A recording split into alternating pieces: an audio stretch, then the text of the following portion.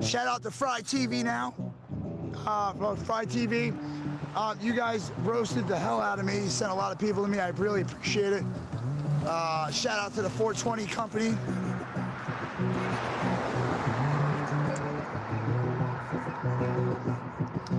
Who else are we shouting out today? Everybody. All the people in the chat. You want me to shout you out? Go ahead. Light it up. Light the chat up. Give me a little we the people. Yeah, Colorado in the house. Miss Scottis, thank you. I was on Zot. Yeah, me and Charlotte were chatting up before last night before we went, before I went to bed. She's a good girl, man. I always tell her if she needs anything like extra food or something to eat or drink or whatever, come by. But yeah, people gotta leave that girl alone, man. I got a fiance here, so don't even get on that crap. But Texas is in the house, Big Belly Racing, Kim Maxwell, Danny Borgen, Tara B, 420, yeah, for the 420 company, put me on the map, man. My boy Alex up there. We got jerseys here from Sean Marie. Who else? Steve Hogan, Freedom Obsessed. No view, black screen. Might be your computer. Anybody else having problems seeing it? Give a shout out to Northeast Crew, May Katie, Indiana in the house, North Dakota, We the People, Tara B, Daddy, all right, in the house, Michelle, Kruba, Brian, Tom. We got a chauffeur over here.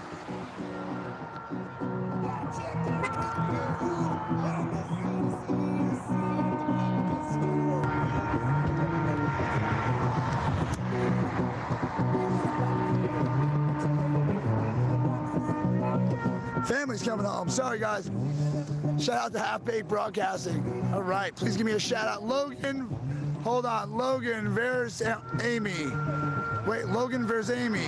I'm giving you a shout out. You got your name and fame there. Group of 5 trucks, big rig shorts, made it to the Capitol. Yes, I've also made it into the Capitol today. Tara B, Wayne Rogers.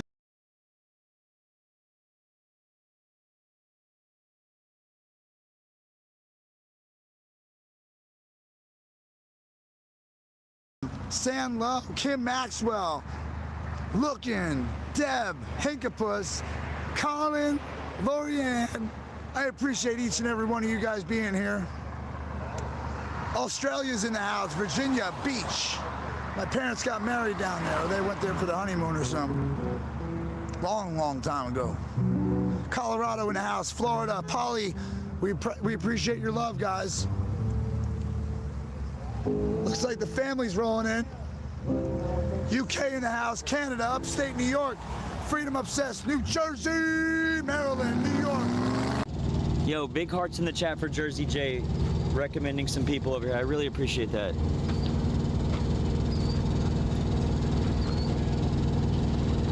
That's got a pretty good focus on it right there.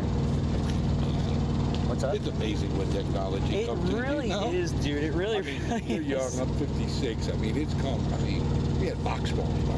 Right, yeah. You see the old-fashioned, like, shh, hey, what's up? Oh, dude, it was like $2 a minute to talk on the free. Actually, tell you the truth, it was like $8 a minute to talk on the, what they call it. It was a suitcase phone. Jeez, yeah. And it had the a big briefcase battery phone, right? And you opened it up and you had to unhook it from the thing, yeah. From what I heard, those phones got the best signal. Oh, they were bad as hell. Right. Then they went to then what came out after that? So Nextel came out after that. Now, it went from $8 a minute for a basic phone call to now, like you can stream 4K high def on your phone unlimited. Yeah, I know. It's just what amazing. the heck? Yeah, chat, let's not speculate. Let's wait till we get some facts. Everybody just chill back, get your popcorn ready. Yeah, they rolled just relax. They rolled up in here probably about 25, 30 minutes ago. Yeah, oh yeah, as soon as they came in, I just followed them. I was like, I smell pork. I wonder what the purpose is. There's something. I feel as though this is just safety measures? I think this is scary guys being put in prison. It might have been like, now that the event coordinators finally call the police for something, they show up in big force because they want to create an uproar, right? Well, that too. This could be something simple. Could be something really simple. Somebody refusing to leave. Somebody really, you know, one bad apple out of 1,000 people. See, that's what the hardest thing about doing shit like this. You know, I've been doing this since 1981. And, you know, back then it was a lot different. Everybody stuck together. They had a plan. They did what they had to do. Now today, it's just so much violence. You try to keep something of this magnitude under control. And then the media will, even if it's a 1 out of 100, the media is going to bring it to 100. Doesn't matter. You know, I stopped reading the newspaper years and years and years ago. I watched Good Morning America when I'm home, just to catch the weather and catch the local shit going on in the area. I believe, y'all, to answer the question, I believe that that's a kind of like CTS or ATS. I believe that is, I believe that's the sheriff. I think that's the sheriff that came out. It is. I think he's over there with the, Yep. You should see him on the left side of the screen, chat. You should see him on the left side of the screen behind the SUV, almost out of the frame. That is the sheriff, I believe. And I would say if the sheriff is involved, this is something in which it is probably state coordinated and locally coordinated. This, to me,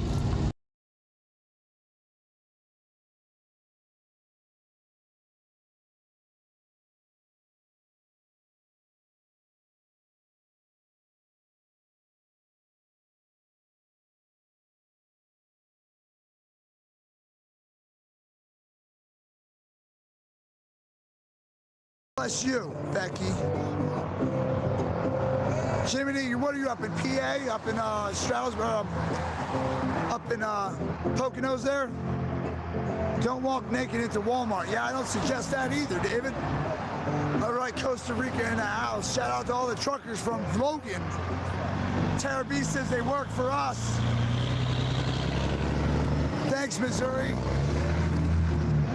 Tina Brown in the house. Sandy Stone. No, I'm not on crank. I don't do drugs. I don't drink very often. I smoke a lot of cigarettes. Sometimes I like to puff that 420.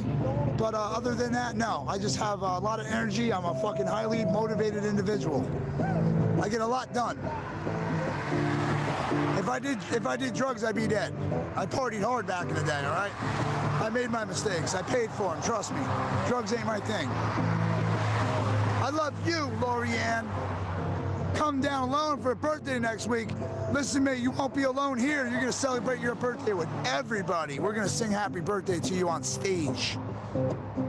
I'm for freedom, freedom for all the people in the world.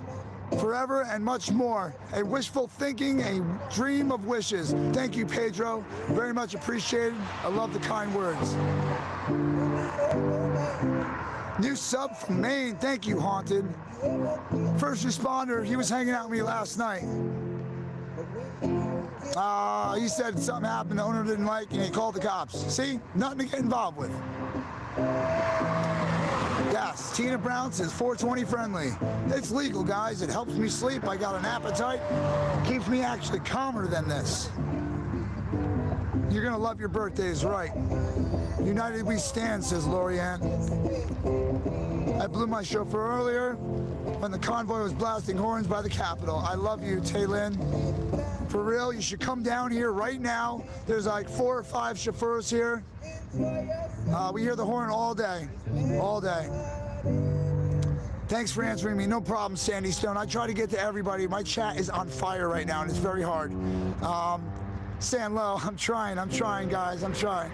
I am empowered. I'm filled right now. I'm filled with God's glory. I am. He's blessed me. Meeting is starting. Okay. Thank you. Let me go check out the meeting. I'm sorry. No, we want to see the truck still back. Japanese. Alex! Alex! Alex! Glasgow! Meeting! Meeting! I'll see you down there. All right, guys. Meeting's starting. That's what they're saying. They said that. I don't know. You go check it out real quick. We're just sitting on the road, so. Yeah, see, I'm already over all that, guys. Let's go over here now.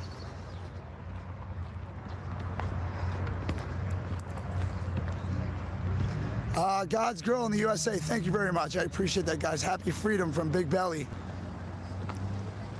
Logan says, this is my friend. Metro said kept on going. Metro saw it happen, and I told the guy, go talk to him. And he pulled up there, Metro started screaming at him, told him to roll.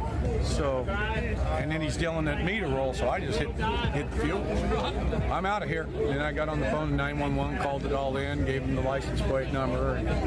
So, you know, they're like, well, we looked at your live feed. They called me back. We looked at your live feed, and we didn't see the car until the guy got out of it. I said, welcome to my world. You don't cut off a big rig. Not the smartest thing to do. No. If you cut off a We big have rig, to have a lesson in physics. My mass versus your mass. It's a little bit more. Actually, it's a lot more. So, yeah, now I've got a creased bumper. I got a replacement bumper. And he's got to replace a door. So, nobody was hurt. we're rich to hear. Yeah. Thank you, Ray, for letting us know. You're welcome. Give yourself Simultaneous platforms. No to Tyranny on Facebook, Patriot Ron on YouTube, Grey Wolf Ron on Rumble, and at Plaque, P-L-A-A-C, on Twitter.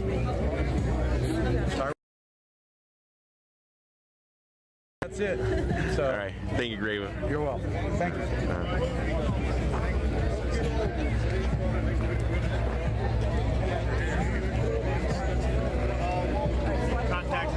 Do not know why am I buffering, guys. I've never had an issue buffering here, but for some reason tonight I'm buffering. So if that's the case, I'm gonna cut off right now, record it, and I'll upload a clear picture of it. I prefer for all you guys to see a clear picture than to you guys.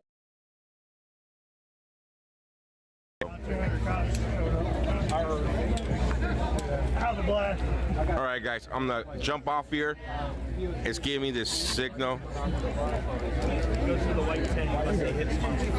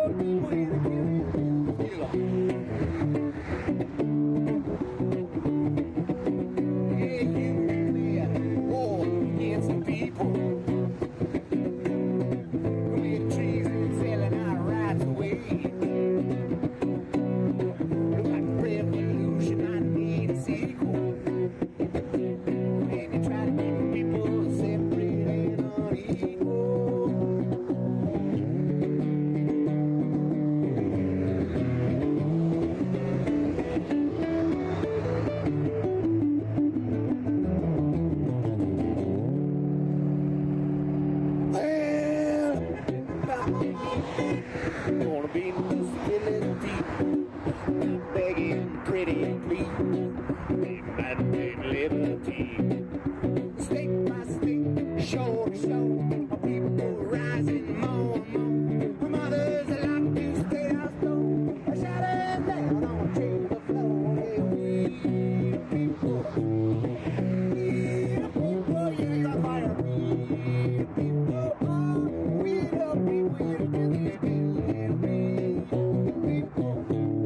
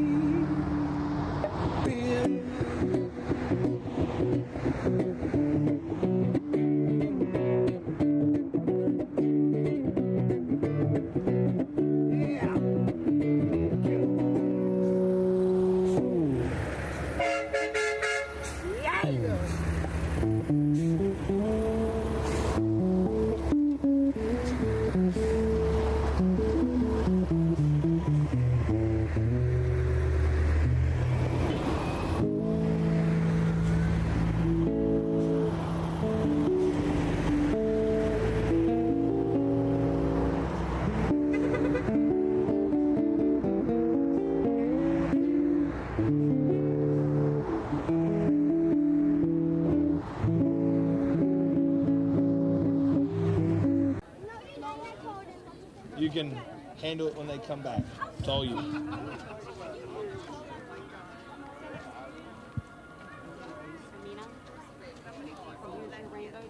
All right, I don't know who to give the mic to, though. You'll take the mic? All right, here you go. It's all yours. Thank you. Good luck. So we've been practicing this for the last couple days. We got a lot of people, a lot of the little kids here didn't know it. So would you all please sing with us? We're going to sing the national anthem. Okay. You ready? 1, 2, 3. Oh, say, can you see that the dawn's early light and so gladly we hailed at the twilight's dress gleaming, whose are stripes and bright stars through the rolling light. Oh, the watch and together we streaming, and the rockets blazing, and the floating in air, and they moved to the light, and the sparklers still there. Oh, say can that stars sprang, oh, dead and alive.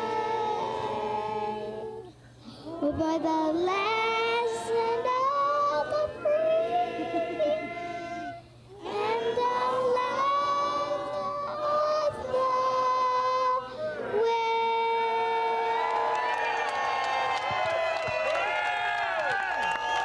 Take a bow. Take a bow. Bow. Take your time getting down, one at a time.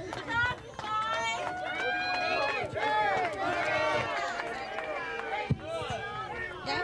Okay. Okay, I will do that. I just want to thank everybody for here. This is literally my dream come true. Coming together in peace and unity and standing together against corruption. I mean, oh, it gives me goosebumps just thinking about it, so thank you.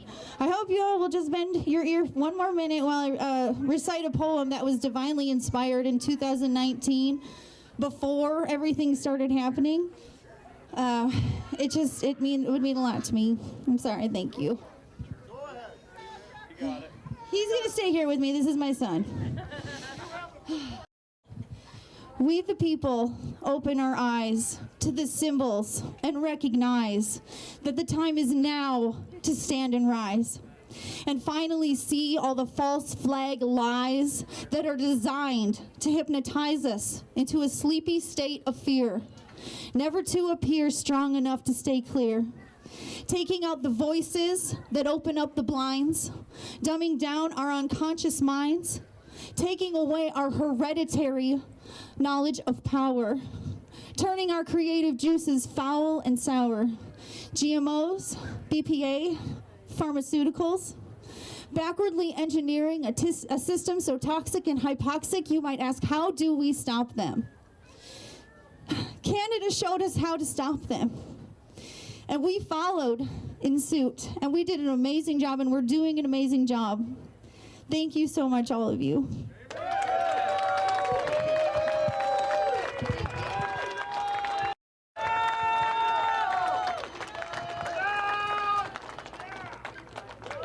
Mike, upward down.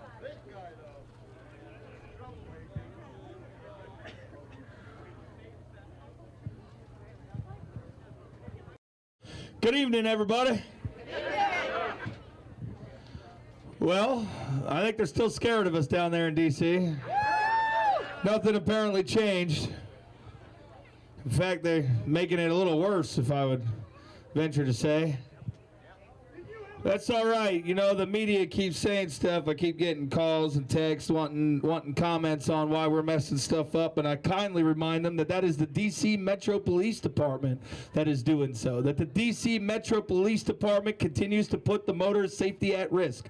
The D.C. Metro Police Department It's your fault what's going on that beltway right now. It is your fault.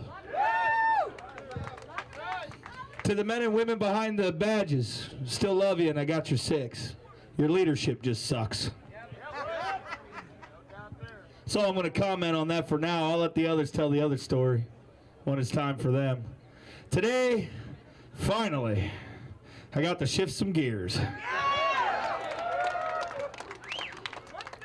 There is nothing sweeter than going through the gears, even if I could only go like 3 or 4 of them.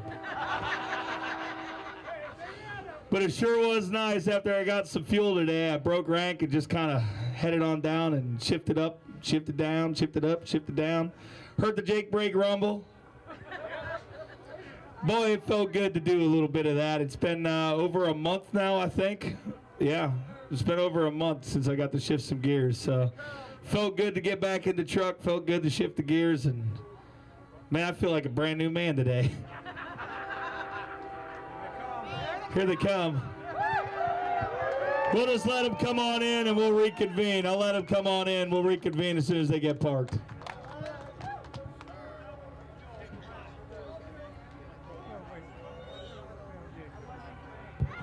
Here's some gift cards we have. We did not check these, but I'm just going to throw them out for you.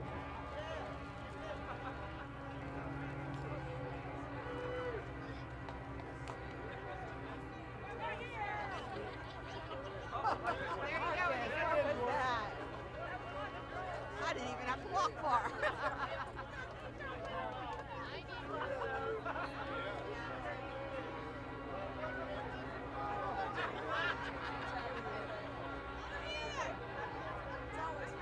There you go, Nancy.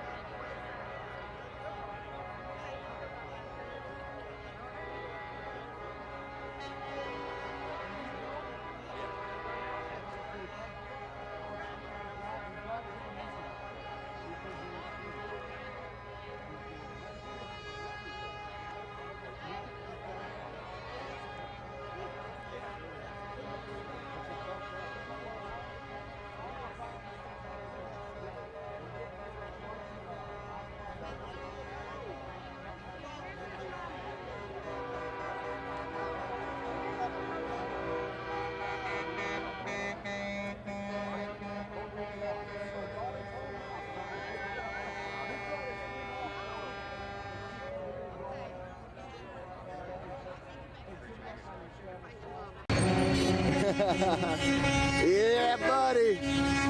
Yeah, buddy. Yeah.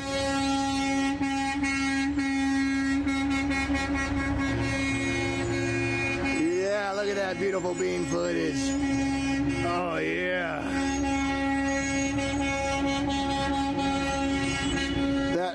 That rig right there will put some hair on your balls. Oh, shoot. Okay. I'm gonna grab this. Oh, you probably need that actually. I gotta wrap it just like just right. Okay. It only fits in one way. All right. Yeah. Don't worry about me. You can go. Are you sure? Yeah. Give me a hug, dude. Good job, bro. You did a good job. All right, brother. We'll do it again sometime. Oh, they are still rolling in. They're still rolling in. Let's go. All right, I'm gonna hop in my car and go down there. See what we're missing.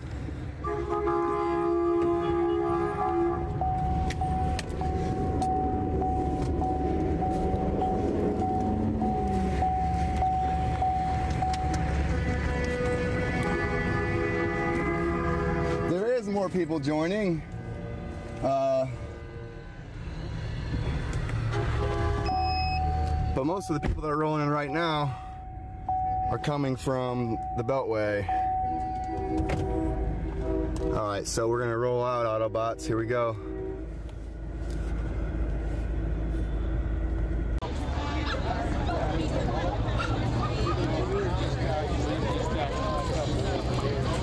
But yes, it was a small church group that was causing problems and saying that they were going to commit acts, I guess. And our movement is about peace, y'all. We cannot associate ourselves with people that are like that.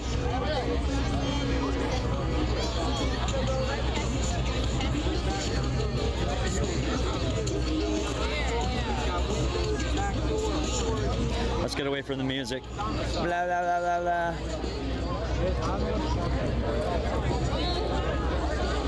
Let's see what we can do, y'all. Who do we want to talk to? We got trucks coming in. Where they at? We came out here today because we figured this was going to be the lightest day. Yeah. But I gotta tell you, this morning, oh my God. There were right there. The last 3 days, it's gone up from about 20% the first day of growth. Like the last 3 days, it went from, you know, whatever zero, 20%, and today it plus 50%. We're coming back. I mean, we got to go back home tonight. They picked today because of like the snow and stuff, and I get to walk. Oh, the weather's going to be beautiful for the next week. We made it through the hardest part. Yeah, We've made it through the hardest part. And I hear there's reinforcements coming. That would be good. Great. That'll re-energize. Also, there's coordination of solidarity, where there will be DC plus all the states, people going to their capitals. Not everybody can go 1,200 and 2,400 miles, right? But I know some people that can go 50 miles and give their best, right?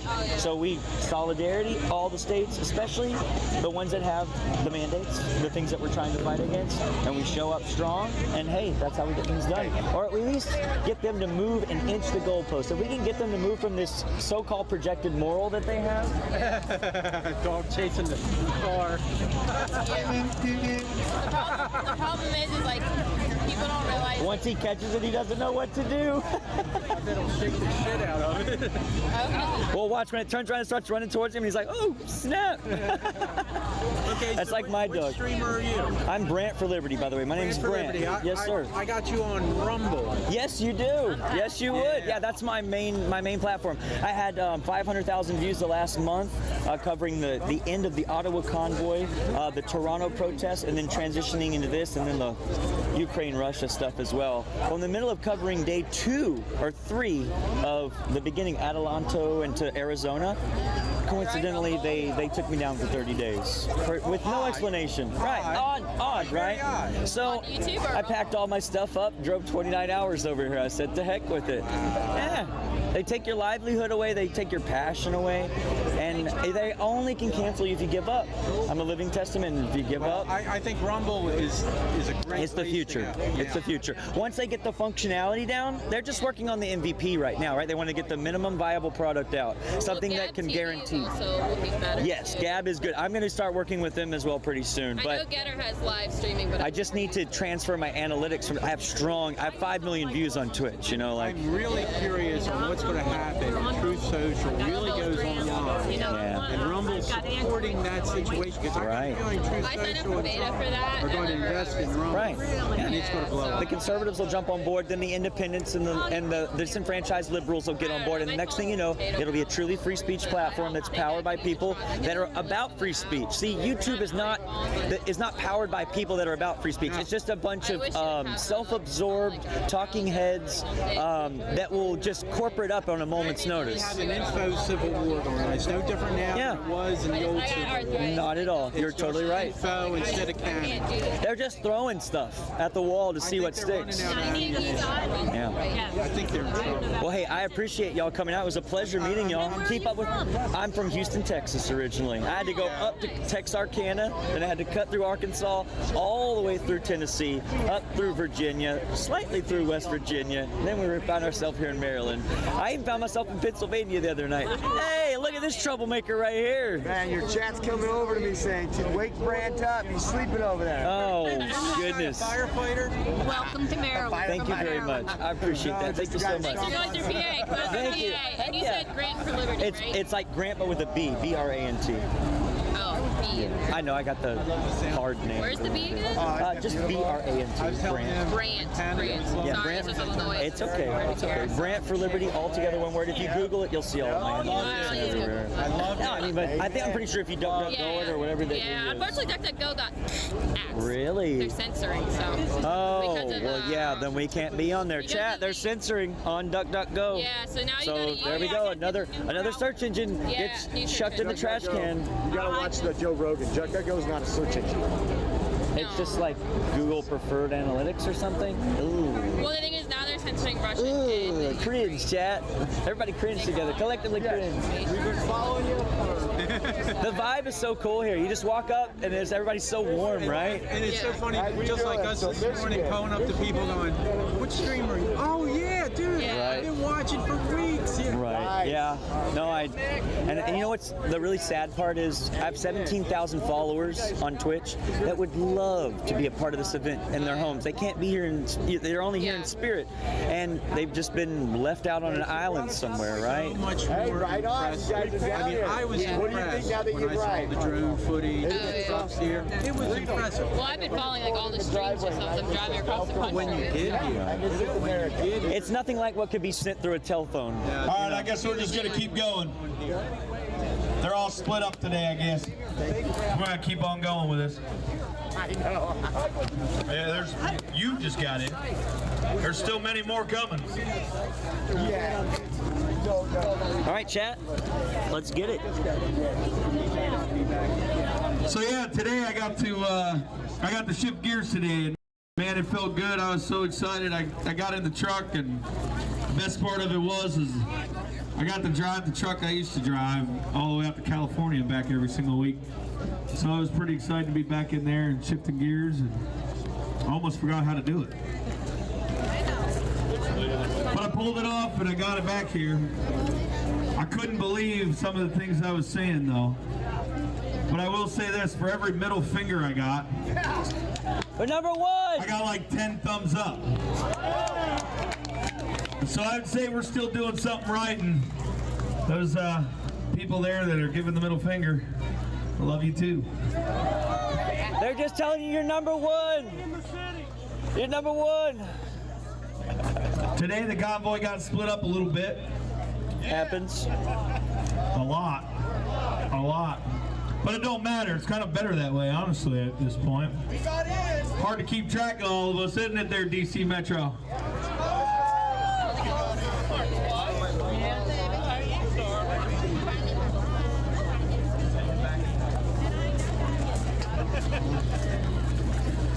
There's a lot that'll be talked about today by other people, but by me, I'm just going to talk again, kind of reiterate on some of the stuff I've been saying. Take this fight to your state capitals. So those of you that got to head home, and those of you at home that want to know how to support us, start organizing your state. Like I said, we're going to be working on a packet, kind of like a how-to list, kind of a checklist kind of thing we're going to start putting together, and we'll put it out probably on the website or out on the social media platforms when it's complete. Give me just a second, it's a chat. process. Anybody really good at typing and likes long hours of typing boring stuff, please come see me. I could use the help.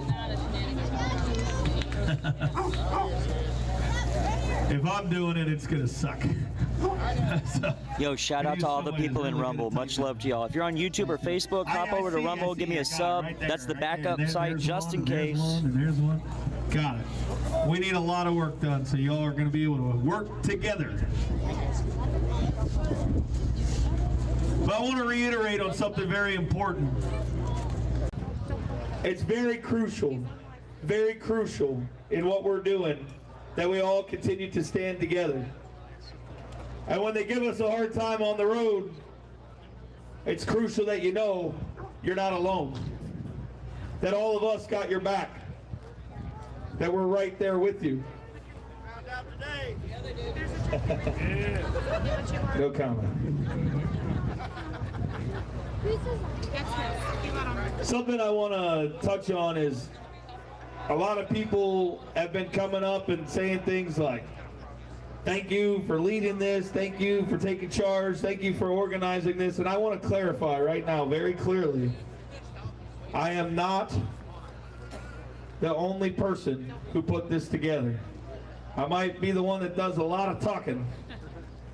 I don't know why, but I am. No. But there are a lot of people working very hard to make this thing a success. There's a strong team of organizers that you have yet to even meet publicly. Anyway, some of you probably met them, some of you haven't. But there's a strong team that is together, and this is bigger than one person will ever be. If I, not saying I'm going to, but if I left today, there's no reason that this movement should not continue on. Can we all agree on that? Good, I want to go see my girls for a day or two. Seriously though, I want to just make that clear. You know, there's a lot of strong people. Mike Landis is one of them. Big time involved in this from the very beginning with me. Mike. You got Marcus. I mean, there's so many out there, from volunteers, a hippie mama busting her butt over here, volunteers in the kitchen, X-ray out here on the lot keeping my head on straight that I didn't know was crooked. There's a lot of people and a lot of work going into this that are all part of that organizing team. As far as putting this thing together initially, there's like over 30 of us. 30 people made up of not just truck drivers, but of Americans. 30 of us. 30 of us working hard. Having bad phone calls sometimes because we don't agree with each other. Shoot, me and Mike fight at least once every 2 days, right? These once every 2 days. He wants to cut my head off and I want to cut his off. But you know what? We worked through it. We worked through it, and that's part of family.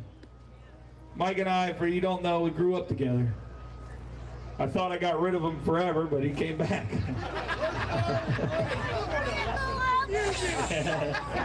Nah, mods are sleeping right now.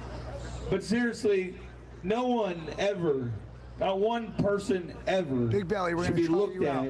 as a leader. We're going to try Never. you out as a mod. Should never put that much power in someone's hands. Make me proud, bro. Ever.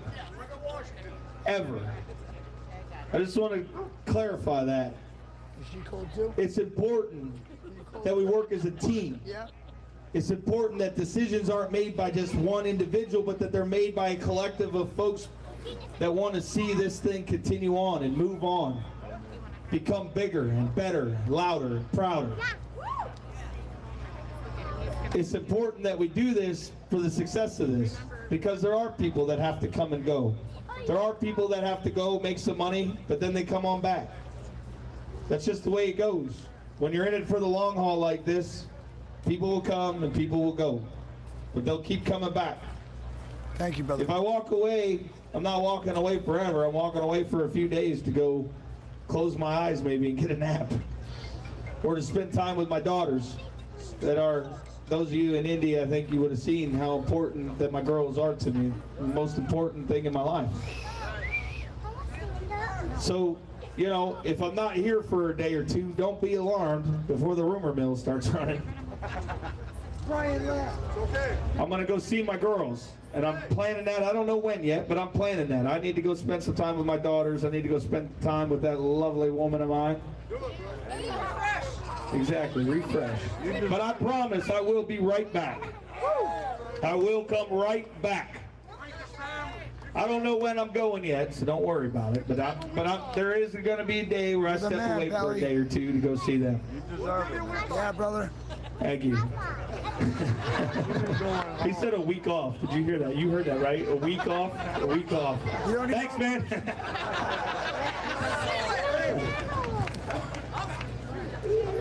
Today's ride, I don't know if it was just today or not, but I know it wasn't just today, but it felt like the overpasses coming out of here had more people on it than it had since we got here.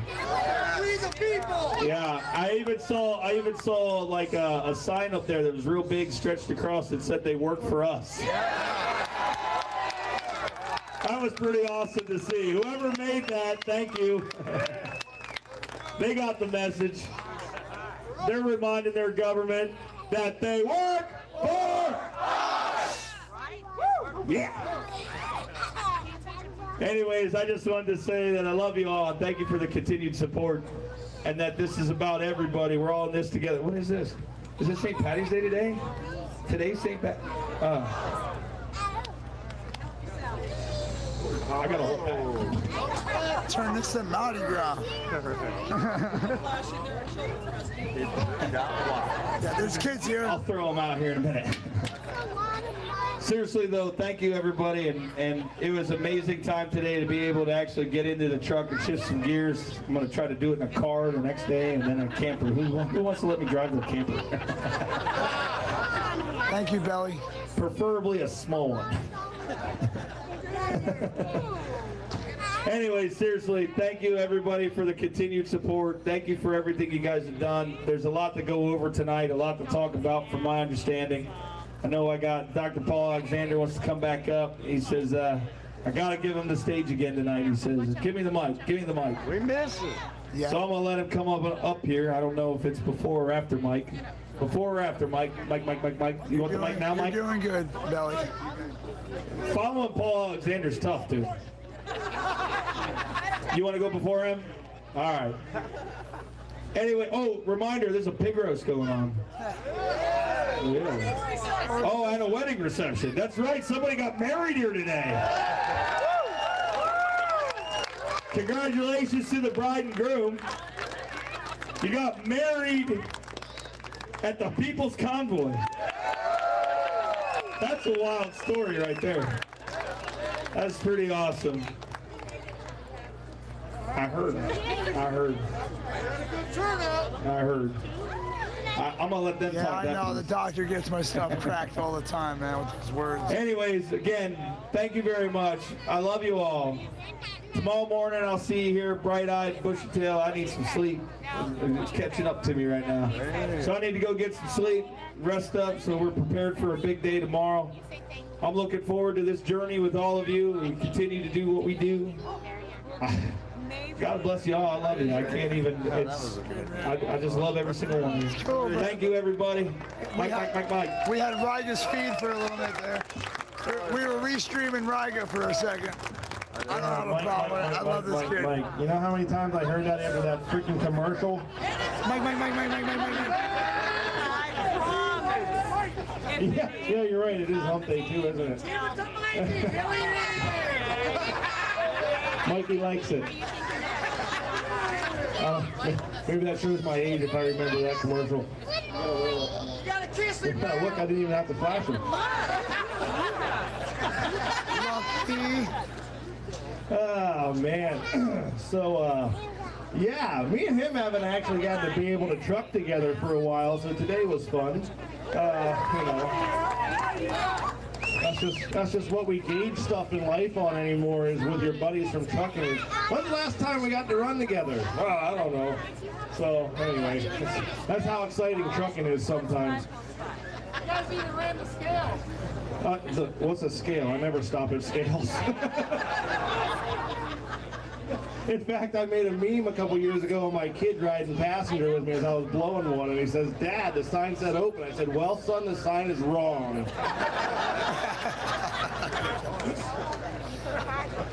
At any rate, before I incriminate myself too much. Now, the last 2 days, I didn't get to actually go on a convoy because I was doing clerical stuff, which I absolutely hate doing. But you know, we went today, and it was cool. Like Brian said, he got to drive for the first time in a while, and you know, I got to go experience what our lovely powers in DC are doing, and I think. You know, we're all a little wore out at this point, but our spirits are still high, which is important because that's what it's going to take. And you know, Ryan said he's going to take some time to go home at some point. And I think we all miss home a little bit. I got two boys, 9 and 12 here, real quick. I'll tell you about that. We race dirt bikes, and my whole goal since they were little kids when they started riding was to be able to spend winters in Florida so they could keep training and practicing. And this winter, I finally got to accomplish that, even though we lived out of a camper, which is cool with me. I don't really care. But, you know, they got to ride, and they're actually in Texas right now with their mom at a pretty big race. And you know, the one thing they call and they're like, can't you just come work on my bike? They have factory Husqvarna mechanics there to work on their bike, and they want me to come do it.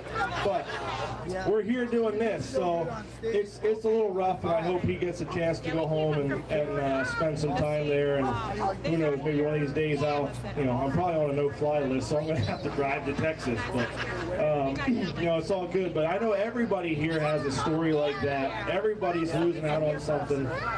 For me, it's not the money from not working, but it's the time away from my kids. That's my passion, is racing dirt bikes. That's why you notice I wear dirt bike shirts most of the time. Truck shirts or dirt bike shirts. And I just want to thank everybody for being here first and foremost before we get into the day, because I know everybody is giving up something or is losing out on something to be here. So thank you very much. $2 now. And this for how Now, today, first of all, I don't know who the guy is that wanted to lead the cars today, but I wouldn't want to be you. Yeah, because I'm going to tell you something. Well, no, it was somebody else. I don't know who it was. Anyway, all I know is they missed the exit in their cars. You car guys are ready to do battle. I'm telling you. Yeah. And man, I no sooner got parked than a couple people come and go, I don't know where that guy was going, but man, he led us the wrong direction. I'm like, oh, hey, I was in the front of the pack, bro. It wasn't me. So anyway, even so, I know there's quite a few that you know made it into ground zero, we'll call it.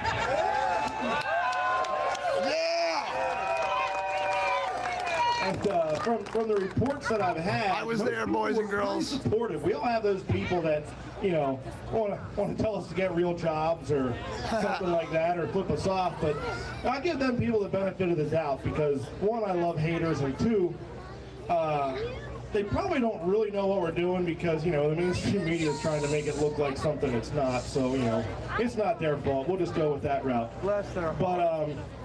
But yeah, bless their hearts, as my grandma used to say. So, anyway, you know, we went in there, and as the cars split off, us trucks actually split up too and came from two different angles. And so, before I get into it, I just want to let you guys know, we have about 5 trucks right now actually in downtown DC. They didn't do their job that great because they're in there.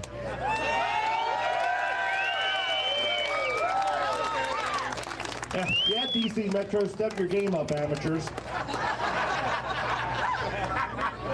So, we had a couple people come up the opposite direction that the rest of us went. They actually stopped where they had the interstate shut off again and asked them, yo, what are you so afraid of? Like, what's your deal?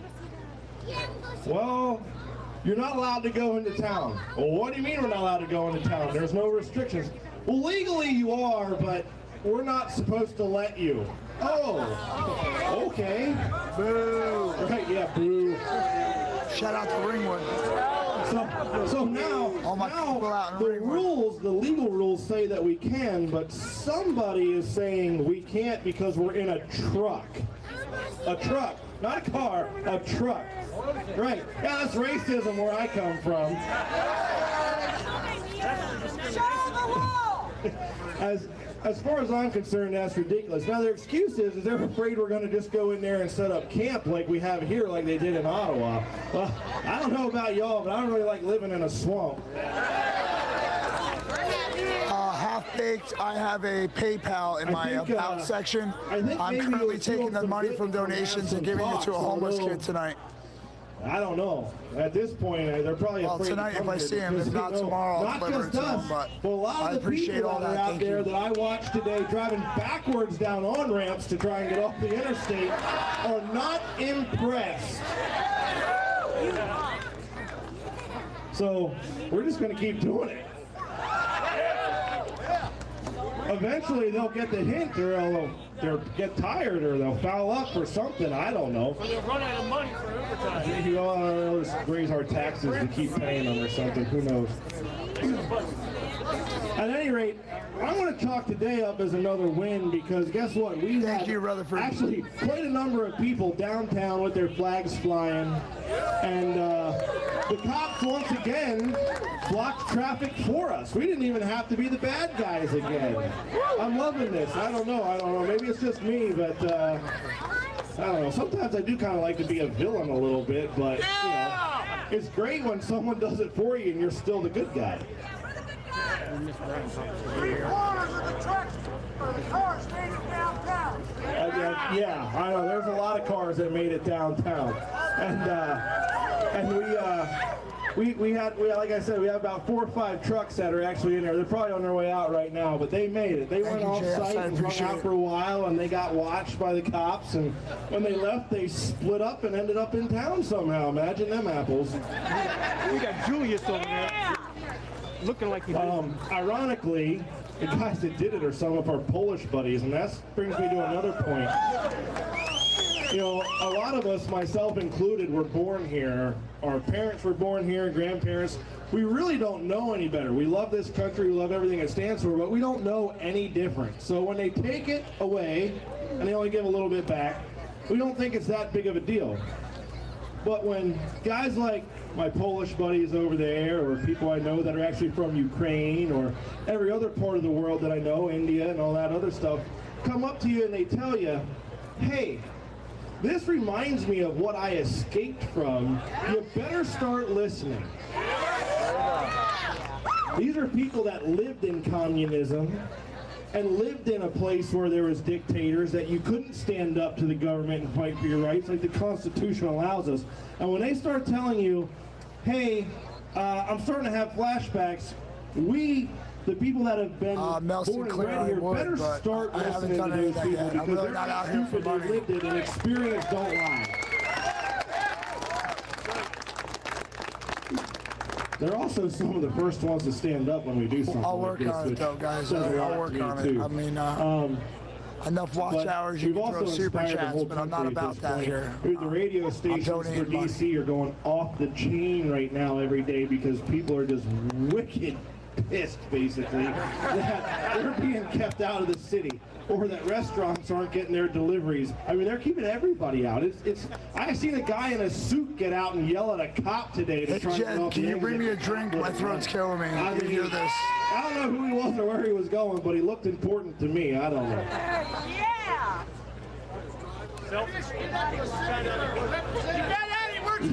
Thank you, I appreciate it. Hopefully he was late to make a vote that was against something that we're working on. I don't know. Yeah!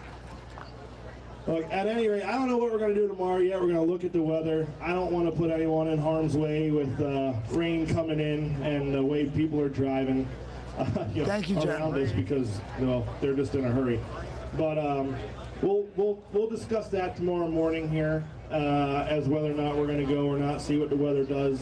You know, like I said, ain't no unnecessary risk need to be taken. We're not martyrs at this point yet. I mean, we're not there quite yet, but you know, I'm just a supporter, just a freedom fighter out here. So for tomorrow morning, just meet back here, you know, like normal. Actually, I think we have. I think we're going to have a visitor here tomorrow morning at 9 o'clock that's going to be speaking too.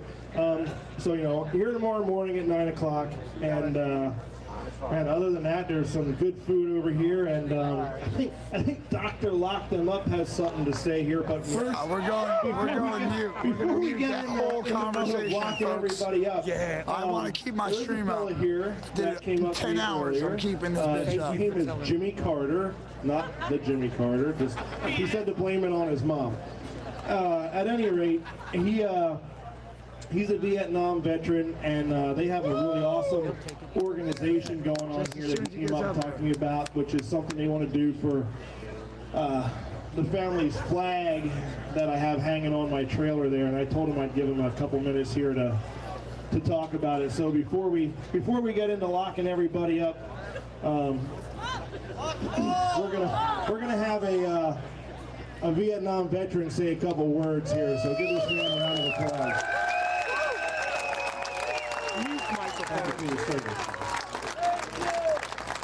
You gotta be ready. Never know what's gonna fly. I was watching the live feed this morning, and I heard Brian say he didn't have any words of get up and go. So I'm not here to give you words of get up and go. I'm here to give you a few words of thank you. Thank you. Show some respect for the vets, guys. 68. So that's 54, if I'm correct. Mine is still with me. That's 54 years ago.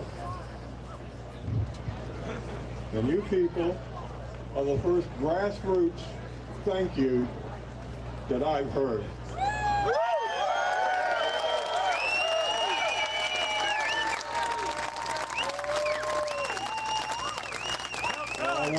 I want to salute all of you.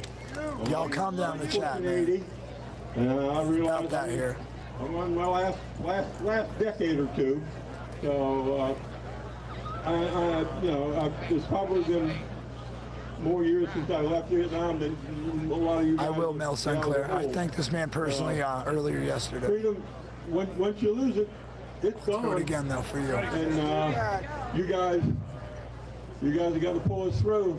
I'm probably going to be long gone, but you guys have got to carry it on. Custom Classic, you're in the wrong spot. I've got to switch hats now and switch over to a nonprofit that I joined up with a few years ago called Honor and Remember. And one of the reasons I came out here tonight was because of the flag that's on the back of Mike's trailer. Okay. In fact, I was talking to a few people earlier tonight here that didn't know what that flag is. Thank you, It Danny. happens to be the flag that was on the casket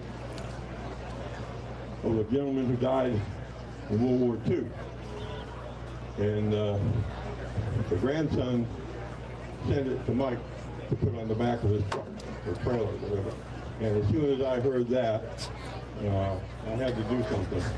And Honor and Remember, I'm the Maryland representative. I take care of the whole state.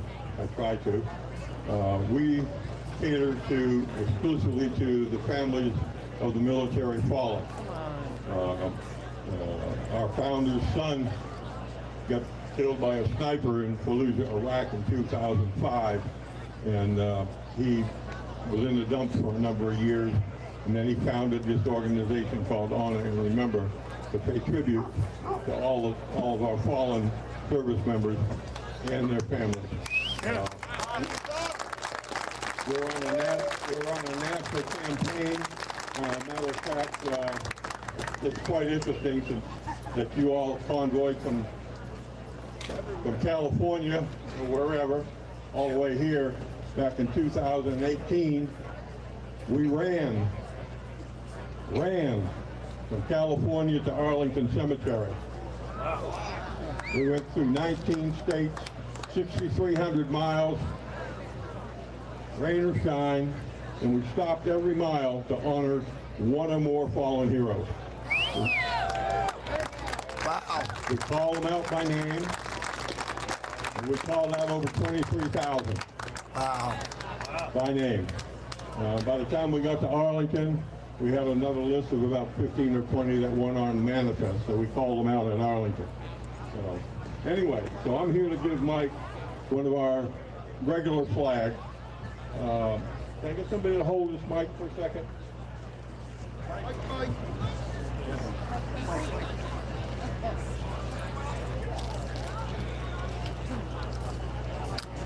This is one of our regular flags. It's a screen printed flag like many of the flags here.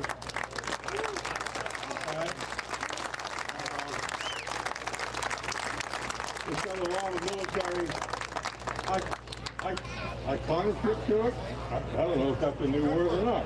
But anyway, the red obviously is where the blood spilled on the battlefield. The blue star goes back to World War I, when people would hang a blue star in the window signifying that they had somebody serving in World War I. The gold star signifies that that family member was lost, wasn't coming home, or was coming home in a casket. Okay, that actually started in World War II. The American flag, folded American flag below, signifies the flag that's given to the family at the burial ceremony of a fallen hero. Okay? And then the eternal flame above signifies the spirit of that person living on forever. Okay? The white signifies the purity of sacrifice.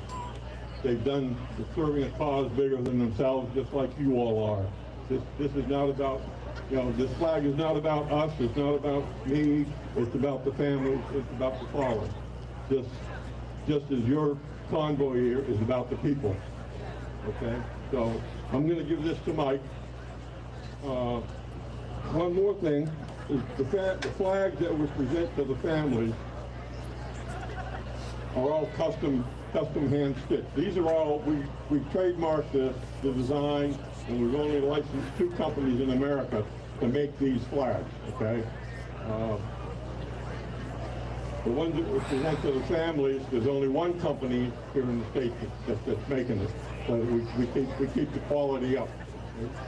Okay? And across the bottom, underneath honor, well, honor and remember is basically we want to honor their sacrifice and remember them individually by name. There's an old saying goes that everybody dies twice. Once when you die physically, and the second time when people quit saying your name. So we like to keep saying the name. Anyway, on the flags that we present to the families, across the bottom, underneath honor and remember, we hand embroider the name of the fallen hero, their rank, when they died, and where they died. Okay? And it kind of becomes a one-off flag at the family early. Okay? So I'm going to give this flag to Mike for him to carry. He's going to be taking that flag back to the family personally. And I want him to take this to the family. And then as soon as he gets the information from the family, I'm going to pay to have one of our custom family flags made for the family.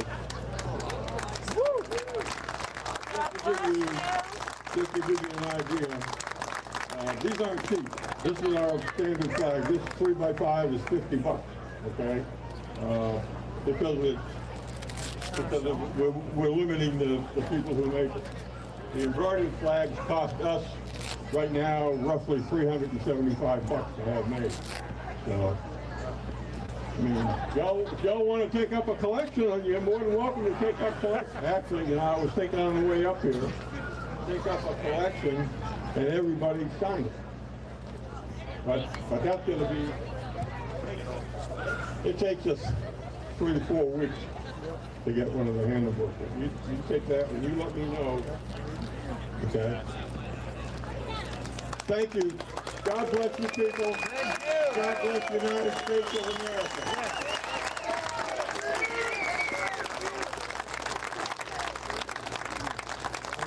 I'm going to record it so I can keep forever. Damn, I got to put my phone. Sorry about that, guys. Hey, I'm turning my mic over to the doctor. Lock them all up. See, buddy. I'll see you back at Planktown. Planktown or a high hillside. Yeah, there you go. See you, Steve. I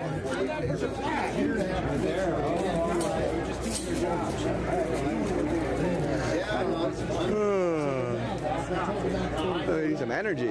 All that fire spinning had me tired. So Ron, you got 6 guinea pigs. They're really spoiled. Nice. Cali girl said hi, Steve, but he's gone now. Wait, oh, he's right there, but it's okay. He's hanging out with Hyle and them. And yet you. Sometimes I say the wrong word. If I'm thinking Valentine's, I say Christmas. That's just because I'm a Christian. I'm not saying you can put that. Oh, yeah, I know.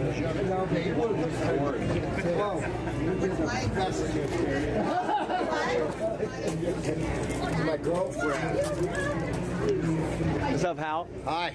How you doing? I made it. I'm here. I am exhausted. I've been up and down that ladder hanging those tarps all day. Which ladder?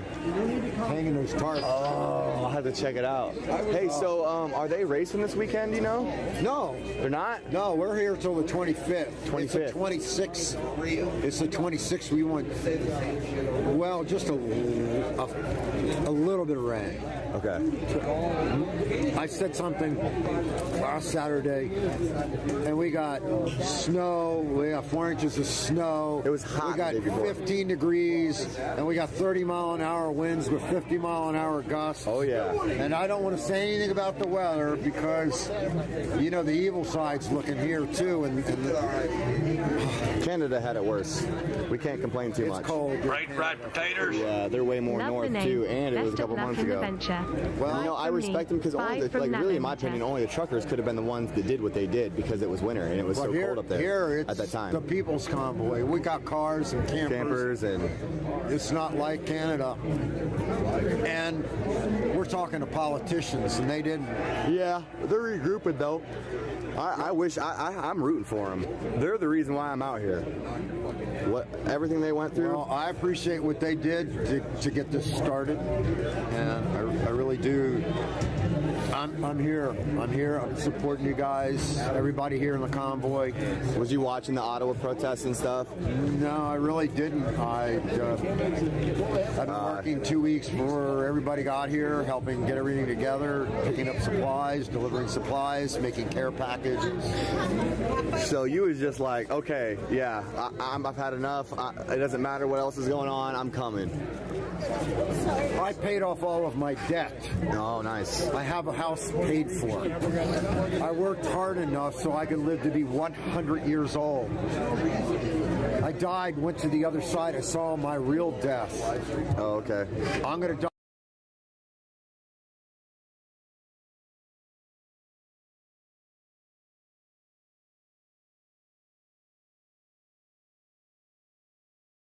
Was a very successful businessman, and he wanted to do good by his society and. Okay, guys. Hey, Ricky. Hey, what's going on? What's up? Hey, the real thing. Hey, let's do that again. Give me pound it. Give me pound it. Give me pound it. Give me pound it. Pound it. Like. It's so weird. That's how we're going. I love being. Here, it's just bring it in, brother. I love being weird. What are you doing, man? I was just working in the kitchen a little bit. Had to make sure the sound system is all right. So a little bit of everything. You cut your hair. Holy crap. Oh yeah. I mean, that's the barber we got here. Have you talked to him yet? Yeah, Irv? He's from Hawaii. Uncle Irv, yeah. He's from the Big Island, dog. We're gonna do a documentary, the two of us. Yeah. We were sitting there spinning his good. No, you weren't. No, you weren't. But yeah, but then we were like, we gotta do some stuff, man. We gotta the work. creative juices started flowing. Oh yeah, for sure. Okay, well you're looking like you're in Hawaii right now with your. Yeah, you're at that burnt a little bit. Oh, it's on. Oh, you're great.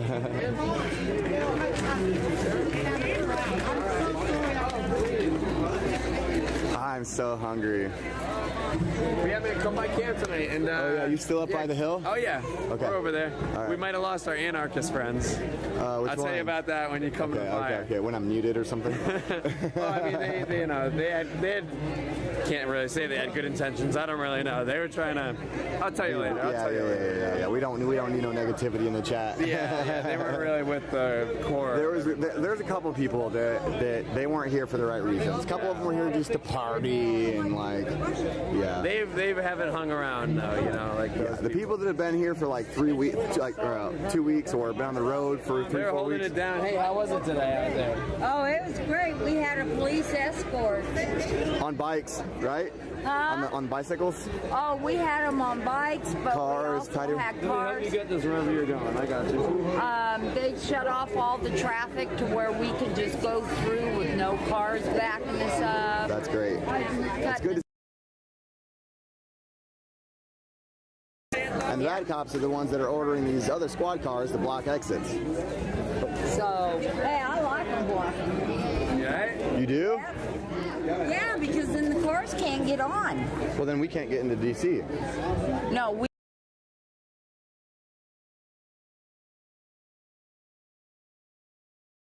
we got in.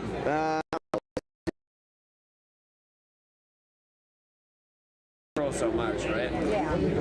All right, guys. Have a good night. Excuse us. Thanks, bud. I can help you up because I need to carry feed for the truck. Well, we're almost there. We're getting some food.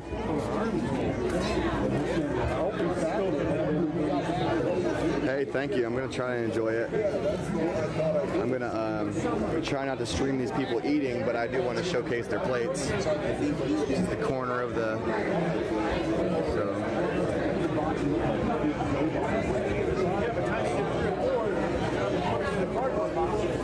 What's up, Jesse? Oh, I'm so hungry, dude. I've only had breakfast today and a couple snacks. That's what they want. They want to be able to fly.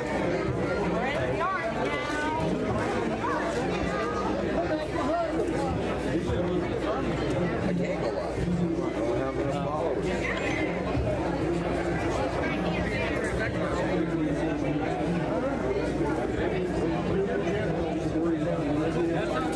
What's that? TikTok. What about it? My wife and kids wanted me to start doing them so I could get followers so I could go live. Yeah, but except TikTok's owned by China. I know. Yeah, no thanks. It's funny, they'll sell us all types of propaganda that they will not let their citizens view on TikTok. It's nuts. I'm not even going to get into what type of propaganda, but I'm sure you guys might even have an idea.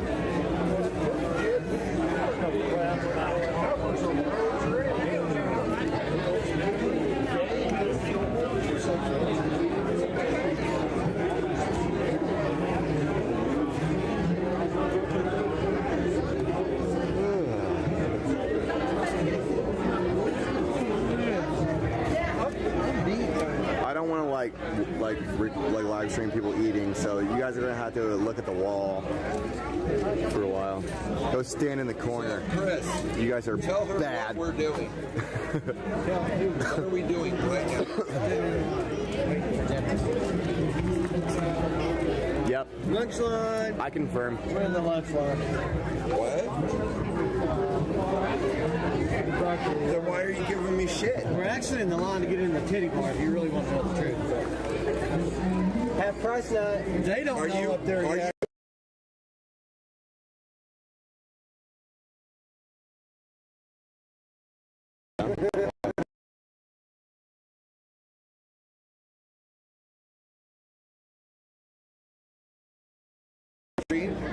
It's possible. Alex Glasgow, GLASGOW. What's that? I said Alex Glasgow, GLASGOW. If you guys want to tune in when this gentleman isn't streaming. Here, hold on a minute. No, hold on a minute. He's going to tell you where his live stream is. Alex Glasgow, GLASGOW. If you don't want to, sit in boredom while this man isn't streaming, so come check me out. We just did a really good stream with Mike Mattingly. I was spinning fire up by the entrance. Trucks were rolling in. It's great. I've done a podcast with Hippie Mom. I'm just trying to get the word out, showcase people that are here, and so thank you.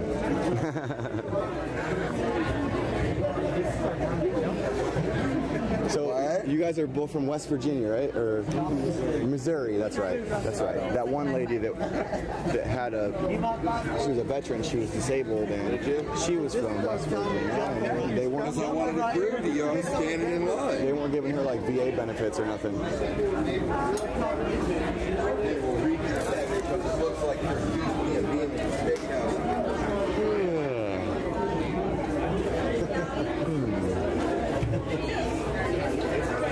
Oh no, I didn't obviously because I called you.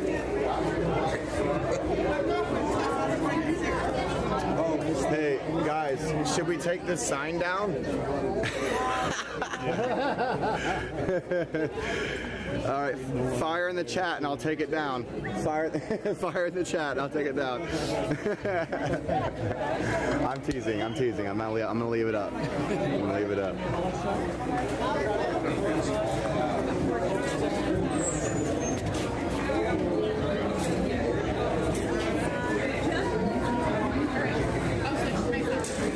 Wheaties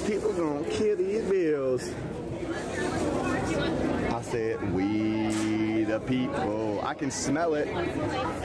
I can smell the people cooking. Would you like some cheese on?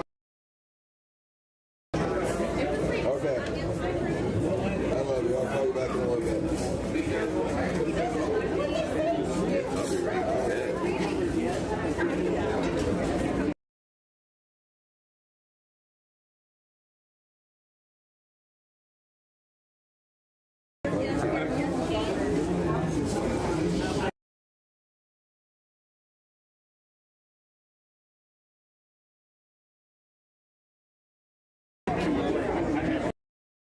For a new development.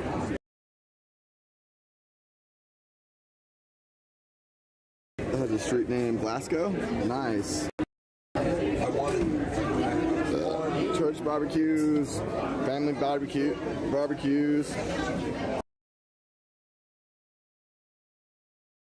Holiday barbecues, you name it. It's definitely a barbecue.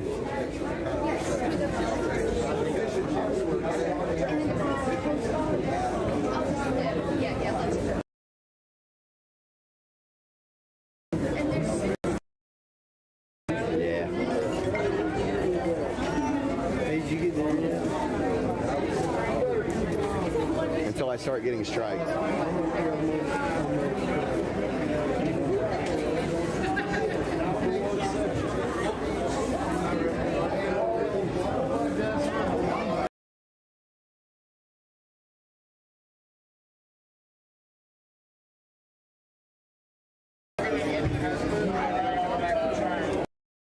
Have dinner.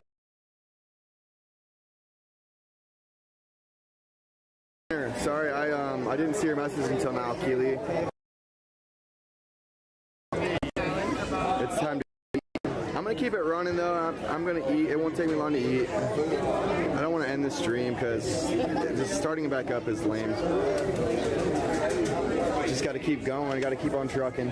Keep the wheels turning. Eat some food. Oh my God, I'm gonna put some coleslaw on my pulled pork. Oh. What's your name? What's your deal? My backpack bumped. Yeah, it's Alex Glasgow. GLASGOW. Yeah. That's normally not the one, but if you go down just a little bit, yeah, that's me right there, yeah. That's my live stream. I'm streaming right now. Sexy. Say hello, Jesse. Hey, how's it going? Right here. How's it going? He's from Missouri, right? Did I get that right? Or Missouri? Yeah. Okay, I got that right. Okay. I'm trying to remember. There's so many people here, man. I remembered your name pretty quickly, though. I didn't even have to pause.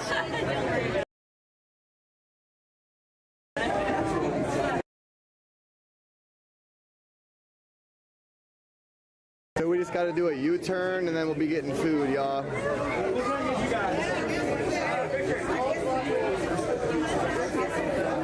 Look at all that food back there. It's blasphemy. This is madness. This is Sparta.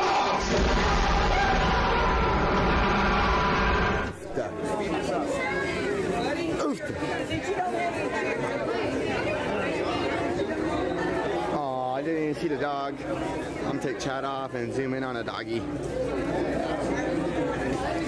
Aw, she's a pretty dog. It's a little pixelated, but she's a pretty girl.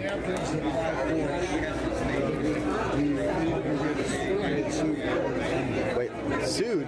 Wait, oh no, I'm live. I don't want to. Homemade chocolate chunk cookie. I don't want to spoil your dinner. There's more I was after gonna get dinner. ice cream, and There's more after dinner. Okay. I got more bags stashed away. You want a cookie? I don't take cookies. Yeah.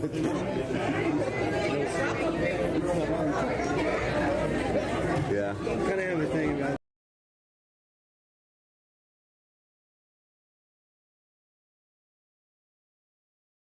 D.C. tomorrow, then you got a reason to go. I mean, I guess you could. Oh, I was just told that the older gentleman that waves us on every day out here is also a Purple Heart recipient. So.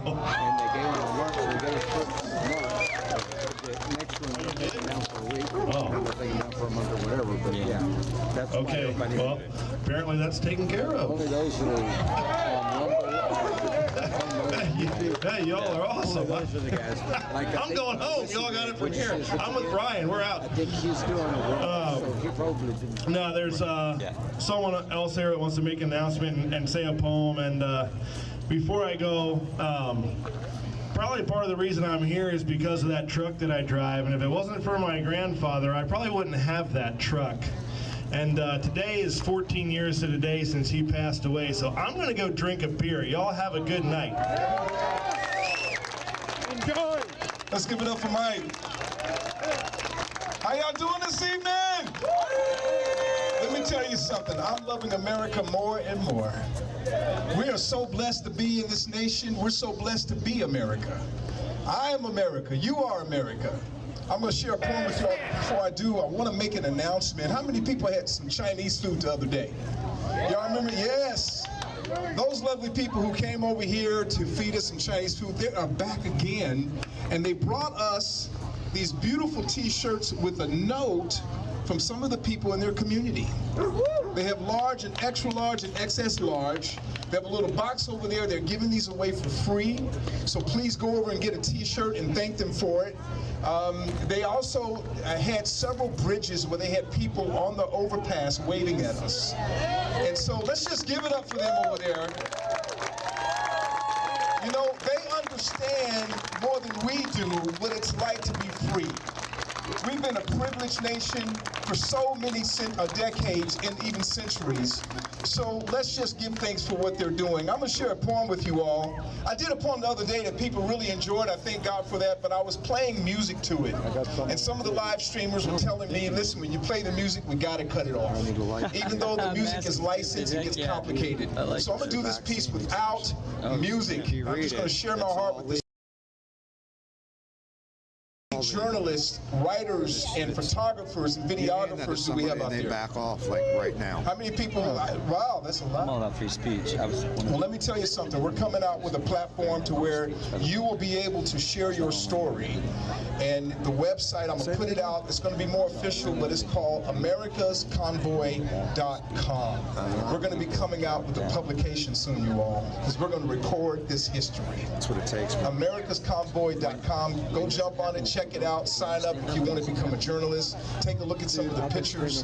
It's going to be awesome. They're not going to do away with this experience. They're not going to silence us. And until it's in print, from a truth perspective, it's not official. When you know, we're going to put it in print. What do you say to you don't know, you don't know. And I promise you, you're going to love this piece. It is what it is at the end of the day, right? We're going to be making an official announcement, but I'm just kind of giving you all a sneak peek at it, americasconvoy.com. So having said that, I want to share this poem with you all. I think my wife is watching. Y'all say hi, Mai. Hi, Mai.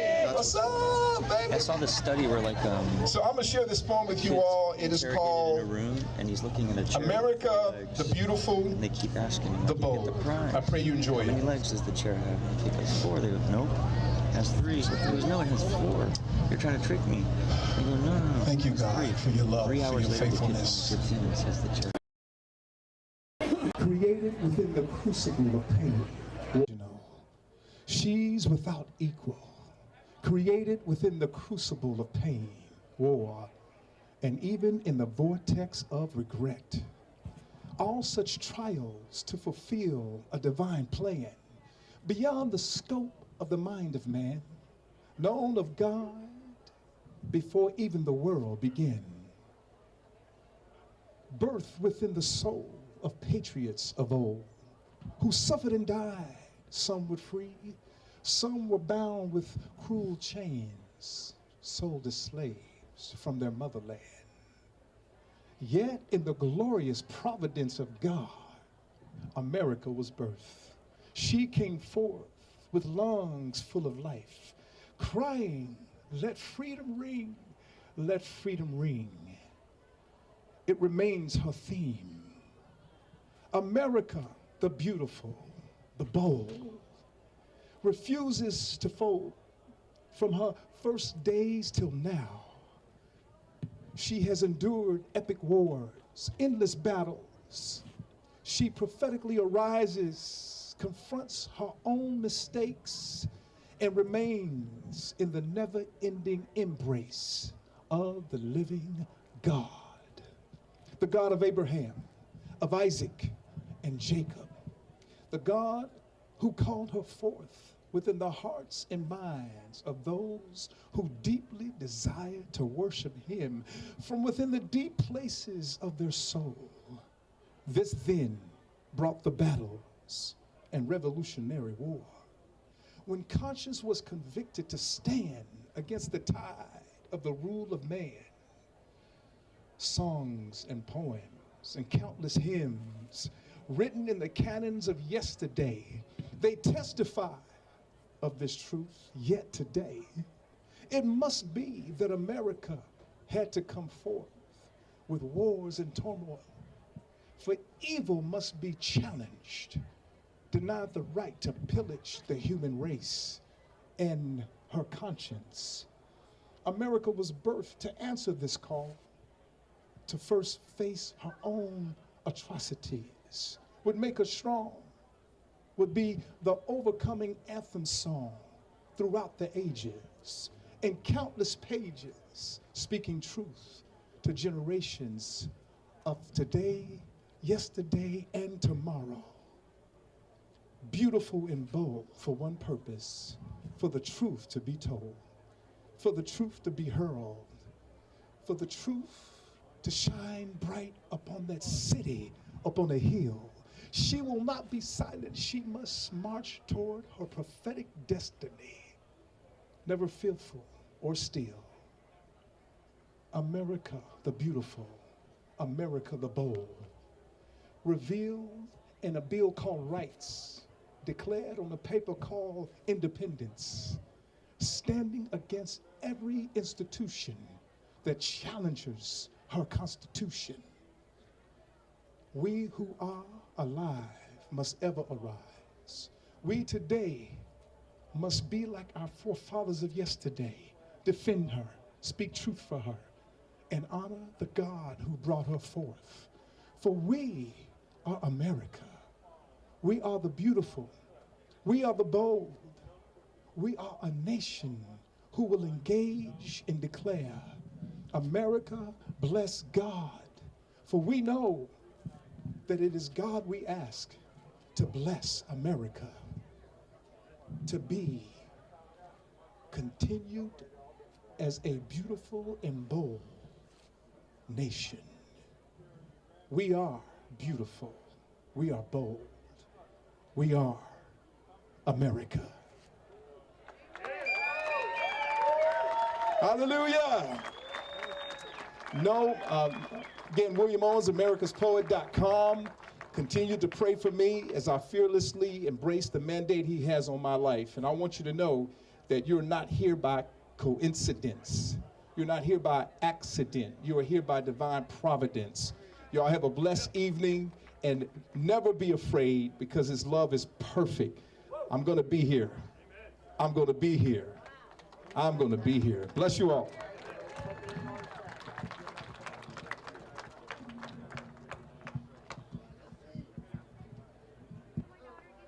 Have a nice evening.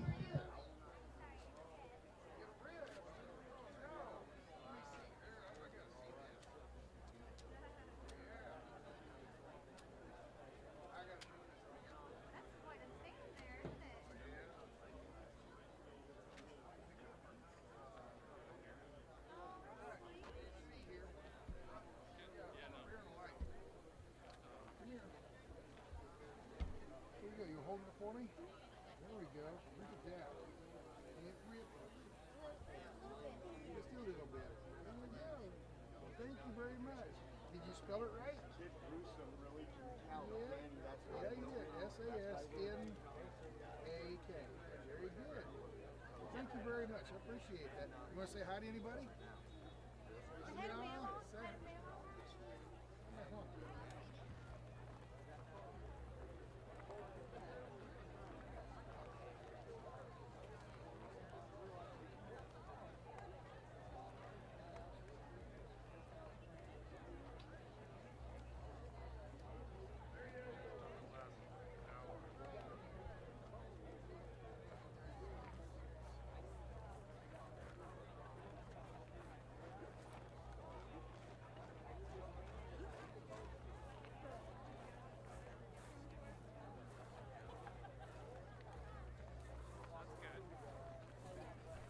going on?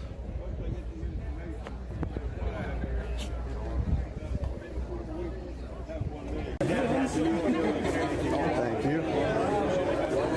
I'll say it, we the people. That's what Paulo was pissed off about.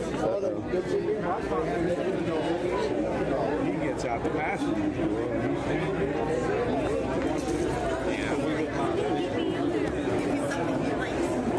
Can I sit here with you guys? Sure. Okay. I am live streaming. Is that okay as well? You're gonna catch me with food. No, I'm not gonna point the camera at you. I promise. I'm gonna point it at the wall or something, or myself. How about that? I'll point it at myself. I'll make myself awkward. So where are you from? I'm from Ohio. Yeah. What about you? From the eastern part of Pennsylvania. Okay. We were down in Florida, winter in Florida. So we came up. You said you're from Pennsylvania. You spent the winter in Florida. So we what came part? up from Florida, Claremont, which was outside of Orlando. Okay. So we came up here because we didn't know what it was all about. We knew what it was about, but we didn't know what it was going to be. So we rode with them for 3 days, went back to Florida, picked up our car and our bicycles and everything that we had on the campsite, and came back up here. So we've been back and forth from Florida for 5 days. I love Florida. See, my grandpa was a Floridian. Well, I was gonna say snowbird. Yeah. Aren't we all? There's no. First, I was waiting for you guys to say it. First year we were in Florida, I met about 6 true Floridians, people who were actually born in Florida.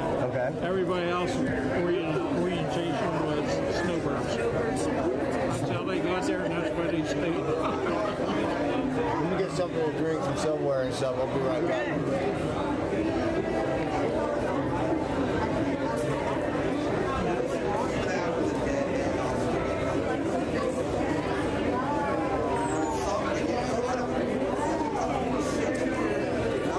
It's not a fringe minority who donated here, guys. This is not a fringe minority. You can't get this much supplies from a fringe minority. I mean, if you need to take a shower and you got shampoo or hand soap, I mean, everything. We got some hand sanitizer, some baby wipes, even a bunch of that stuff for you ladies. Some chips, sanitary wipes. I mean, you name it, guys. There's diapers, there's toilet paper. People have been so extremely generous to the trucker convoy, the People's Convoy. I can't express my gratitude. Like, this is amazing, you know? I mean, we have everything here, guys. If you're unsure about what we're about, come down here and check it out, you know? See for yourself. I sat on the couch for 2 years. I sat on the couch for 2 years and I complained about I can't do anything more. Now I can. Now I'm here, I'm doing more. Come down, do it with me. I mean, eat some Pringles, eat some chips. We got trail mix, we got oatmeal, chewy bars, Pop-Tarts. Literally, if I wanted a ramen noodle right now, I just grab it and bring it back to camp. I mean, you don't come in here and taking a handful of stuff and running off. You got to have some respect here. But all in all, I mean, this warehouse is jam-packed. And I've got like the People's Convoy and a couple of my links. Awesome.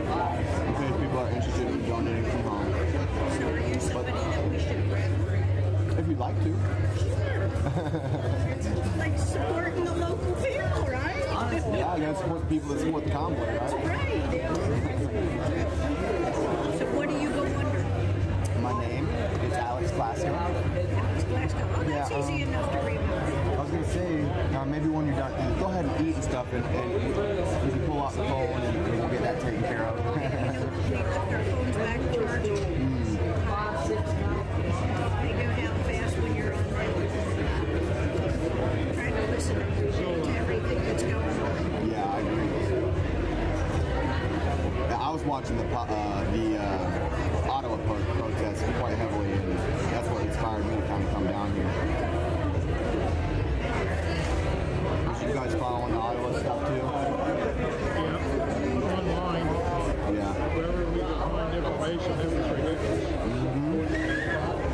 Canadian friends down in Florida. A lot of the snowbirds are Canadian, especially on the west coast. We used to stay.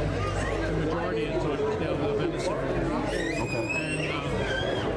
And yeah, they're not real happy with Trudeau right now. They weren't particularly happy with the truckers, but they're even more unhappy with Trudeau, and they have been for a while. He's a little snot. Well, I got a feeling this time he's going to shut it out. Yeah, I agree.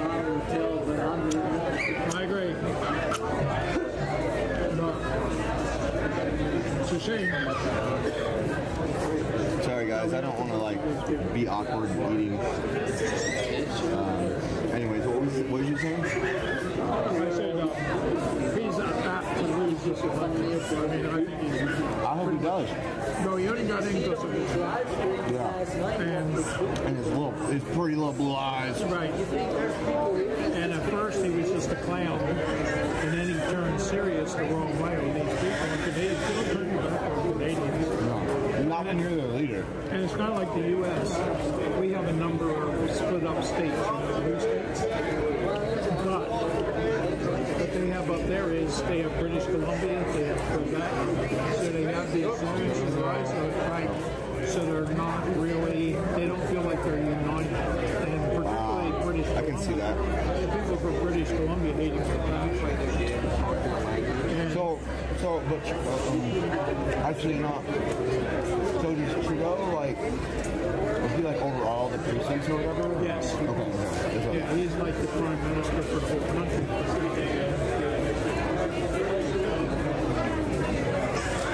But each one of the provinces, and this is what's different, even though the states have states' rights here in the U.S., they really follow the lead of the federal government in a lot of places. The last 2 years they have because of his breakup with the election. But prior to that, the states kind of went along with what the federal was doing. Yeah. And collecting their federal money. Yeah. And now they're like, okay, I've had enough. Exactly. Especially, God bless him, Ron DeSantis and the governor of Texas. What's his name? Abbott, yes. Two of the best governors in the country. And they always have been. Long before Trump came along or anybody else, they were just cool. They had the pulse of people. And because they do, they win. That's all there is.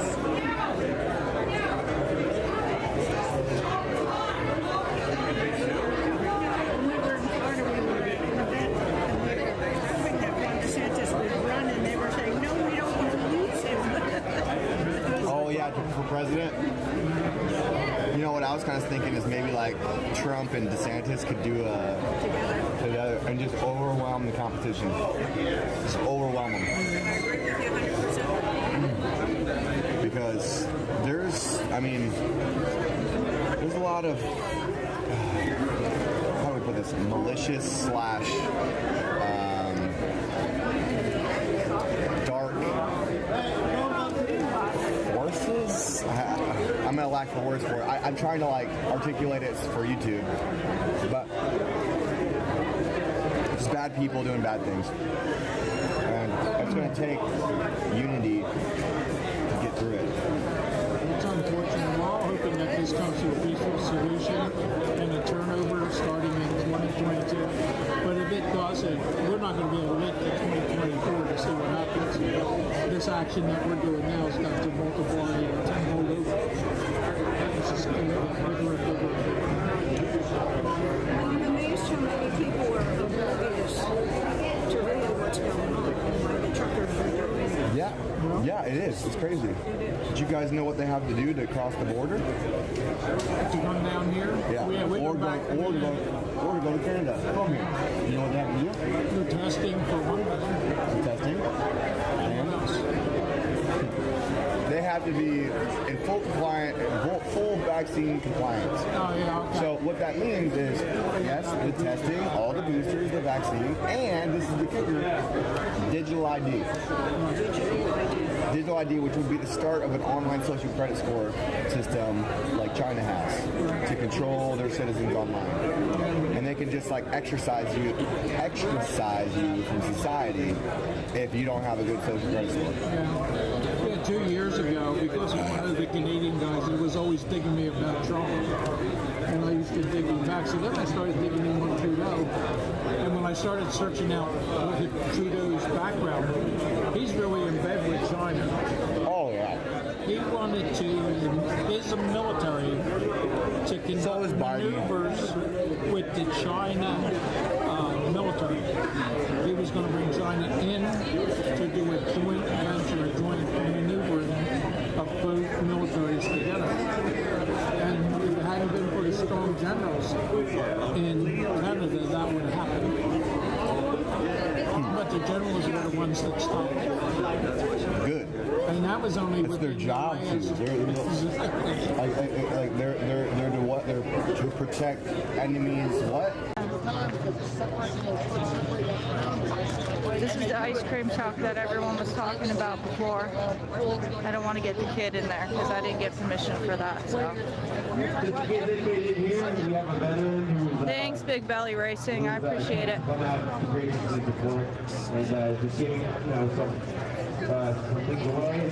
I'm actually a moderator too, but it's hard to do the live stream and moderate at the same time. Yes, Donna, ice cream. I'm probably going to wind up going to that truck later. I think I could definitely use an ice cream tonight.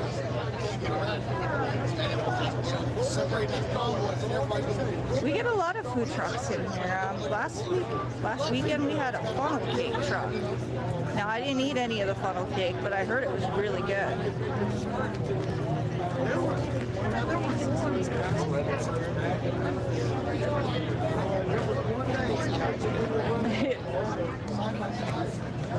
Who knows what other trucks we're going to have? I can definitely tell you one thing. It is a good idea that if you do have a food truck, that it probably is a good idea to be in.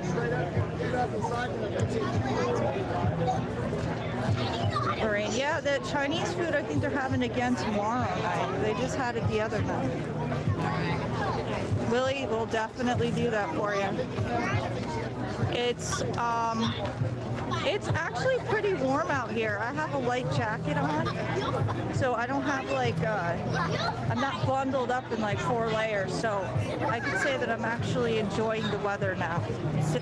I'm not cold.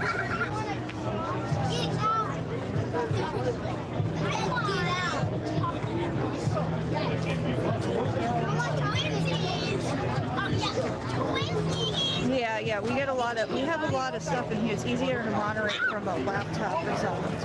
It's hard with the phone. Dave, if you're local, you want to come for dinner? Go ahead. Come join us. Come join the convoy. Yes, Lorraine, absolutely less wind. It's not that chilling wind that freezes your face. That was horrible. I actually got such bad windburn on my face the last couple of days.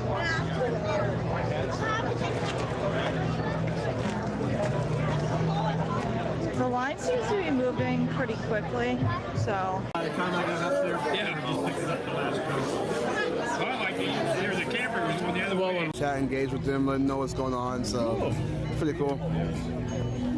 They're good people. I'm being a butthead right now. I'm gonna chill out. No, they don't even know that. No one knows that until you say it. Oh no, they know. The data snobs in there, they know. We're called data snobs, Chad. It's okay. Yeah. What's been the most interesting thing for you guys so far? I got to see the Washington Monument, the Daughters of American Revolution Museum, the Thomas Jefferson Memorial today, the Vietnam Memorial today, and it was very, very moving, to be honest. A lot of fun, like everybody was having fun, and I saw families out. You know, it's the beginning of spring. It's like the flowers are opening up, man. Yeah, there's a lot of things working in our favor right now. It's just sort of a positive momentum, and I feel like some people are starting to drop the political party line towing, and it's coming back down to the essence of for the people, and that's what my channel's always been about for 560 episodes. Wow. Since July of 2020, I've done 560 episodes. I've streamed 7,000 hours. I've covered every riot that's ever been in the United States. Covered the Rittenhouse case in depth. I covered every day of the trials for the Ahmaud Arbery, Kyle Rittenhouse, you name it. That's what we're all about. Investigative journalism meets freedom-based activism, and my theory is I just wanted to go back to my food truck and owning my businesses. I have a green screen studio. But when the market is inorganically closed down, the only avenue left is activism, getting out in the streets, right? They take everything else from us. That's all that we have left. So I was, it wasn't really a hard decision at the time, and I didn't really think it would last that long because I figured, hey, we'll be done with this. Here we are 2 years later, some stupid curve that, is debatable. I would say the most interesting thing for me would just be being with the people, being here with the People's Convoy.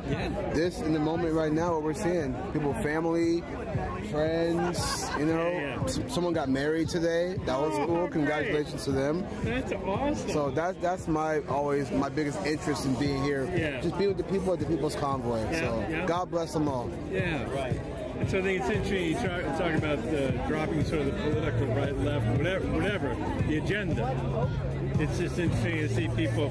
There are kids over here with their grandpa's truck, and the kids wouldn't stop. The truck has like 4 or 5 different huge horns. And the kids wouldn't stop. And grandpa's like,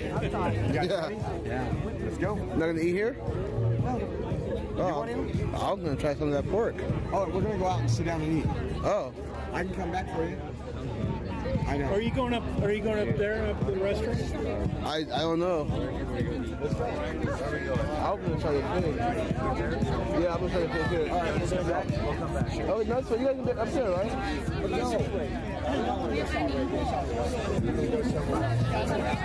All right, I'll be here. Can you guys all go to his site right now? Like, share, subscribe. You want to say it again real quick for the camera? It's Inside the Number 4 Walls Podcast, all one word, podcast. Awesome. Guys, I appreciate you. Go fry this guy, all right? Go fry this kid. He's a really good-hearted kid. I sat a lot around the campfire with him and talked. He's very passionate about this movement, and please get out there and like, share, and subscribe to his channel. He's a very nice guy, and it's a pleasure to meet him. So thank you very much, man. Thank you, Jersey. I appreciate you, brother. No problem, man. Anything I can do for you, man. Flush it on camera. Don't worry about it, man. Some girl's gonna hit me up and be like, "That kid's cute." Don't worry. Yeah, Inside 4 Walls Podcast. Good job, guys. Thank you for putting that in the chat. Make sure you sub this kid up. Get him up to 50 subs tonight so we can go live tomorrow. All the cameras on the ground here, the better. So fry this kid tonight, all right? I want to see 50 subs by the end of the night. Thank you, man. I appreciate you, brother. I love you, bro. I'll see you back at camp, all right? Oh, yes, sir. I look forward to seeing you. I got you, bro. Good night, guys. Yeah, get it. There's all kinds of fun here, guys. Yes, subbed up. Get him up to 50, guys. Get him up to 50. He's a good kid, man. He's just trying to put the word out like me, I think he could help his self-esteem, too. He's kind of shy around the campfire. I want to make sure he gets out there, gets his voice heard, Look at you guys, loving you right now, loving you. You guys were gracious enough to fry me the other day. I just want to make sure I show the love to all these kids around here trying to start out, I've been in his shoes I came down here with 23 subscribers. Thanks to the 420 company and thanks to Fry TV Now, I got up to, I think I'm at 2,000 now. So I really appreciate you guys. Thank you for subbing him up. Let's get him to 50 so we can go live on Streamlab, all right? I want to set him up tomorrow. Maybe we can work together. He can get one side of the area, I can get the other side or something. I mean, all of us live streamers are working together to get this message out, but yeah. I think we're going on like 11 or 12 hours, guys. Talking all day. I can't believe I still have a voice somehow. Thank you, God. Thank you, God, for letting me deliver my message. Let's see if anyone's home.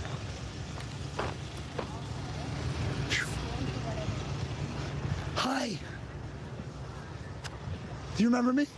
Jersey J. Yeah. Chinese nationalist. Yes. How are you? Shishi. Do you want to say something for Chinese American people?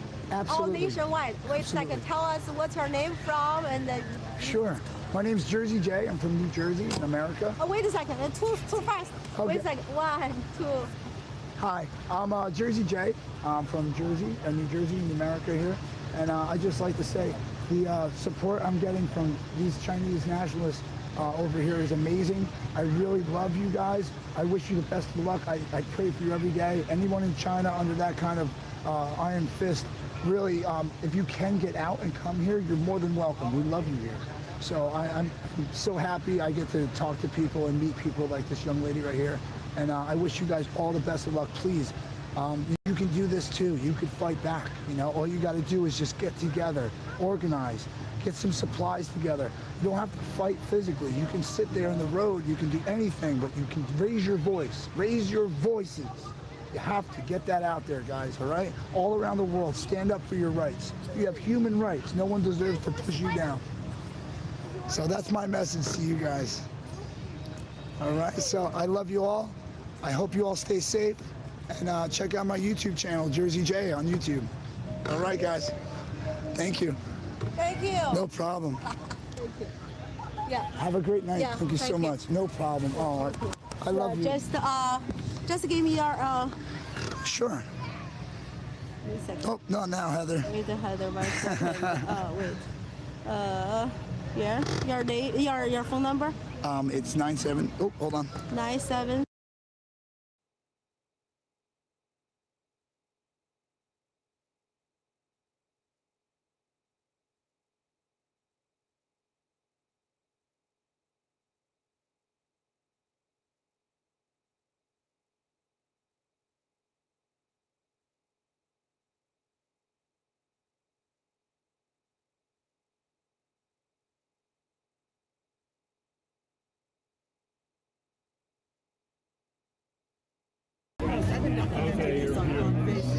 And she tried to turn me on Facebook a little bit.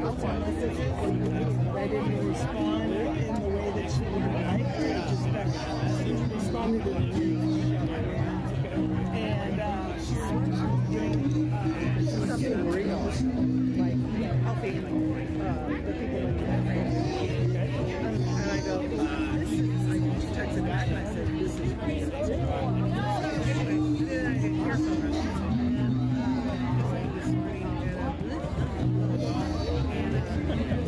I was like, I'm asleep. She said she's seventh grade. Yeah. I kind of learned like eighth grade reunion 10 years ago. And we've been Facebook friends. I really had lunch or coffee, but we kind of like know each other. But anyway, it's a small school. Here.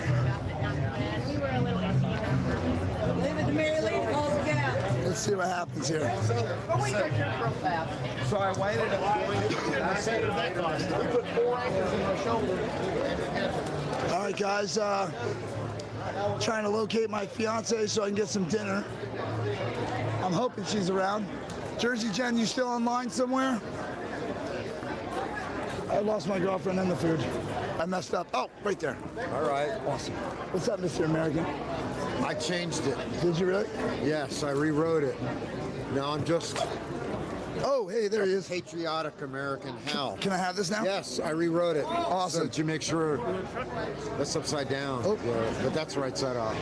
I don't have enough light. I'm going to put this in the light when I get back. Very good. So you guys can read it and you can understand what Mr. American is all about. No, Patriotic American. The Patriotic American. I apologize. I apologize. Yeah, I didn't like that. It sounded too like superstar. That's not.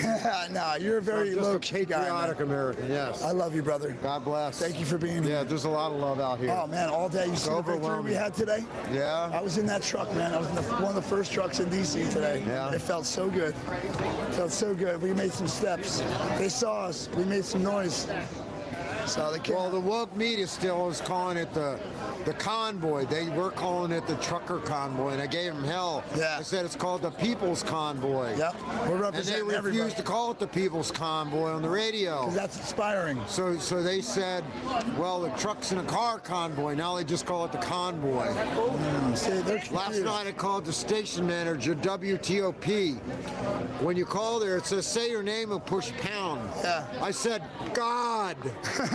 And then it said, nobody can answer. Please leave your message. And I said, God told me to call you and ask you why you're not reporting on the People's Convoy. Yes. Wake up. Nice. Tell the news. Yes. Don't have an agenda. Don't do propaganda. Tell the news. Tell the people Are you a what's news going on. station or not? That's right. It's WTOP News. Yes. See, you know what's up, man. You already know. Everyone on here just got that message. They're going to go to their state capitals. They're going to come down to Hagerstown. They need to call the media. They need to call all of the politicians and tell them to talk to the People's Convoy. Yes, talk God to the bless. People's Convoy. Love you. I love all my family here. Yes, sir. We're going to find Jersey Jen. Get in line real quick. Let's see. Actually, no. I'm just going to let her do her thing. I'm going to go back out here. I just got too much going on in here. Maybe I'll find an interview real quick. Sorry, guys. Sorry. I'm just trying to evacuate this spot real quick. There's too many heads in here. I have no idea what words are going to fly, so I got to be careful. Oh, I hear music in the background. Got to make a left. Do we have live? Is that a live performance? I might be able to go video that. Let's try. Let's see what we got over here. Is it a live performance?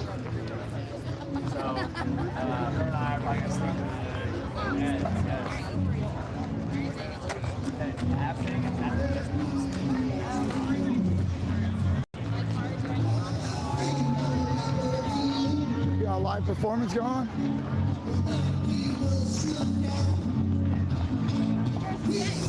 Becca! I talked to Dr. Paul Alexander tonight, and he has agreed to interview with David Knight. So it's gonna happen next week. Yeah. Monday and Friday. Atta girl, I knew if you stuck to it, you get that shit Alexander's done. gonna be on the David Knight show. Awesome. I love you, Becca. David Knight show. What's up with you, brother? So. Is it a muted conversation or a? Yeah, muted. Muted. Sorry, guys. Give me 1 minute. I have to talk shop. Okay, cool. And I'm not sure, maybe it's so old. I haven't really been good about branding it. A sort of eclectic mix of stuff I've collected over 15 years. Okay. You sound like you're really organized and have like you. I'm just a guy with a cell phone. Yeah, I'm just a guy with a cell phone, man. That's all. I'm just live streaming. That's all. It sounds like you have an authentic voice and you're out, just being with people and trying to understand what people are saying and doing. Yeah, that's what's important. And how cool. This guy's Julius has been doing this for 23 days? Yeah, I've actually been doing live streaming since last year. Okay. I did street interviews 2 years ago, like Man on the Street, and I was doing live stream because the news in my area was lying about the protests, so I went live stream to tell the truth. That's why I'm here. Yeah, it's neat being a photographer. When Jerry Garcia died, you were probably that time. Are you a photographer? No. Oh, okay. But I won this big movie camera, huge. It looked like a. Jeez. It looked like something that producers in Hollywood would use. This big. Anyway, and so when Jerry Garcia died, I went to Haight Ashbury and just started interviewing. And the guy who wrote that movie, that end about Jerry Garcia. Oh, okay. Some of your footage? Yeah, but he didn't end up using it. But that was interesting. You get right in people's faces. You're there intimately with them. Yeah. Yeah. It's a good excuse. I think it's the from the grill. No. I think it's or something on the grill.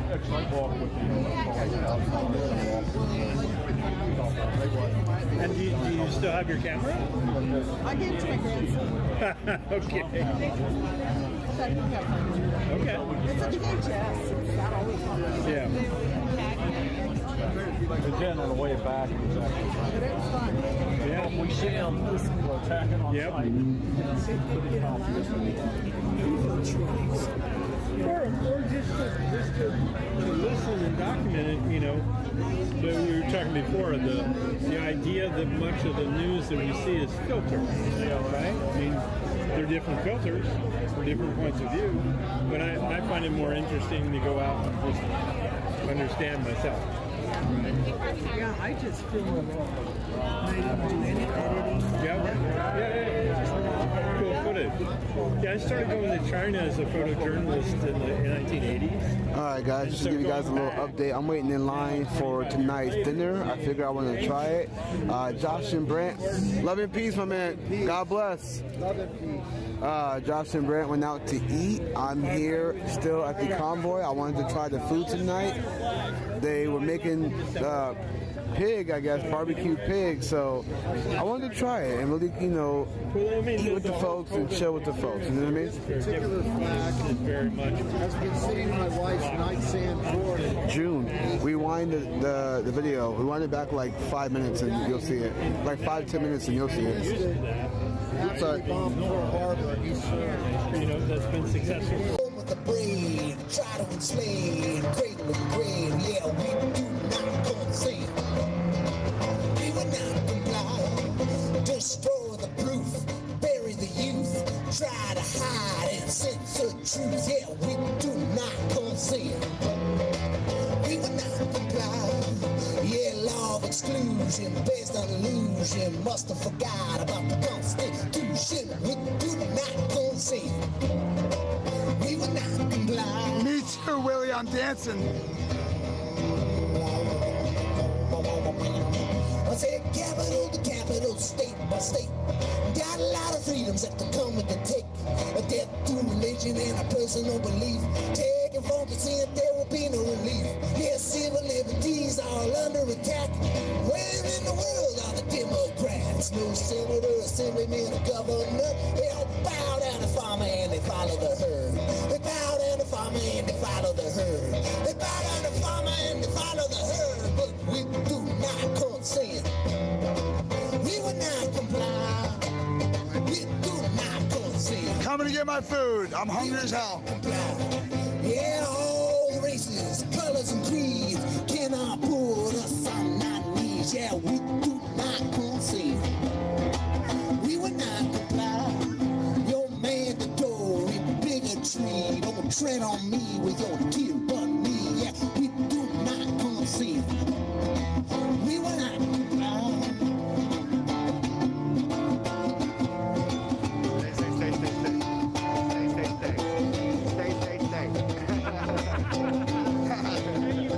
Oh, do not must decide.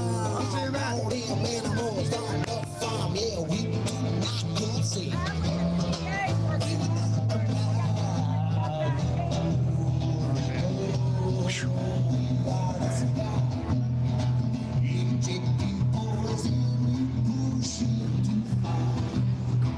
I'm going to eat. I'm going to eat. Calm down, everybody. I'm going to eat. Oh, what the hell I'm going to show you while I'm going to eat, but I'm going to go eat.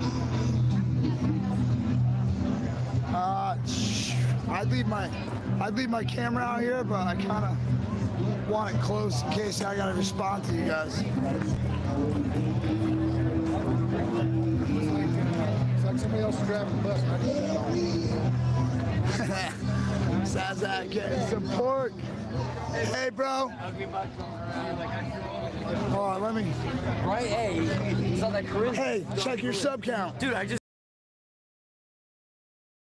went to 58. Holy shit. I told you I'd blow you up. just told him Jersey J probably plugged him. Yeah, I told him, bro. I told you. Look, this kid is ecstatic right now. Look at it. That shit in he grin from cheek to cheek right now. Carry joy, buddy. Killing it. Dude, I just Killing saw a it. whim. I was like, let me look at my YouTube. Just put out from 12 to 58 in like. Hold the line, buddy. Hold the line. Hey, listen, just put out that good content. I'll keep sending them, brother. You guys. I love you, man. I'll be here with streaming. I promise. I gotta go eat my food now. I'll be back. Hey guys, thank you so much for subbing that kid up, man. He's a really nice guy. Really? I gotta find my fiance somewhere in the crowd here.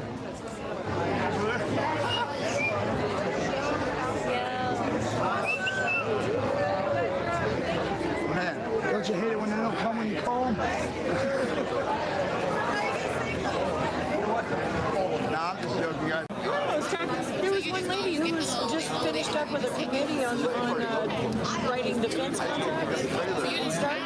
And we sat on partners together and talk and chit-chat about airplanes and our freedoms and how things are kind of going right now.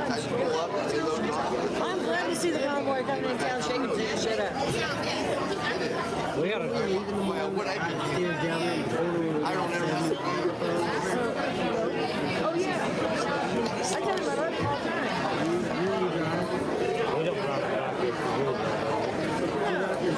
No, he blocks the traffic so we can all get through there. Where is that streaming? On Viva Fry. I'm gonna go through. He's there every morning to block traffic. He has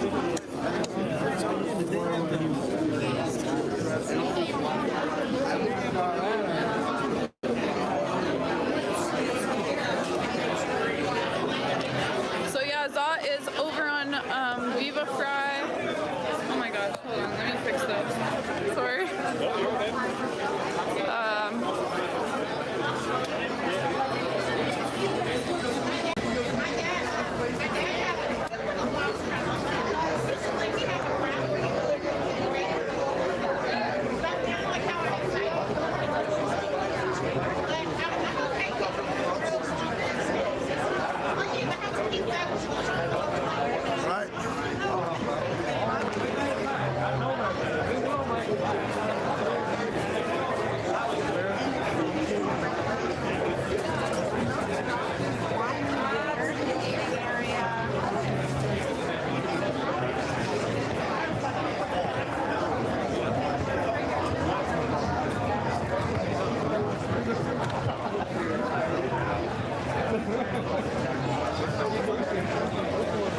Very sorry.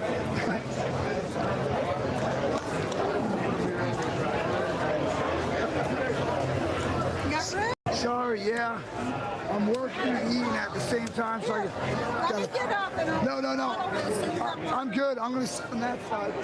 Yes. I appreciate that. I appreciate it.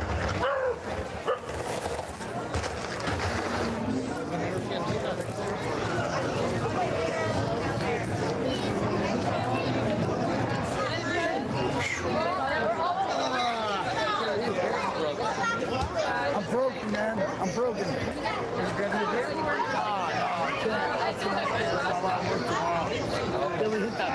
They hit the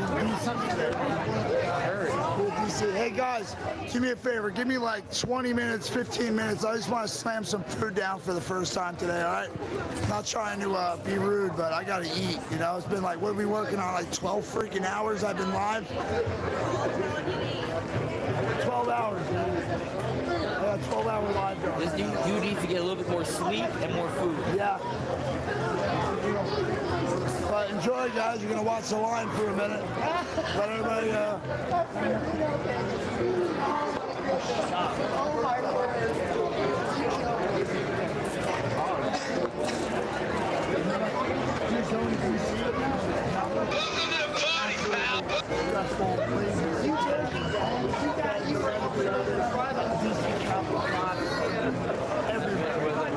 We're holding our breath the whole way through there, bro.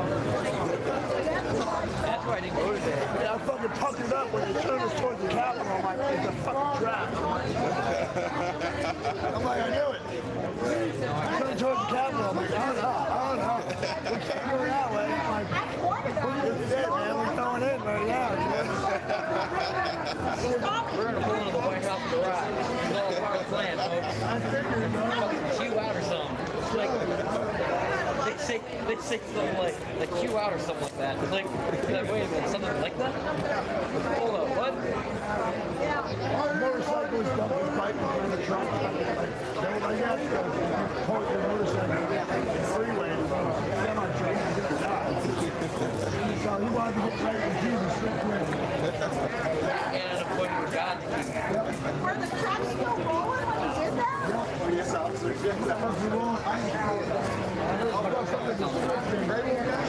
gets caught in front and just dumped it.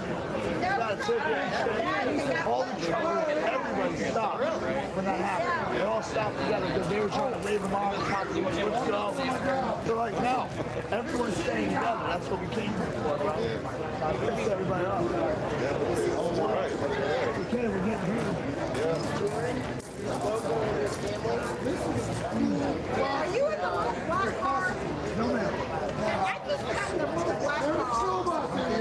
And I don't know who that, and I know he's filming. For some reason, I kept cutting off. That might be first responders.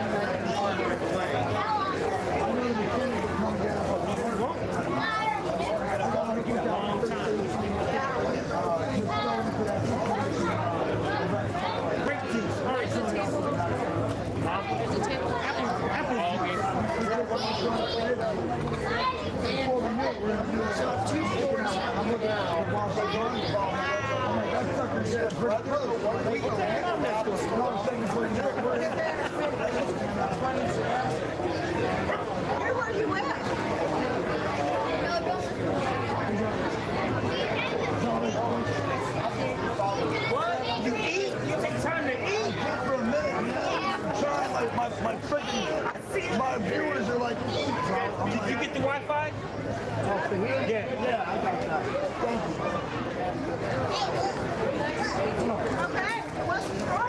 Hey guys, you still there? So I was part of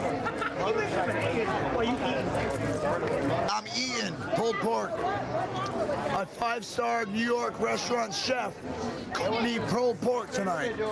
He cooked all these people awesome pig and pulled pork and salads and potato salad, everything. I literally, I can't shout it all up. I have the menu up on my feed from earlier this morning now. So keep in mind, everybody's here. Come down to Hagerstown Raceway. We want to have a conversation. We want to talk. Silverware? Right on that wall. So the truck behind me gets out, raps on the door for my driver.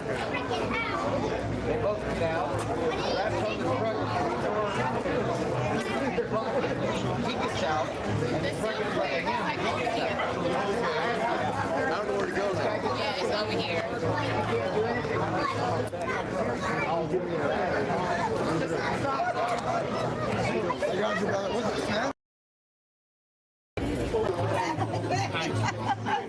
Texas hat, unfortunately. I should get one, but I don't have one.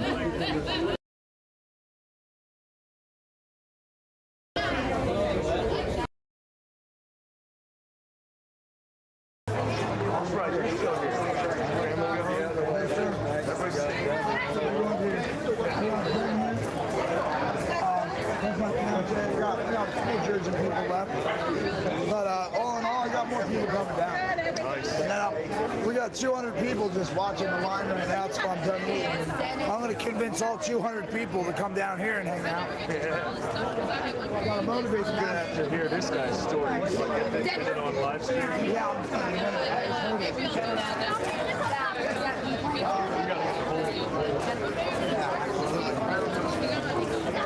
We were saying it live, so we had plenty of time.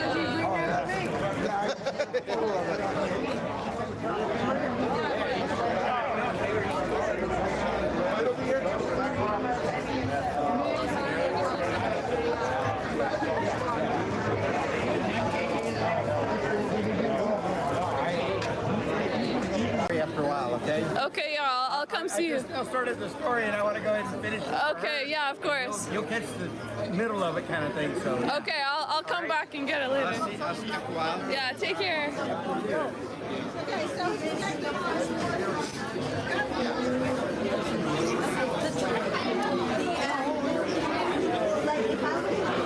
I'm gonna grab some water bottles. Hold on, let me just. Yeah, I don't want to be interviewed, but you sure are amazing. Thank you, thank you. You're a part of history, my friend. Thank you. How old are you? Sorry? How old are you? 19. That's what everyone says. They're like, go home. Thank you. It's happening worldwide, not just here. Yeah. Thank you. Take care. Have a good night. I'm stocking up. I believe it's some coleslaw, or if not, it's a potato salad. Fry them. If you're here from Fry TV and you're looking into stuff, fry them up, man. Give them a whole bunch of stuff. There goes Char.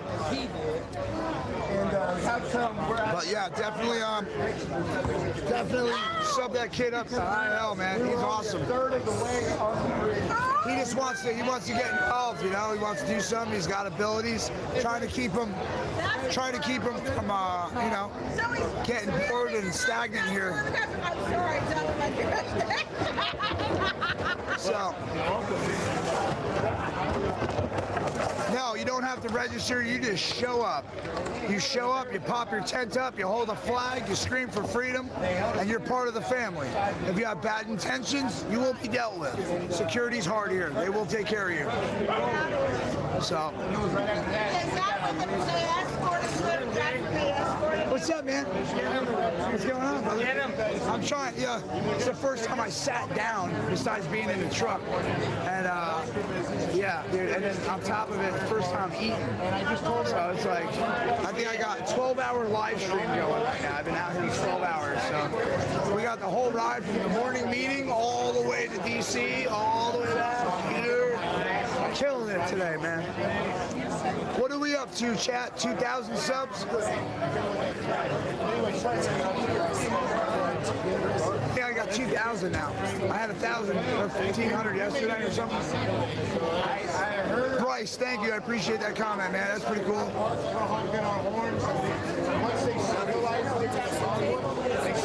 You can show up if you're a respectful patriot. Absolutely. We do not want those little confused kids waving black flags around here. Please, people, offer to wash dishes. They need more plates and silverware. Plank City is good, man. You see my little spot back there? Haha, you're awesome, man. Yeah, we have a little boardwalk through the mud because all the good spots to camp have been taken up, and we found the I call it the junkyard, bunch of beat up old trucks from mining back in the day, and I parked my tent between them just to stay warmer with the wind. But a bunch of kids, a bunch of young guys showed up on the front lawn and parked it, and we've just been having a fun time ever since, man. We got music at night, campfire, lots of chairs for extra people, plenty to drink, plenty to eat. You guys just swing by, check it out. Give me like 10 more minutes so I can eat, and then I'll be back. All right? I had a bunch of people standing next to me. I didn't want to just put them on tape like that, but if they see the camera sitting here, they can move out the way a little, I guess. Tell the rest of us that, because I don't get that when I honk and do this, you know, I'm like, they're like, I never get waved at. You gotta push it. You gotta really, I love you. I love you. That's the same. Because I'll honk and I'm like, you know, and they just turn away, and I'm like, okay. There are some still that are, you know, looking down like nothing's going on. You wait for it. Yeah. My driver's license, you know, it's almost like as if they don't even want to be here. They're not even paying attention. Why are they sitting out here to begin with? They're not paying attention. They don't see anything's happening. But that might be their intent as well. See no evil. See nothing. Can't do that anymore. Make a choice. I don't know if you're talking about me, Lorianne, but I appreciate it. I appreciate it. This is different now. Oh, guys, we get a huge breakfast in the morning. And not to mention, we're getting Chinese food tomorrow. I mean, we eat like kings out here. We have a 5-star restaurant chef who quit his job, sold his business, and came down here to cook for us. Volunteer status. No one's getting paid here. Everyone is helping each other. It's the most amazing thing I've ever seen in my life. The community, the respect, the love. It's just amazing. It's not something you can explain in words. It's got to be something you actually come here and feel if you want to really understand it. I suggest you come down to Hagerstown. If you've been sitting on the couch for 2 years bitching and complaining about how the government ain't doing nothing, well, it's time to do something about it. So get your butt off the couch, come down here, pop up a tent, an RV, a truck, come hang out. Sleep in a car. We got plenty of people doing that. If you get cold, we'll make you warm. If you get hungry, we'll put food in your mouth. Jen Regal, I also volunteer as well. I live stream as long as I possibly can. In between live streaming, sometimes I pull off jobs. But I mainly, I'm keeping an eye out for my family. That's my job. You know, we had a lot of interaction from those who disagreed. And people came out today. They were in this black Acura. And they were just so triggered. It was like, F you, F you. They saw Oreo and it was like, go home, Oreo, F you, Oreo. So, it is what it is, you know? That's classy. Yeah. And then I guess from what I heard and saw on Sassnac's Live, a biker put his bike in front of the truckers to prevent them from moving forward. So the law enforcement came on their bikes to help escort the truckers. I think they detained the biker. So, wow. It's wild. People get so mad. I mean, I get that people are upset because the highways are shut down, but they didn't shut the highways down for the convoy. They shut it down to block us from going inside the cities. Exactly. That's tyrannical. That is a tyrannical government who does that. Anybody who can't see that, but then they'll go home and watch Don Lemon or Joy Reid make up lies and believe that. Exactly. Yeah. That's what's wrong with it, you know? They always put their own spin when they don't even know what's actually going on. That's why we always encourage folks to watch the live. We're not saying like, share, subscribe for clout. We're saying is we get the truth out there. So that if Joy Reid is saying it's a bunch of old white people, you can watch my live stream and see it's not just that. Oh, it's definitely not. It's young. I see way more than just old white people coming into Yeah, that it's a bunch of young people here of all ages, all race, doesn't matter. It's the people's convoy, not just one race. Those Chinese Americans support the truckers. Yeah. I mean, wow. Yeah, exactly. I saw the note that they put in with that shirt. Wow. Yeah, it has to be out there. Really? How was that? It was the most amazing thing.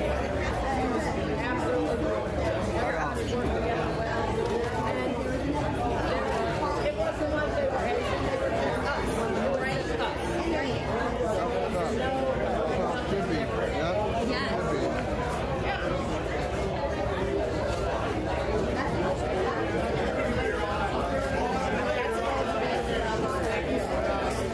Oh, wow. Janelle, thank you for the super chat. Janelle.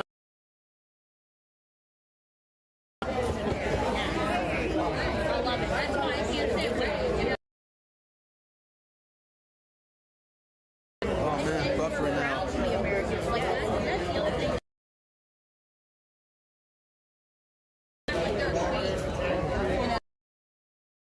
Sweet tea, huh? Let's see, sweet tea. Hold on, how far close can I get to sweet tea? I think this is it, guys. That's about as close as I get to sweet tea. I don't think I drank a sips in the last 20 years, but we're gonna do it. Say hi to my family real quick. You girls all right now? We'll have to reevaluate in the morning because they empty everything. You guys all right? Hold on one sec, ladies and gentlemen.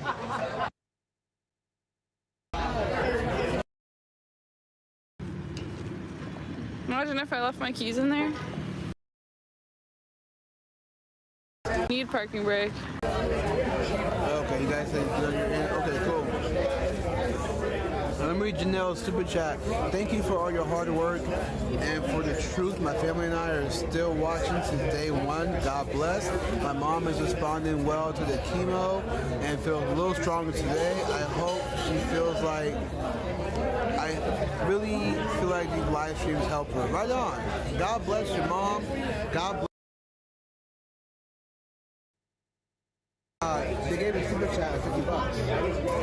And they've been watching since day one. And so the mom was going through chemo. And so, but the mom is getting better. So I'm like, hey, God bless your mom, and hopefully God keeps on watching over her. So, right on, that's cool. All right, we are back, guys. Cool. We're good, man. You can eat. Because sometimes it buffers out, and I can't tell if it's like messed up or what's going on. So, trying to make sure it's all good. There we go. Should be all good now. Julius, you can eat or wait. I know. I'm trying to multitask, you know. So, appreciate you guys.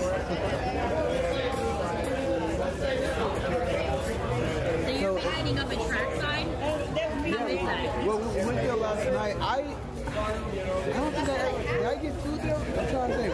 We did that twice. I don't know if I got anything the first time I went there. If I did, I told you what I got. But I know we went there. No, I haven't eaten there yet. Really? Yeah, I haven't eaten there yet. Went there twice, one for a meeting, and then we went there last night to do a live stream like this. Oh, really?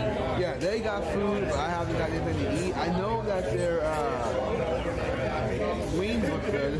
The wings look good. Their fried cheese pretzel look good. Yeah, that looks really, really good. So I'll have to go try some food soon, but I'm trying to cut back. I'm like trying to stay. Going. I've been working 11 hours straight. Not to mention, we were in the front line. We were the first cars down in DC today. We took the heat. What else got done today, guys? We hit 2,000 subscribers. Wow. All in all, it's a beautiful day, huh? No, I don't need caffeine. Come my way too. Right? Hey, listen, shout out your channel. My friends just went out and subbed up everybody. So GWT 333. GWT 333. This is my friend Tom. He's taken care of us since we've gotten here. Anything I've ever needed, he's the man to go to for me. Amazing mechanic. He's a preacher, ex-military. I got nothing but respect for this man. So if you guys go, let's fry him. I'm using Fry TV's thing, but let's essentially fry this guy. Let's get him some subs so he can go live. Is that TikTok? He works here. He's with the organization. Yeah, Tom's an amazing person, guys. He really is. You subbed up Tom last night. Good. Thank you, Carl. Crixoner. Yep, Tom's a good guy. Definitely get him on. Yep. Throw it on there. You guys see that link? All right. I want to see 100 people go over there and take care of this guy tonight. All right. I mean, if they want to help me with my bills so I can stay here, yeah, man. If you have a donation site set up on there? It's Cash App, same thing. Cash App? All right. GWT, what is it? $sign GWT 333. Yep. Tom's requesting if you got a couple bucks, maybe you can send it to him so he can stay down here. We gave up a lot of stuff to be here. Can you put your Cash App on your... Some of us are a little harder up than others. And what kind of cereal the kids want? Anything. Literally any kind of cereal. It's mainly for the truckers. These guys, they can't all eat eggs and bacon every morning. Some of them got cholesterol problems and they're low sodium diets. No, we need cholesterol. So, yeah, you know what? Eggs and bacon. Eggs and bacon. Tom's going eggs and bacon, everybody. What do you think? I love that stuff, though. I can live off it. I like my eggs and bacon. All right, people are talking about it. All right, guys, thank you so much. Get over to Tom's site, like, share, and subscribe. Hit that notification bell so when he goes live here, you know. You know? I'm going to run down here and put these clothes back there. I got to come work on the forklift. Yeah? I love you, brother. All right. I'll see you later, all right? All right. Thanks, man. Thank you guys so much for that. Tom's an amazing person. He does a lot around here. I think some of the stuff goes unnoticed, to be personally honest, but yes. You have ice cream? Yeah. Lucky. Look who's got ice cream. Want some? No, I'm still working. I got a sip in my hand here. I don't have time. Oh my God, it's great. Where the hell did you get that ice cream? I gotta go get some now. At the truck over. Darn it, I didn't want to go eat ice cream. All right, now I have to eat it. Anyway, guys, I don't know what to do here. What do you guys want me to do? Put it in the chat. You want me to go walk around, show you the campsites, talk to some people? Let me know. Earlier I asked you about it. Do you guys want to go back by the Funky Father and listen to music? We can do that on here because it's original content. Can't get copyright infringement. Yeah, cholesterol is no good. He wants me to do a cartwheel. A freaking cartwheel? Hey, hold my beer. No, I'm just kidding. It's not a beer, it's a sip, but I'm going to do a cartwheel. What do I get for a cartwheel, guys? A broken neck. A broken neck, she said. What do I get for a cartwheel? I don't think I can do a cartwheel. My back is so shot right now, guys. I would try it any other day, but I've been out here like 12 hours or some odd stuff, and I'm just shot. I can't get ice cream. I'm sorry, brother. Sorry. I'm like all out in space right now because I'm exhausted. You're subbed up? Yeah. The police had 2 paddy wagons with them. Oh no. Do you know we drove through the heart of DC and we had Secret Service, federal agents, Capitol Police, and like many, many, many more people that could probably take us out. And nothing happened. So I don't expect anything to happen out of that. I don't know if you guys recognize her from last night. That's Charlotte with the Zot channel. She's cool. We talked it off till I went to sleep, basically. That's my last interview. But yeah, I don't know. I got a lot of energy, yeah. It comes off wrong, like I'm on drugs, but I'm not. I told you I'll take a piss test on camera in here if I have to, but I don't like convincing anybody because I am who I am, man. I had problems back in the day with addiction. I fought those demons. I became a better father, a better fiance, a better person, a better friend, a better family member, and you know, I just try to stay highly motivated. I've noticed that if I stay highly motivated, the people around me stay highly motivated. So, yeah, no problem, Carl. I mean, I try to do it every day, but there's a lot of problems I run into during the day, like things people say, or you know, just running out of content. Sometimes there's nobody here to do anything with. So if I go on the Convoy, it's pretty much nonstop all day, from the morning to night. But yeah, Willie, thank you so much. I appreciate that. Mary, yeah, I only talk the truth. Dave, I can't, bro. I was thinking about it. I really seriously was, man. I really was. But there's no way I can get my ass over there doing a cartwheel right now. I'm so beat, man. Maybe tomorrow. You tune in tomorrow. Maybe I'll throw a cartwheel up for you. All right, good night, guys. Jen's going to sleep. I'm not going to sleep. I'm just going to relax a little bit. My back is shot. I feel you, babe. I'm going to get the car. All right. My sippy. My sippy. All right, babe. I'll see you at the campsite in a few. It's probably going to end soon because I'm exhausted, man. And we're probably gonna end it by walking back by the campsites. I'll show you what the back 40 looks like. The back 40, guys, is. I got here and I went out and we went into DC. And yeah. I'd never been in there. I kind of didn't think I'd want to go in, really. I don't know. I get a bad vibe from the place, actually. But it was all right. It was, you know. So many police, I couldn't believe all the patrolmen. Really? Inside the city? In the city, up right along, you know, the Capitol, like right around Washington Monument and all there. I mean, there was groups of 6, 7 cops on bikes. Really? They were just stringing out there. I mean, I couldn't believe all the vehicles, police vehicles, and all the policemen. I'm thinking, man, if you need a job, come to DC. You could be a cop. Yeah, you know? Exactly. There, everybody's a cop. I know.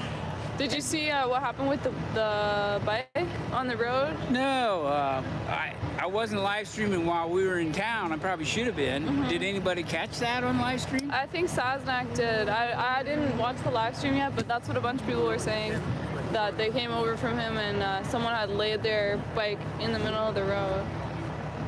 Yeah, they laid their bike in the middle of the road, in the middle of the lane. Like apparently. A motorcycle or a bicycle? A motorcycle. A motorcycle. And yeah, I guess they just, and then a bunch of cops on bikes came and they had to get him out of there. So the guy must have been a little deranged. Yeah, must have. Yeah, I don't know what would lead someone to want to do something like that.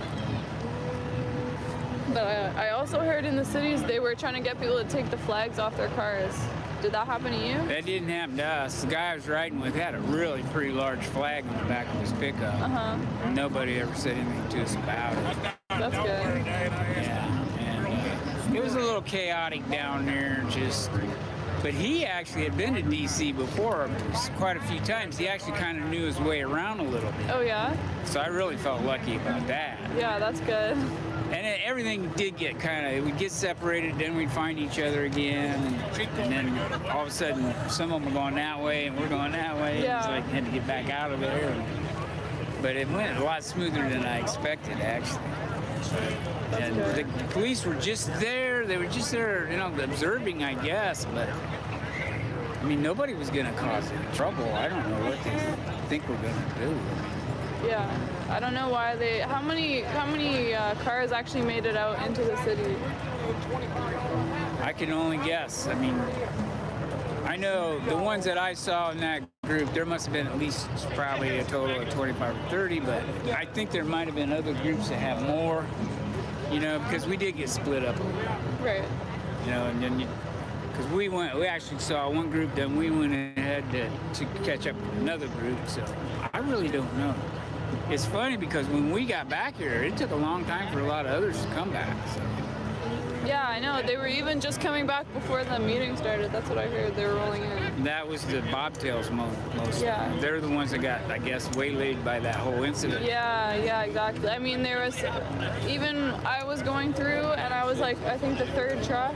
I was with Trucker G and there was still traffic even before that, so I don't know. Well, they're creating all the traffic by blocking the exactly. I don't know. It's just, actually, I think it's petty what they're doing. It's childish to be out there blocking the ramps. And I think their reactions are typical of what's going on in DC now. Pretty dang childish. Yeah. You know, it's not very responsible. Do you think it's so that people kind of have a bad perception of the convoy and they think that they're causing all the traffic? I think that's what they want people to think. I think they want people to think, oh, the traffic's all backed up. It's because of this People's Freedom Convoy. Yeah. No, we're going down the middle lane, minding our own business, basically just saying, here we are, you know, mandate freedom. Yeah, exactly. Stop the crazy medical tyranny mandates and, you know, don't take our jobs away because we're not comfortable taking an experimental jab, you know, that we see the evidence, and I don't want to get you shut down. You know, I mean, the truth can ruin your video. Yeah, no, even Saznak got I think he got a strike on his channel because, you know, Dr. Lock'em Yeah, I would just have to pretty much mute when he comes on because YouTube doesn't like. Well, he's very out there. He's been in this fight a long time. You know, he started out with the other doctors in the beginning of this, with the FLCC Alliance, and part of that, and he's been speaking the truth very loudly and clearly, and he's a doctor. He has the evidence, and he's on a different page, really. He's like.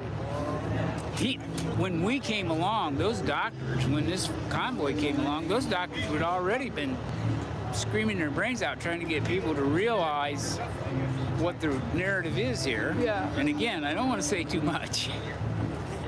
Yeah, no, but I know what you mean, though.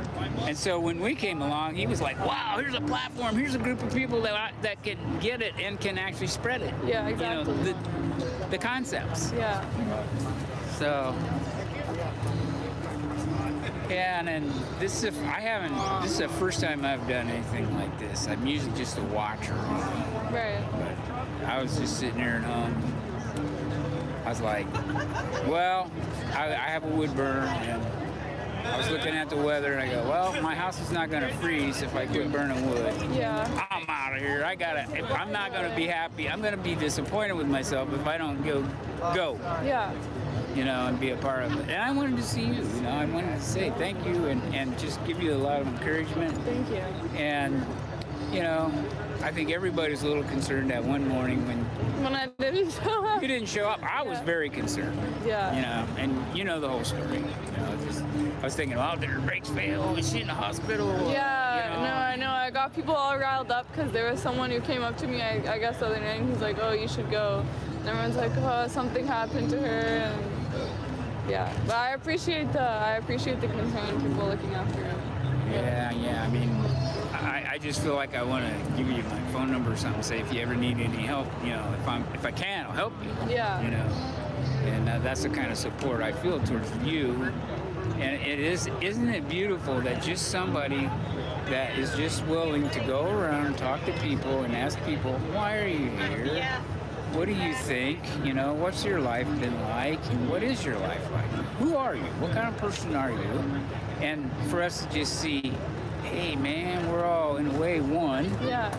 And we're all, you know, every one of us, when we smile, we're beautiful, you know, and we all, just like this whole thing is like, it's just a proof that people can get in a situation and cooperate, collaborate, and nurture one another, and be respectful, and then there's kind of like a love that grows out of that is actually what holds this universe together.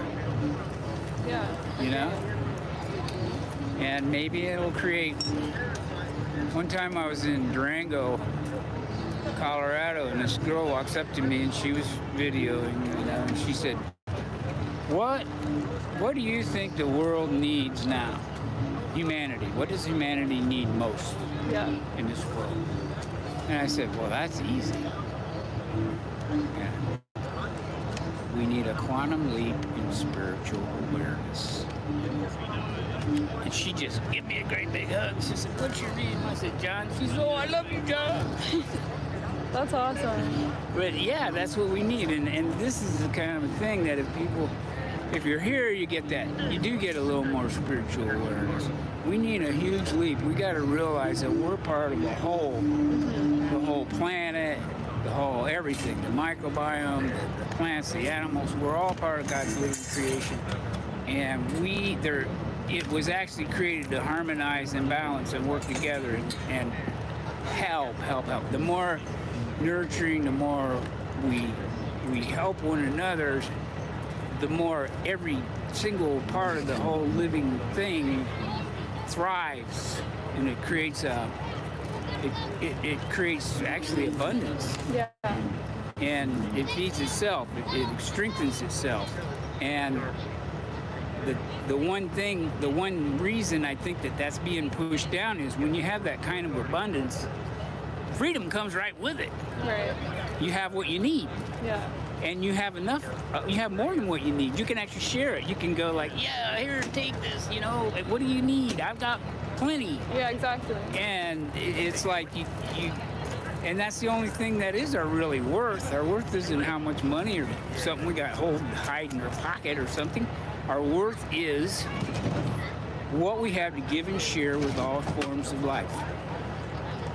That's what we're worth.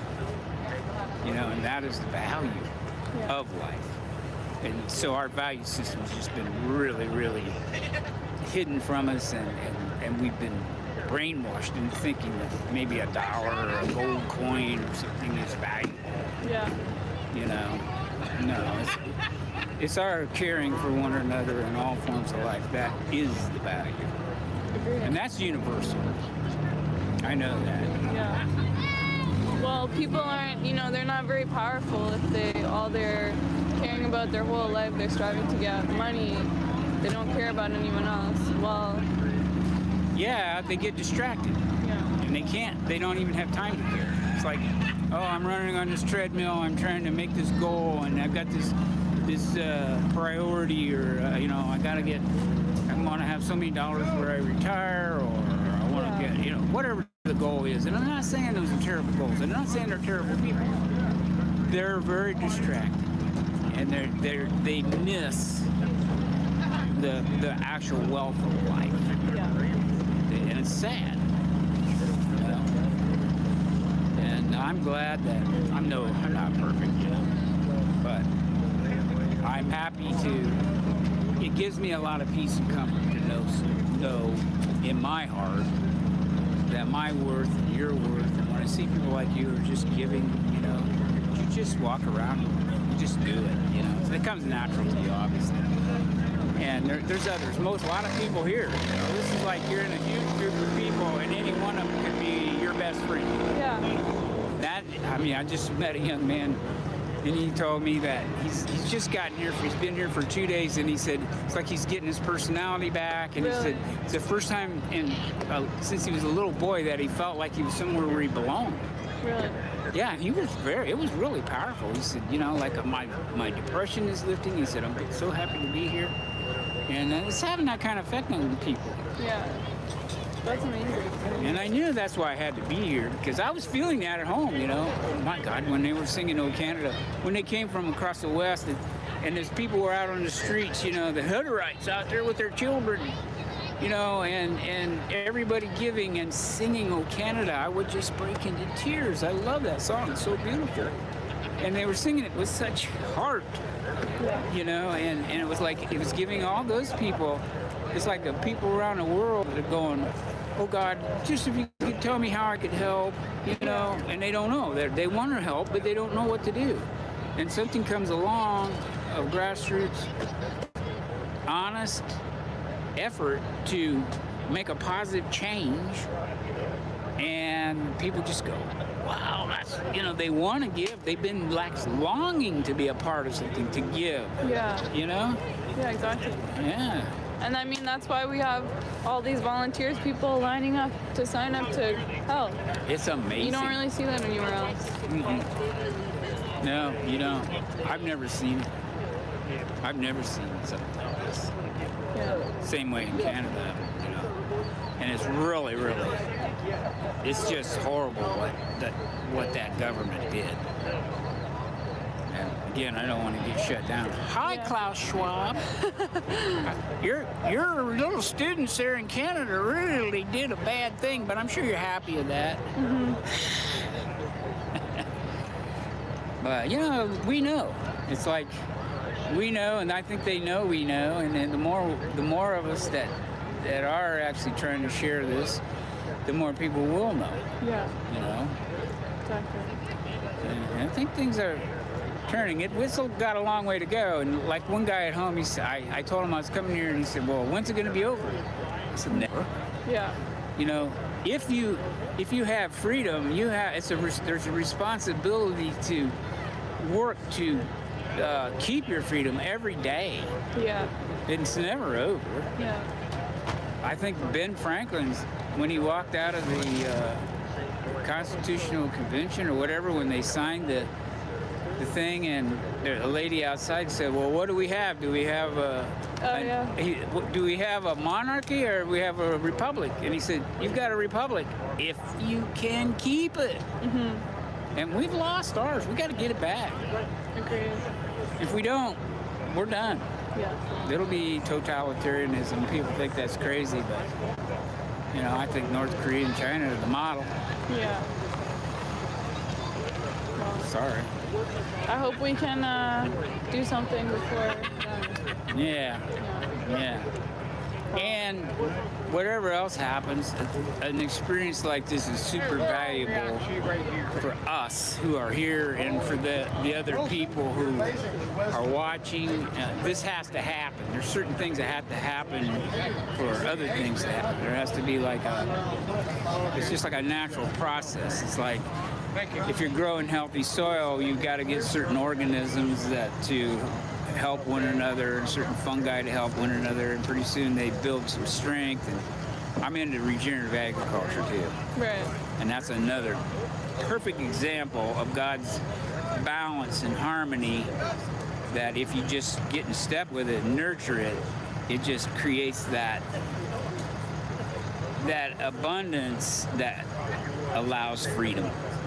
Because there's no end, nobody has ever found with the regenerative agriculture, the farmers and the stockmen and everything, they've never found the upper limit on it. It just keeps getting better year after year, season after season. More and more fertility, more and more abundance. So there's something for people to look into. Well, there you go. I'm gonna take a couple laps around, because I just ate, so I'm trying to digest you the get food. cold, probably. Oh no, I'm from Ottawa, so yeah. I forgot. And you got young. Your blood probably flows pretty well. The Canadian blood in me, yeah, exactly. Yeah. But thank you. Thanks for supporting. I brought a little gift for you. I don't know if you're gonna want one or not. I think it's gonna fit you pretty good. It's just a denim jacket. Oh yeah. A trucker jacket. Oh, that would be awesome. Yeah, I'm in a little red car back there. Okay, at the back? Yeah, I'm clear back. I'll have it. Okay, I hope I'll get it to you. Yeah, I mean, you know how to find me if you're ever looking. So. Yeah. Well, yeah, thank you for supporting and coming by. Here you go. Freedom hugs. Thanks, Joe, and I'll see you around. All right, thank you. Take care. So I saw Null in there, so thank you, Null. And then also Fabian, Fabian T. Tourist, Charlotte University, Charlotte, you rock. Thank you, Fabian. And I saw you earlier today as well. I don't know if that was in the stream before or what. Or today, right now, the stream.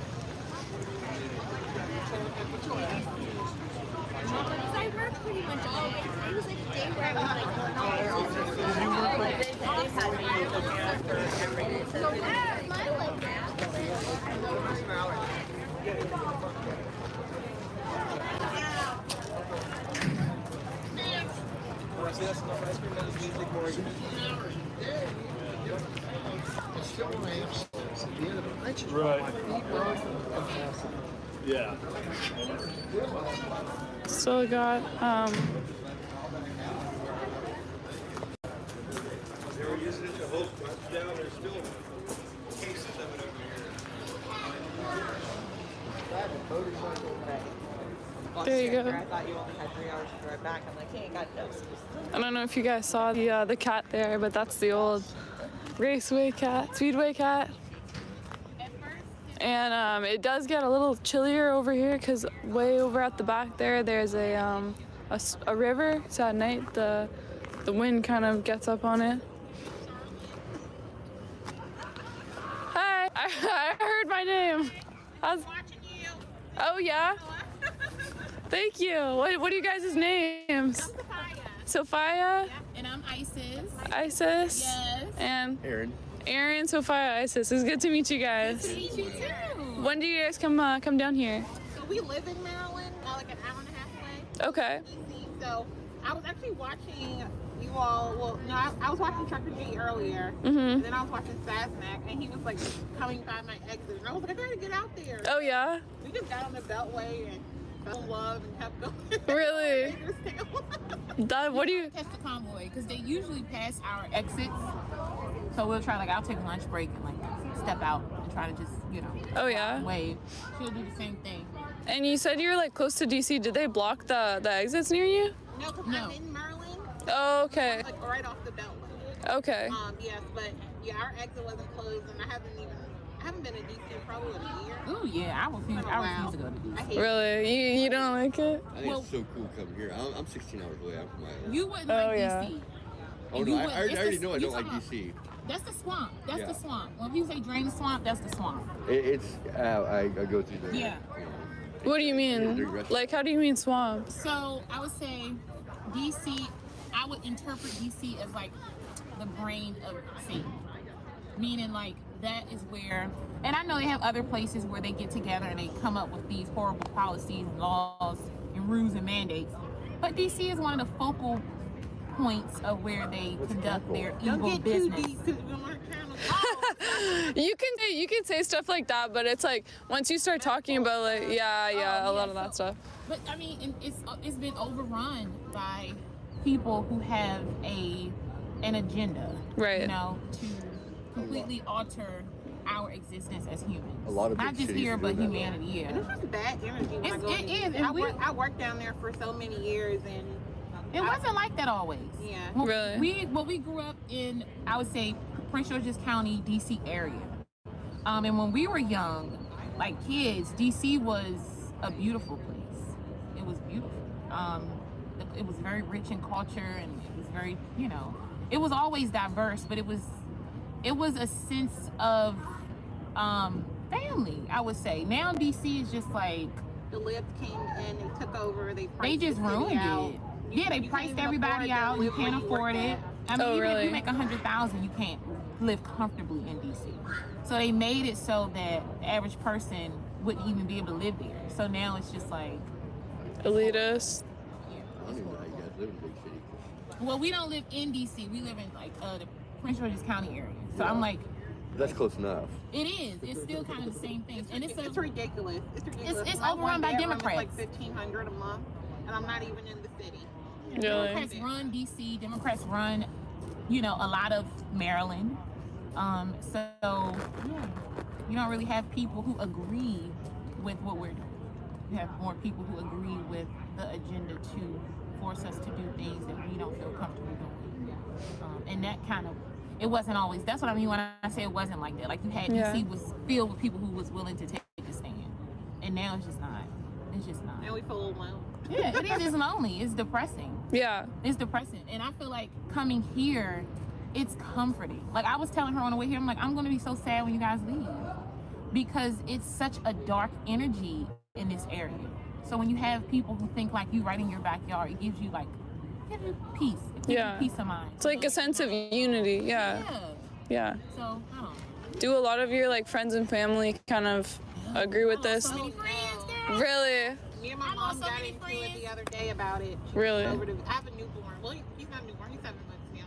But she had came over to see him, and I like started showing her some trucker stuff. She's like totally against it. She's totally against it. Really? And we've been a part of, I don't know what you would call it, because I would say the Patriot movement. Okay, I don't want to say his name because it's bigger than him. The last president is bigger than him.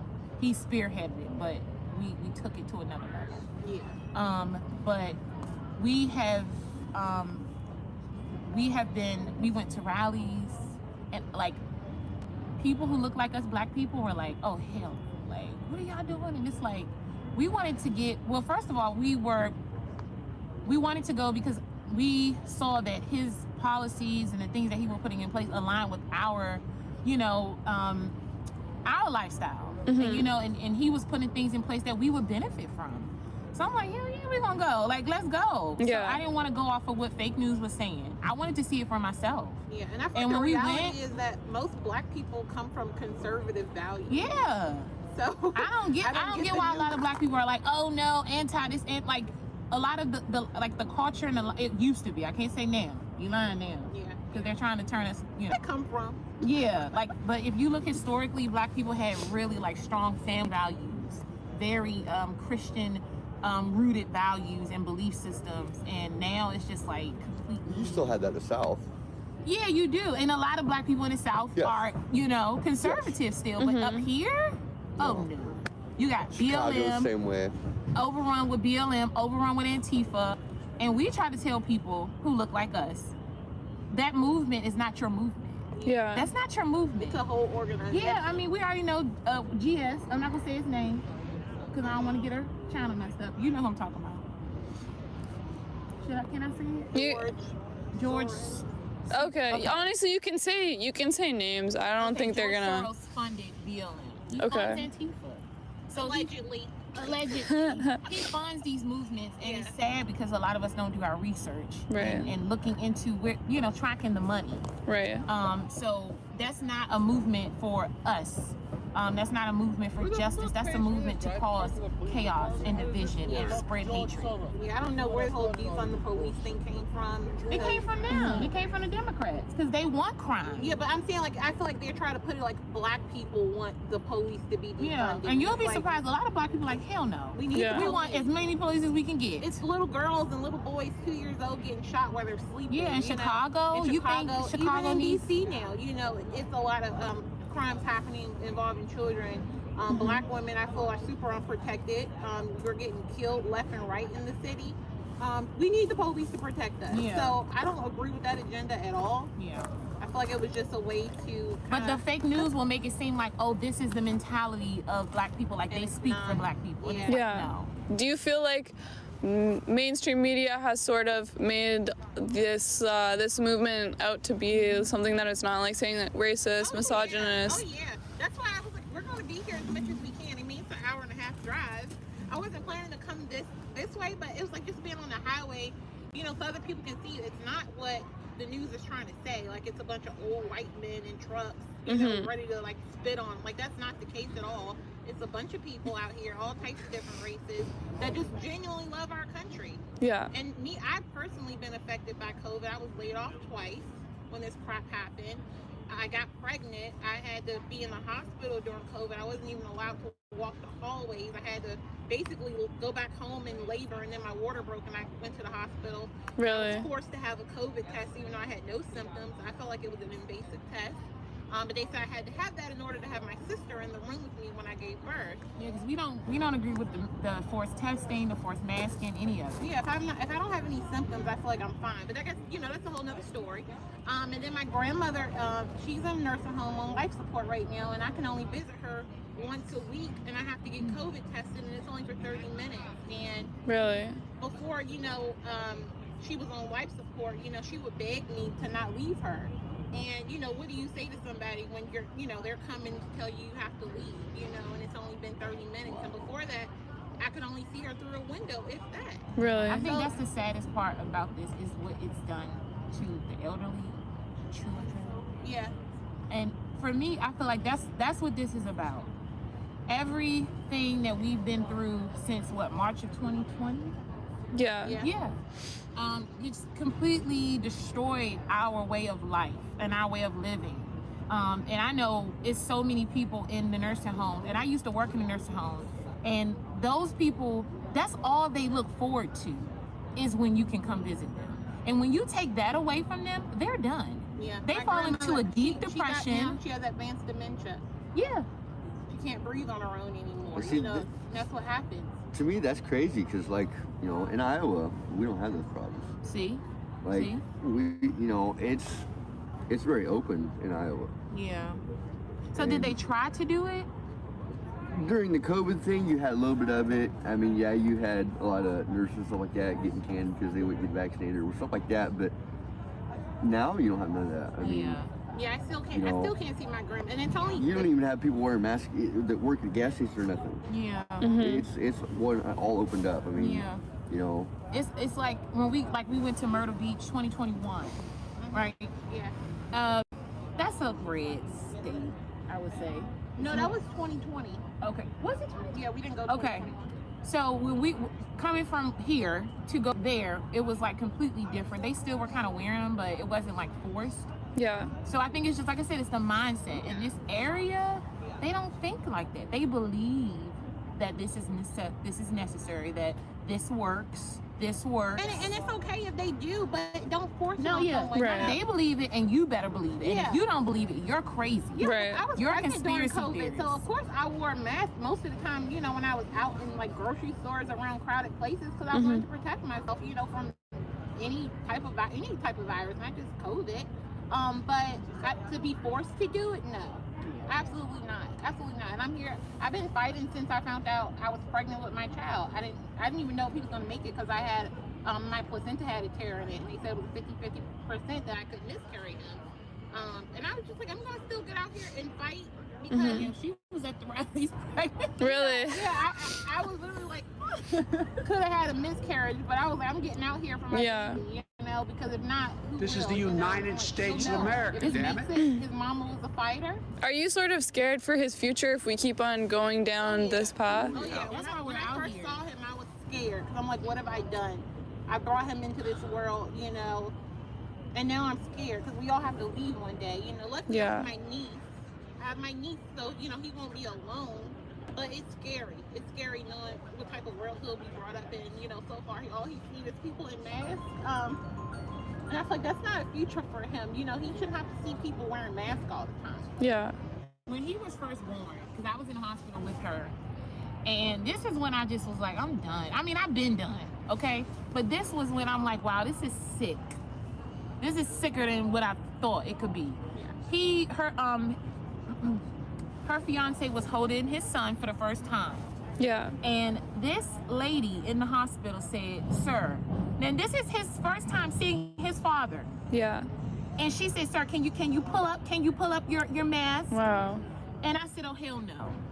I said, he's not wearing, I said, what is this, communist China? I said, no. This is his first time seeing his son, and this is his son's first time seeing him. He's not wearing a mask. And she was like, okay, like, yeah. Because they'll go as far as you allow them to go. Yeah. And that's what people need to realize. They're only doing what we allow them to do. Period. Yeah. What's the song we was listening to? This puppet show goes on because of you fools. That's what it is. We want to be foolish, we want to be ignorant, we want to be blind, and that's why the puppet show continues to go on. Period. Like when we say it's enough, it's enough. Well, my thing is like, as individuals, Yeah. You know, like I've been sitting here trucking up and down the roads. Like, what can I do? Right. What can I do to help? Yeah. I want to. You know, we got to stop this. Mhm. But what can I do? I'm one person. And that's why when this thing fired up, the thing deal in Canada, I would have went there. Alone. But I can't. You know, without a passport, I can't cross over there. And even if I do, then what? I got to quarantine for 2 weeks or whatever. Right. Well, I can't really take. You know, as a new owner operator, I can't really take 2 weeks off right then. And then that's why when this thing started going over here, I was like, I was showing up as soon as it first started. And then I had to go. You know, got to go pay the bills, whatever. So I can go back on the road, but you know, the first chance I get, I'm coming right back over here, and I'm here. Yeah. And that's it's what just it's about. Like, hey, we're not alone. Be here all the time. You can come back. It's like a ray of hope. It is. You can't stop smiling once you get here. Yeah. I haven't received anything but love. I have, ever since I've started, you know, being involved with the movement, the patriotic movement. I've never been like felt like anyone was racist towards me when I just got here. I had old men bringing me cookies and you know, people hugging me and stuff. Like it's nothing but love here. Well, no matter what we do, we're all in this world together. Exactly. You know, so hey, we all got to put up with each other one way or another. Exactly. You know, so why not get along? I think the biggest trick. Why not work together to build a better future? Exactly. That we've allowed elitist groups, the hidden hands at play here, they fed us this lie that we are separate, right? And that we're supposed to be that way. In that they've painted a picture to certain groups of people about other groups of people. And we've allowed that for so long. Yeah. And now, I mean, it's apparent to me that while we were busy fighting each other, they were busy orchestrating this, right? So now it's like Thanos game over. Yeah. So now we're not united. The country's divided. It's so much hatred. It's no unity, and that's how they can get away with what they're doing. Well, if people are fighting each other, they can't. They can't look at to the government. So. Yeah. It's like we're each other's enemy. It's not them. Yeah. So they can get away with it. When it's like it shouldn't be that way. We should be more intelligent and wise enough to see that we're not each other's enemy. Yeah. They're our enemy. Yeah. And that's why they pin us against each other, so they can get away with they can hide behind us. And that's what they've been doing. And I'm wise enough to see that. Like, I'm not going along with that same narrative. And I think the biggest thing people could do is look at the bills that people are planning behind their backs that they don't even think, to look up. Like, we found out there was a sick bill in Maryland trying to be passed. You know the name of that bill? The number? InfoWars. Okay. Ooh, let me look it up. Babe, that's Word. It to you? Thank you. You might have. It's called. Saznak Trucker G got more views today than local news. Wow, that's insane. So Maryland is passing. Oh yeah. Maryland is trying to get a bill passed where they can basically 28 days after a child is born. Yeah. They can a woman can have a child and abandon the child, abuse the child, neglect the child, and if starve the child, and if the child dies or becomes missing, no legal action can be filed against the mother. The police can't even investigate it. If they investigate it, she can sue. So in my mind, I'm like, oh, well, that's just an easy case of, child trafficking. Because if the child can just come up missing and no, legal action can take place, then where's the child? Yeah. Or just for people to become even more demonic. What kind of a person would even come up with something like that? Exactly. And this is going on in Maryland. Children are the most important part. When you think you're voting Democrat, you need to really look up the bills you're voting for. You know that these people are behind that, and that's why I'm going to get more involved in my county because I need to know the people that are in office, even if I didn't vote them in or not. I need to know, are they behind this sick bill? Growing up where I come from, you do anything to a child. They throw you a beating. I mean, it's a child's the last thing. They should have nothing but love. Yeah, it's getting so and sick out here. Discipline. Now that I'm a mama, I'm a mama bear now. I'm protecting all my babies. Here it is. This was from the National Review.com. If it comes up, because my service is like super. Okay. So Maryland bill effectively decriminalizes neglecting newborns today. This is at the nationalreview.com. You want to get the name of the bill?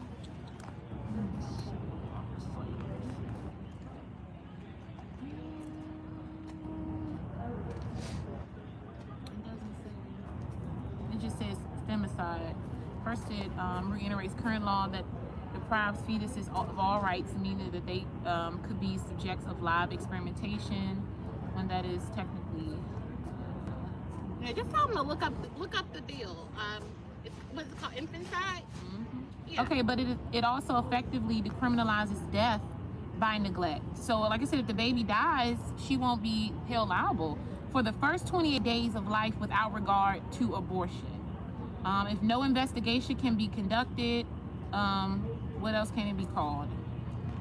For example, a baby born with a disability could be allowed to die by refusing ordinary methods of care or medical treatment. So, I mean, it just gives free reign for, you know, just people to just do whatever to our children. And this is happening in Maryland. And most people don't know. But these are the type of laws and, you know, that they're trying to get passed. Yeah. It's no... That's insane. It is. It is. I say Maryland is really Because I thought it was like you had the option to abort or adopt, you know, put your child up for adoption. Right. Or like if you had your child and you got home and you decide you didn't want the child no more, you could drop it off at a fireplace or a cop shop or somewhere like that. Yeah. No questions asked. But see, this is how you know that's the swamp. It's the swamp. Because that's a demonic mind. Not only do you agree with abortion, but now you're taking it a step further and waiting until they come out the womb to murder them. And you're giving it, what, 28? What's the significance of 28? I want to figure out what's the significance of why you're waiting 28 like. It's less than a month. I don't know. Like, yeah, I'm like, what is 28? Like, it's here. The baby's here. Yeah. So he or she could be smiling already, you know, like it's got a whole personality, they have feelings, you know. It's hard to live in a world that you know this type of evil is going on, and it's like you get to sleep and you laugh and it's a fight for me, I know, to wake up every morning and be happy. It's a struggle. Yeah. Like, how can you really genuinely be happy knowing that this type of evil is going on? Once you know, well, I think that's the thing. Yeah, people don't research it. People don't know what's going on. They don't know who, like, the people they vote for. They vote for them, and then they're in office, and then they don't care after that. So it's easier. It's easier to not know what's going on. It's easier. But I'm here. I want I thank God every day emergency mandates to end. for life being so great. I want people to be held accountable for what they've Lots done of in crazy the stuff past. going on in the world. Yeah. But This pandemic. I feel like in my life I've been blessed. Open up their eyes and not stop watching fake news. I try to. Yeah, agreed. And come down here yourself. Oh, I know. Yeah, It was seriously. me until this thing started. Yeah. And this was like. That's a good. Yeah, form your own opinion. Knowing this is going on. Don't just. It helps. Yeah. I got so excited Yeah. when I seen Ted Cruz get in the truck. Yeah. And I was hearing, you know, Yeah, exactly. I was so excited. I was on like cloud 9 for like 3 Really? days. I mean, Well, thank you. even Thanks now, for I'm supporting just like- and. Thank you. I've been watching you since Ottawa. Really? Yeah, she was like, oh my gosh, she's here. Really? Oh my gosh, that's awesome. Yeah, it's really great to see all you guys too. And yeah, thanks for the chat saying, oh, they're woke, they're spitting truth. So yeah, thank you guys. Yeah, exactly. We're not woke, we're awake. Yeah, that's right. You're awake. Yeah. Well, Yeah, I here's think a the good one. left has They say taken woke. that bacteria on Mars is life, but a heartbeat in a mother's stomach isn't. Ooh, speaking. Yeah. Everybody's gonna see different ways. You know, like the deal in Canada Susan didn't Swift, happen, but it thank happened you. down here where we all, you know, sit down Yeah. and come together, and Yeah. that's just Real what it needs to be, journalism. Thank you, know. Susan Swift. It was Everybody's gotta beautiful. get along. And thank you, See, Helena, people not just Marion. Stand up, but to see people globally, it was like, damn, like we're not alone. Yeah. And to see like the people, like the consciousness of the world is rising. And I feel like that is another reason why they're pushing these mandates and they got their foot on our neck.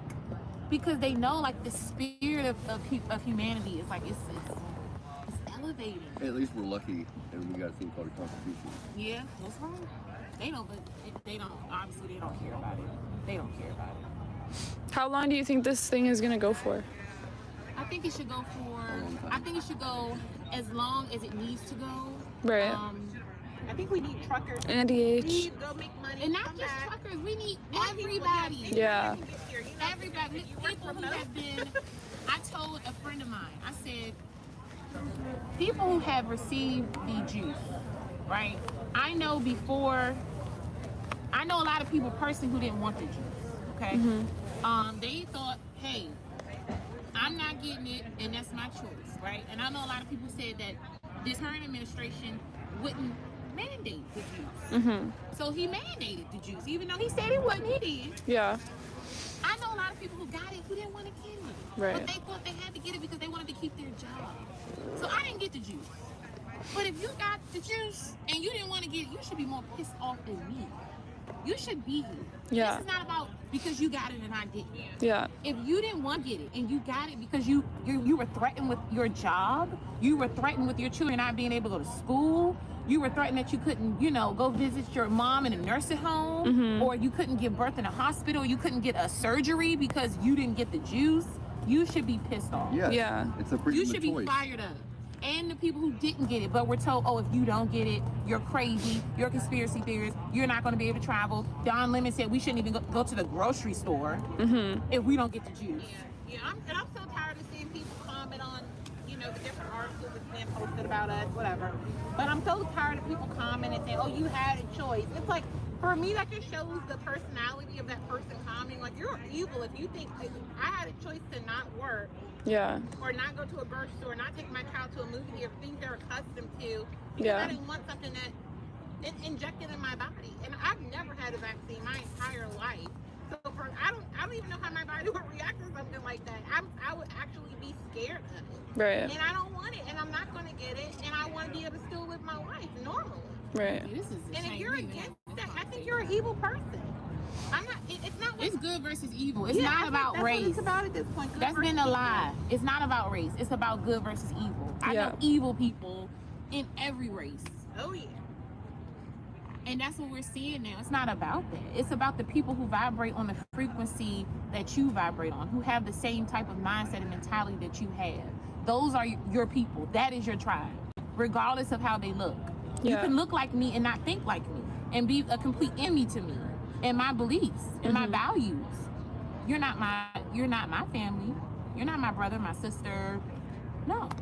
So when you realize that their little tricks and propaganda and tactics to keep us divided, it's not going to work. Yeah. It's not going to work. It's going to fail. It's failing now. The fact that I'm here. Yeah, exactly. Us all here together. Yeah. Even though I don't get along with a lot of people because of their political beliefs, so I still show them respect. Right. They're still human beings. Yeah. And maybe it's just because I was raised, treat others how you want to be treated. Yeah. I don't know, but it's like it crosses the line when you tell somebody if you're not juiced or if you don't wear this, then it's like you're. You need to put your big girl, big blue pants on and sit down. Let's have a conversation without arguing and fighting. Yeah. But it's sad because it's a lot of people that look like me. We got to get along. Who do not, want to stand up or even research. They think that this is, like I said, they think that the government is their friend. Right. They think that Fauci is just this beautiful person. All those stimulus checks, we're paying for it now. We're paying for those stimulus checks at the pump. We're paying for it in the grocery store. He got you good. Yeah. $6 a gallon diesel is like you never ever dream it of ever costs me go that high. $100 to fill up. Really? It's crazy because we told people that this would happen. We told people if you put, you put this person here, even though I don't think he was put there. That's a whole nother story. But if you put him here, you think you're putting him here by your vote, you're going to pay for it. It's going to be consequences to you putting him here. Yeah. And look at what we're doing. Exactly. And I'm going to tell you, the people that I know who were rooting for that side, they're quiet. They look They were coming in cursing us out. Oh yeah, I mean, I've got death threats. I've had men charge at me. Really? Men charged at me when they found out like my political stance. Or we're driving around with our flag. Yeah, it's like they're like, oh my God, run us over off the road and stuff. I mean, it's been crazy. It's like, open your eyes, don't you see? Crazy. But I'll tell you this, I've been running around with my F. Biden flag right in my community. And nobody says anything. Before, it was like, oh, but now they see these gas prices. They see these empty food shelves. Yeah. They see this inflation. They see the cost of living. And it's just beginning. It hasn't even. We didn't have any wars. We didn't have any wars with our previous administration. Yeah. Now we're in war. I mean, He said he wasn't mandated. He mandated. So now everybody's like, oh God, we made a mistake. Yeah, you did make a mistake, and you're gonna live with the mistake. Right. Or you can get on board and fight with us. Yeah. Yeah. So we're trying to turn this thing around. Yeah, exactly. It's not too late. Yeah, but I think it's like it's still hope. Yeah. It's still hope. That can come in between me and this circle. This is my circle. So tell us, speak my to safe us, place. speak to us what that circle does for you. It keeps you the fuck out. Besides his Sorry.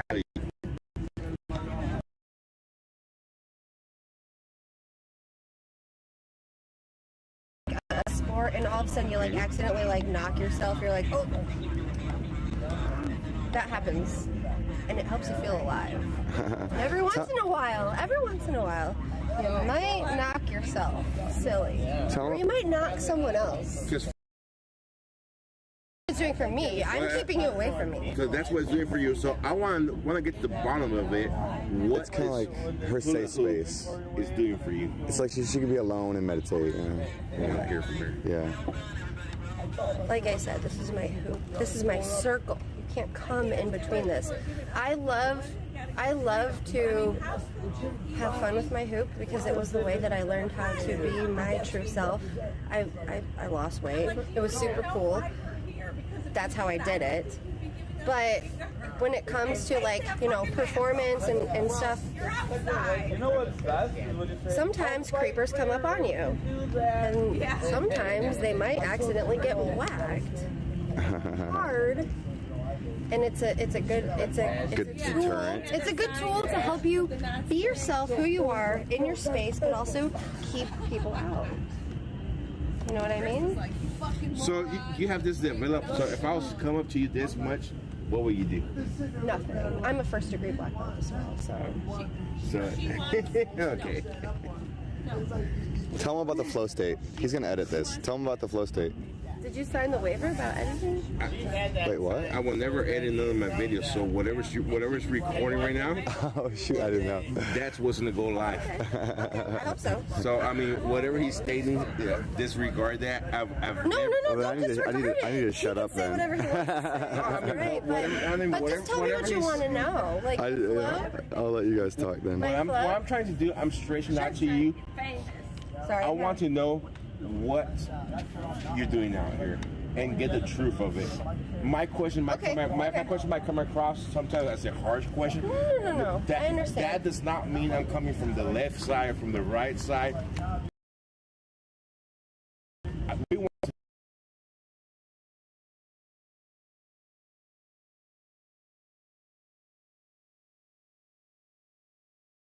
she's going to go live in Texas with her father, go to normal school, and I'm going to be here by myself. I worked my whole life to give my daughter a big, beautiful home, and just to find out that she would rather be in Texas with her father just to live a normal life.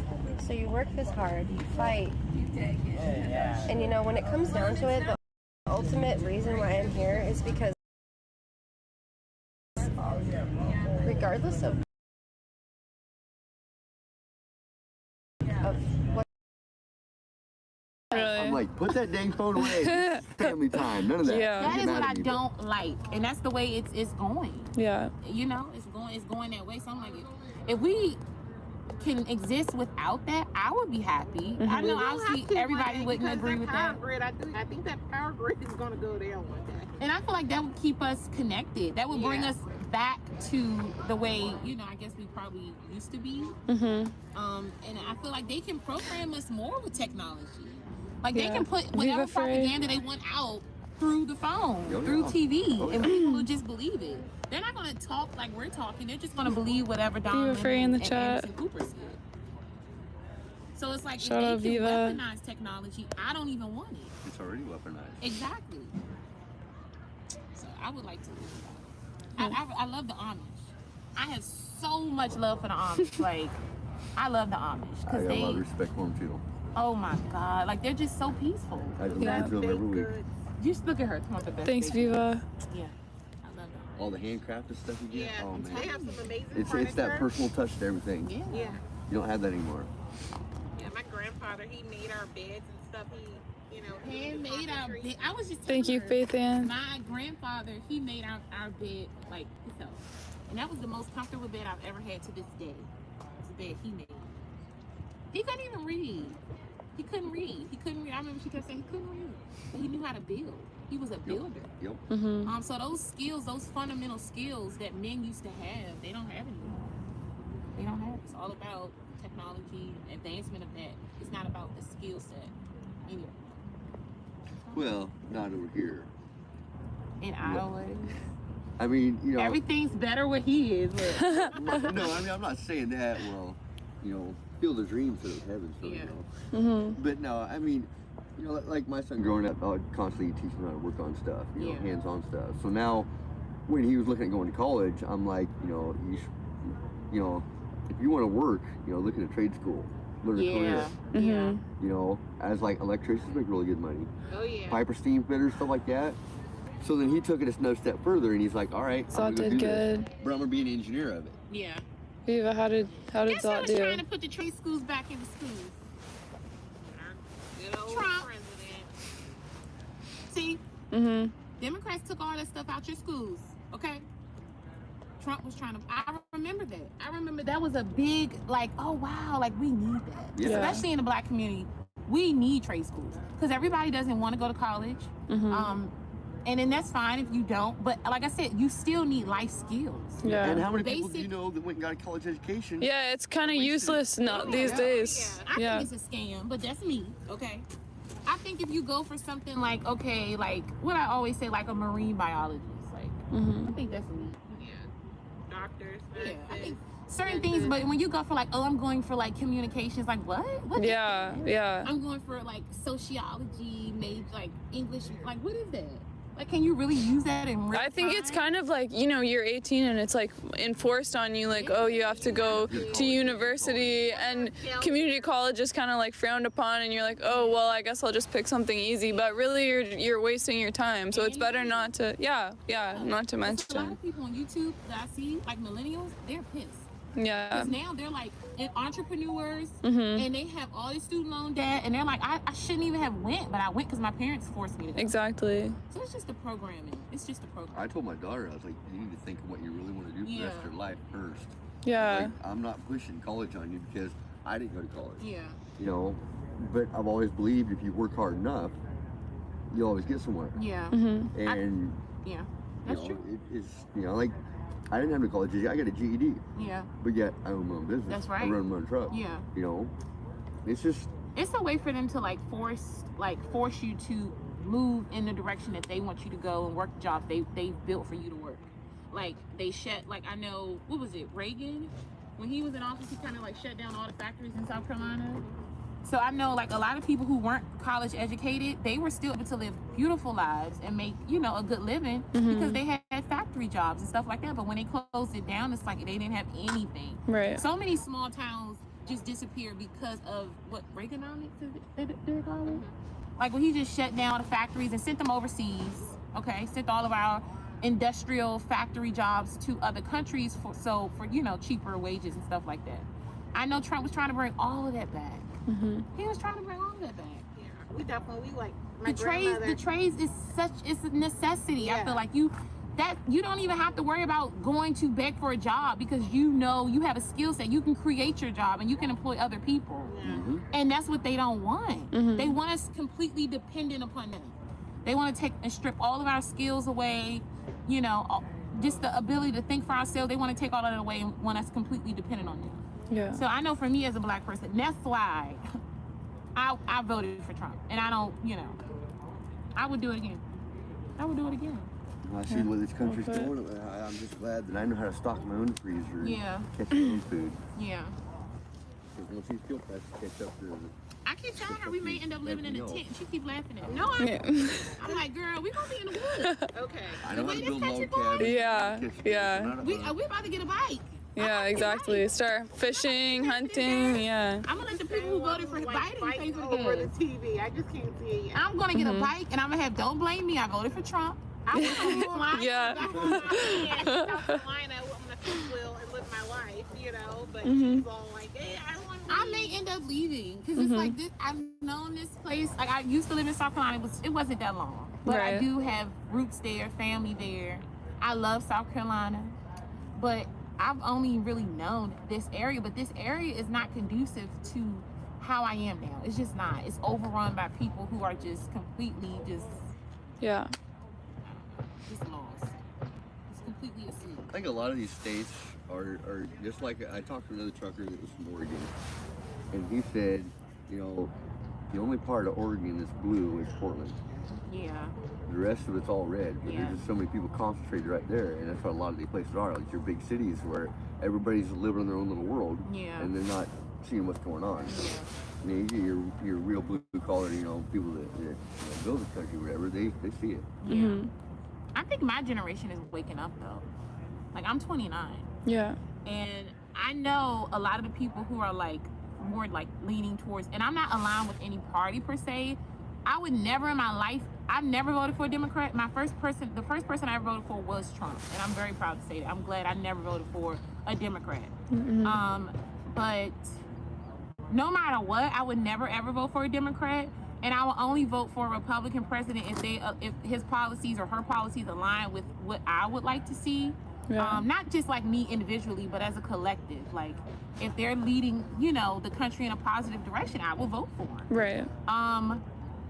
But I'm not necessarily like stuck with a party per se. I'm not, because you know, you don't know. Yeah, everybody can be corrupt. What's happening when, you know, the truckers go to these meetings with senators, you know. Yeah, exactly. Well, we don't need you in office anymore. You can't do anything for us. You're not going to get out here. We shouldn't have to beg you to come out here and see the people who drove all the way across the country and you're right. Governor Hogan, he's a Republican and he sucks. Like, why is he here? And he's the governor of Maryland. And you guys are right here in Hagerstown. Yeah. He's a rhino. He's a fake. We shouldn't have to beg people that work for us to come down here and go meet with us and see us. We shouldn't even have to go to D.C. I mean, and what's happening is just ridiculous. I mean, the fact that David I saw, Lenave. you know, the truckers get escorted off the beltway today. Well, Thank you. The interloop, I guess, 695 got escorted off by police, and we can't go into our own city. It's ridiculous. People should be appalled. And, you know, like I told people earlier in the news article, I'm sorry if you're inconvenienced, you know, for a little bit, but we've been inconvenienced for 2 years, you know. And going on 3. Still going on.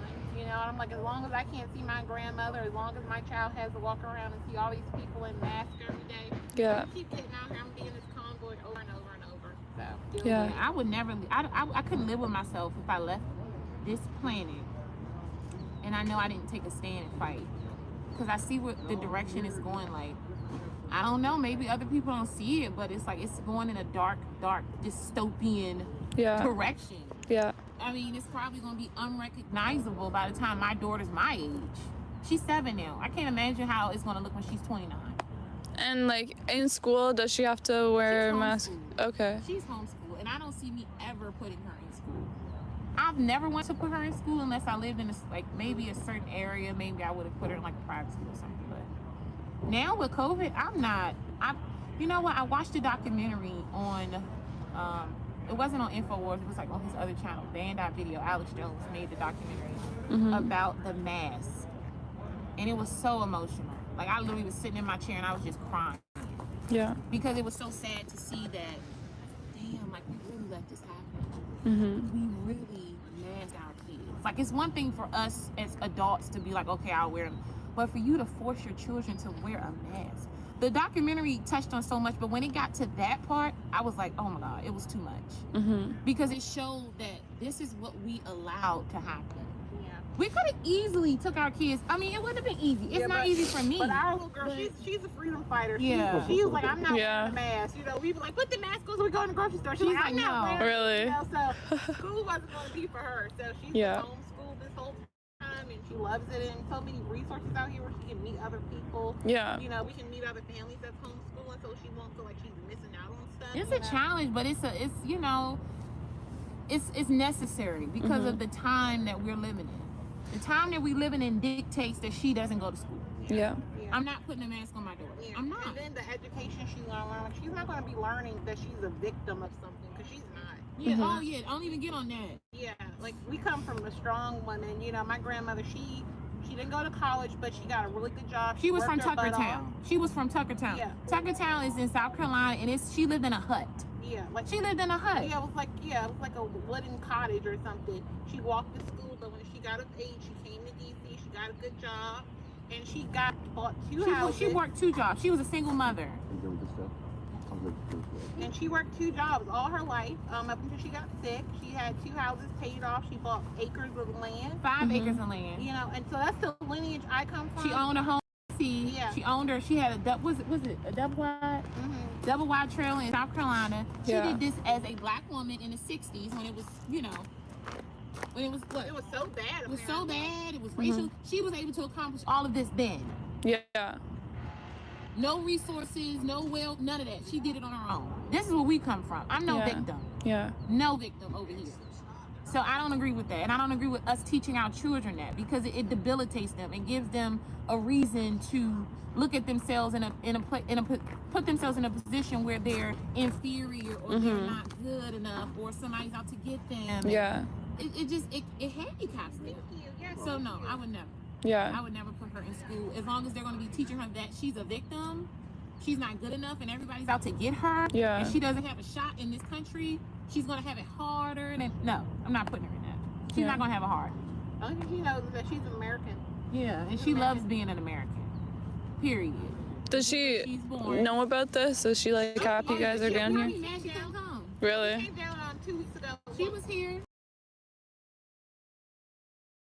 Eric, on the Beltway we came and she got her little she took pictures with some veterans and we went on our when we had rallies and then we had the car it wouldn't be the convoy. It was a car convoy, you would call it. Yeah. So that's when like the people on the highway, like we would ride the highway and stuff like that. My daughter's always, she knows why we're here. She knows it. Yeah. She loves the truckers. She's in support of the truckers because she knows that they're fighting for her freedom and her ability to exist here freely. So, yeah, I feel like I've seen people too bring their kids. Yeah. We have to involve them. Now, you know, today was a little concerning because I saw people trying to run, cars and trucks off the road. Right. But when you're down here, it's so safe. Like, you know, to think that they're like, oh, kids are down there. It's so safe. This is like a friendly environment. Like, I would bring my baby again. I'm bringing him again this weekend, and I don't have a problem with it. It's so safe. I have no concerns. Yeah. That's amazing. Yeah. Hopefully we get more like good support. No drama. You know? Yeah, exactly. But if you're gonna come and you have you're a positive person and you have a good heart and you are for freedom and you are against what the government is trying to do, you should come. Like, I feel like it's important for us to come and show our face, especially as Black people, because a lot of times, like, I know I'm like, dang, like I wish we were more involved. Because I know a lot of people who are for it, but I know people who are against it, but they believe what the fake news is saying, like, oh, they're racist, oh, it's so bad, or, you know, they're crazy. So they allow their fear and ignorance to stop them from coming out and seeing it for themselves. Yeah. And even if they don't want to come out, at least do something on your own. Do something on your own to show that you're not allowing the government to just run over you. But it's not really happening. So hopefully it will, though. I know I'm going to try my best to make it happen. Yeah. And even if you're not sure, just come down and form your own opinion and check it out for yourself. Yeah, and that's the thing. And I feel like once people get down here, they don't understand what we say when they fake news. Yeah, it's fake. Yeah. Yeah. That's an understatement. Linda, thank you. It's like, come on, are you serious? Are you serious? Yeah. Like, so you couldn't be bothered. Yeah. Well, thank you guys. So you said your name's Isis and you're Sophia and Isis. Yeah. Well, it was really, I know the chat, they kept on, I didn't want to interrupt you guys, but they kept on saying like, yeah, let these girls speak. Like, they loved everything you were saying. So, yeah. So shout out to these two. That was really, really powerful. Thank you. We'll be back Saturday because we want to come out and help and see what needs to be done. So. Awesome. Yeah, we definitely want you to become a dual citizen. Yeah, I know. I'm going to try my best. Hopefully I'll get like an honorary citizenship by the end of this. You got family down this way for sure. Yeah, well, thank you guys. Thanks so much for supporting and coming out. It's really good. Thank you for being here. Thank you. Nice to meet you. Yeah, it was good to meet all of you guys. All right. Take care. Have a good night, guys. You too. Bye. So, some lovely, lovely ladies out here tonight. Some very powerful words. I saw a bunch of super chats saying that they were loving them. I didn't want to interrupt them. Maureen Marinkovich, Charlotte, you're wonderful. This has been a wonderful interview. I'm going to a healthy walk, so goodbye for now, but I really appreciate you. Thank you, Maureen. And I'm gonna grab an apple. And Coogan, you're a trooper on a day. Get some rest. Too though, yeah. Yeah, I don't know how to do that. But you hit these 3 dots. You can also, I can show you all kinds of little tricks. Oh yeah. Okay, wait. Let me just show you now that you got that open. Wait, don't do anything. Hey, you show them where the button is for when Dr. Lock 'em Up is on? Yes, exactly. So there's the mute button. That's when if anybody's gonna say something that's might get you flagged on YouTube, you hit that mute button. Also, if something epic happens and you're worried about the video might not be there. Let's just say something, oh my God, YouTube might take the video down, it might get deleted, I don't know.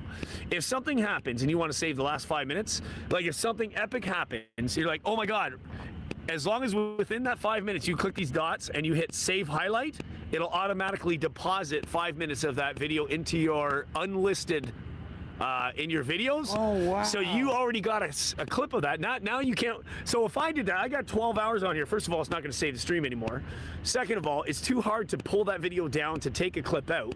And third of all, if you just hit that button when something happens, you can hit it as many times as you want. It's going to keep depositing that video. So if some guy on the bike happens to eat dirt and you want to make sure you have that, you hit that highlight button and you got it. Wow. So there you go. You learned something new. Not all the That's YouTubers know that. So just so you know, so many tricks you got to learn, and even I'm learning still.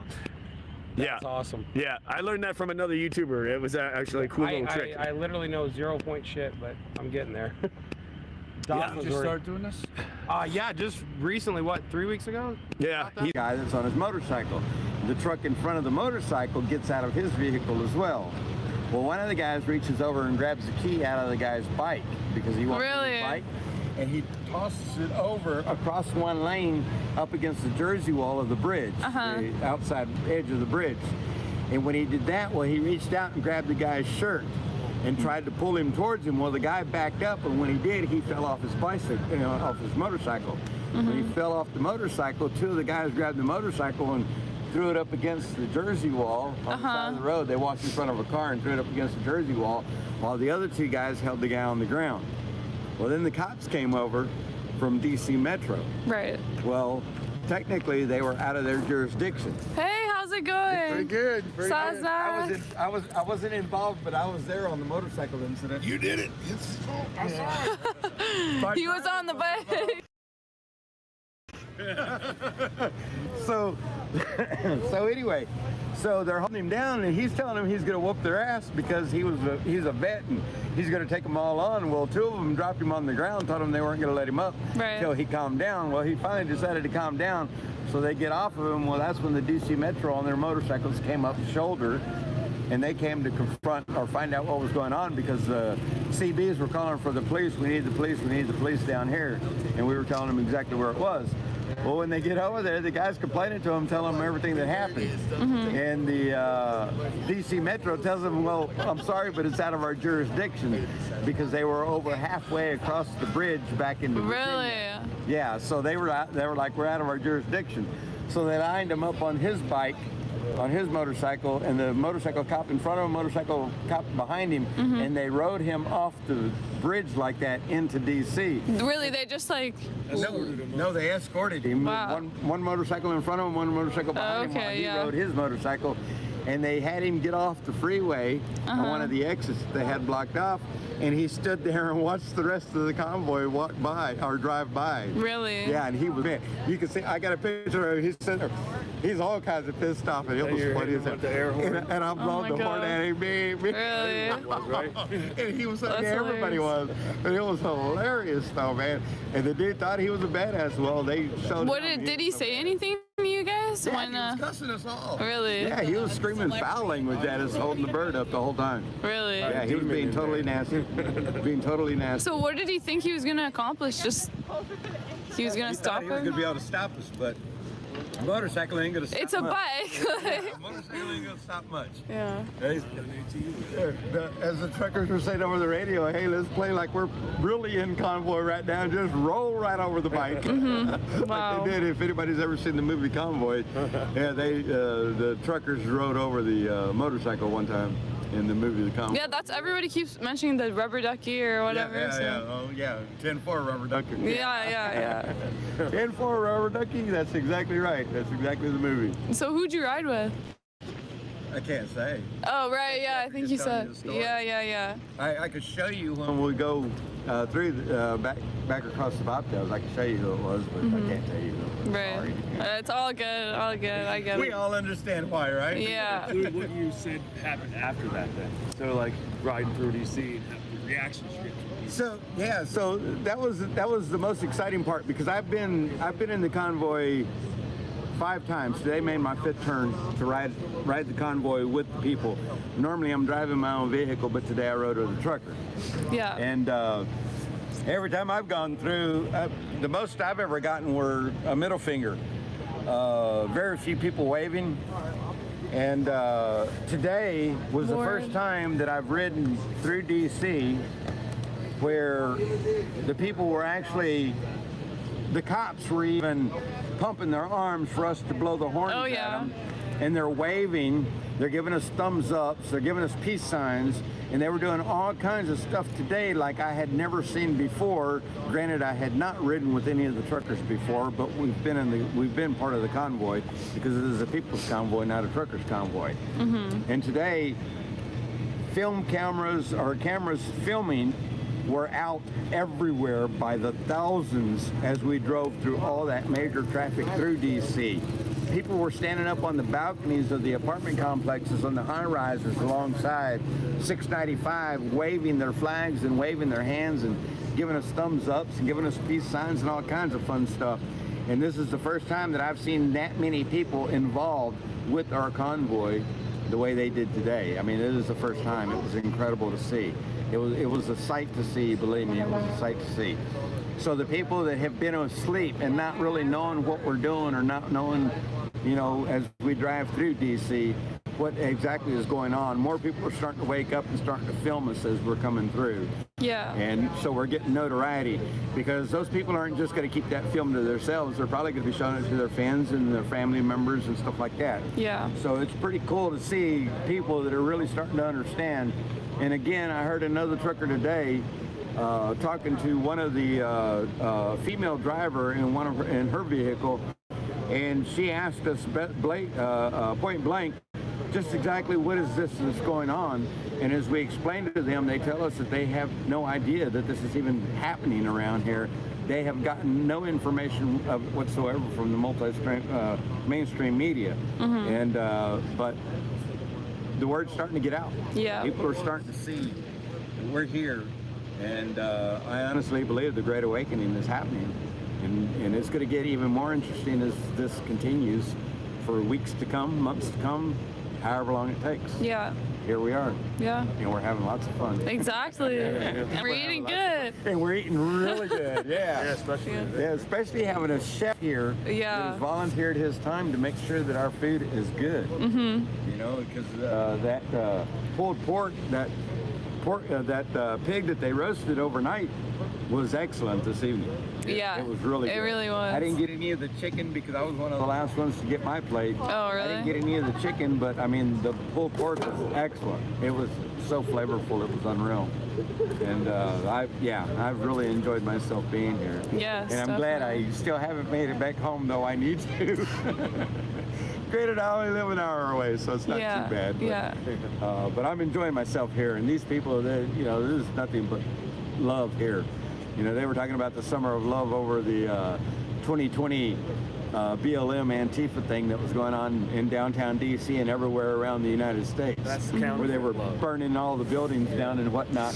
That wasn't love. What we got here is love. I mean, these people are. These people are. We're here for a reason. We're not here to destroy. We're here to correct the inadequacies of our government today. The tyrannical government that we have in office right now.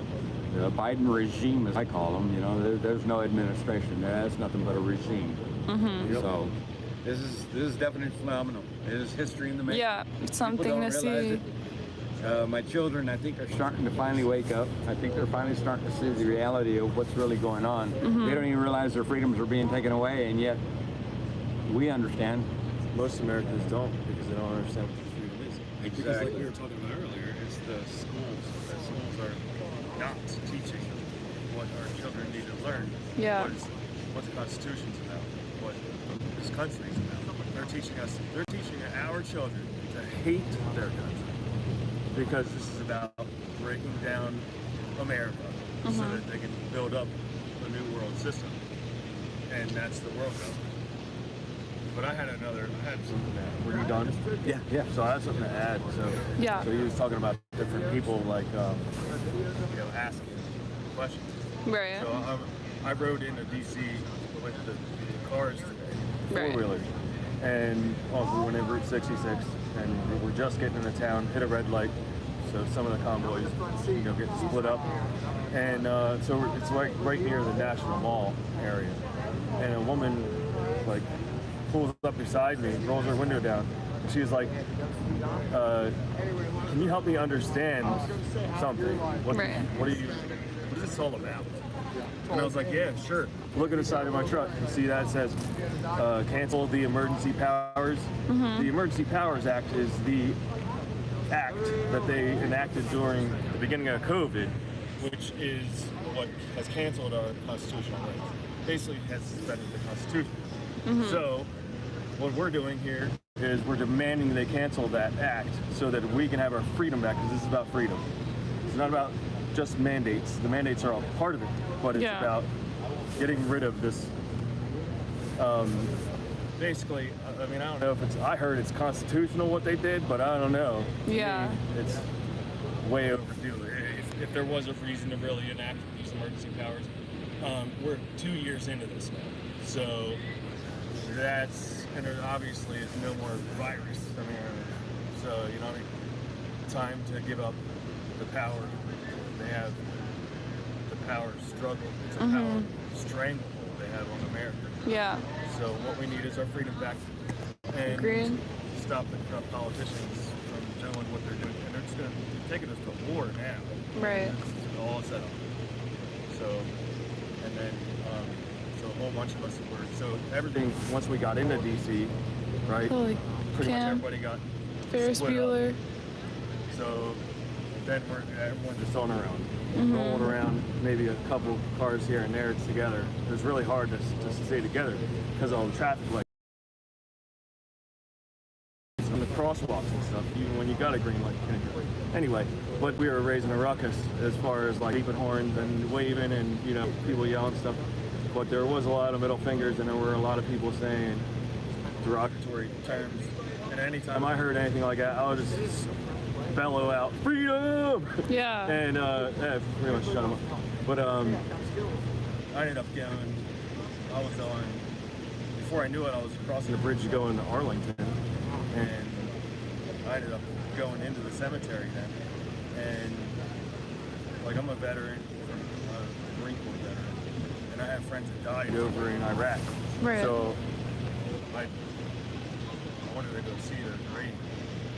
One of them that I see, apparently you have to know both their names, and in the military the last name and their first name is their rank. So Gunnery Sergeant Ball is who I knew, but I happen to know his first name, and so I was able to look up where he was located. So long story short, I found the location, but I'm out on that location, and I hear the trucker horns. I mean, they're probably 2 miles away, maybe south of where I was, and it's probably right about where you were, right when all that stuff was going on. That's when I was at the cemetery, and because the 395 bridge is the bridge over from the 14th Street Bridge, which the 14th Street Bridge is what leads you over to National Cemetery there in Arlington. Yeah. So it was probably a good mile and a half, give or take, depending upon where you were inside Arlington Cemetery, because the cemetery is very large. So yeah, we were a good distance away. Board, shout out to you. Yeah, Glebe Road, yeah. None of us would have known about this without you interviewing. yeah, Thank so you, Word. You were kind of Come see me. I saw you here earlier. So cemetery where you went to go if you're out find your here, buddy. come find me. Thank you so much. So yeah, that's pretty cool. And it was really cool because I know that guy loved freedom. Mhm. You know, he was, you know, most Marines are all about freedom and really more intense than most of the other services. That's why they're called the elite out of all the American services. But anyway, dude was the hardest charging Marine. I mean, he died in Iraq, but the thing is, I mean, I don't normally talk to Gravestone or anything, but I was talking to him about what's going on in our country. He would be like irate with what's happening in our country, just like most anybody that actually knows what's going on is irate, because this is crazy. It's anti-freedom.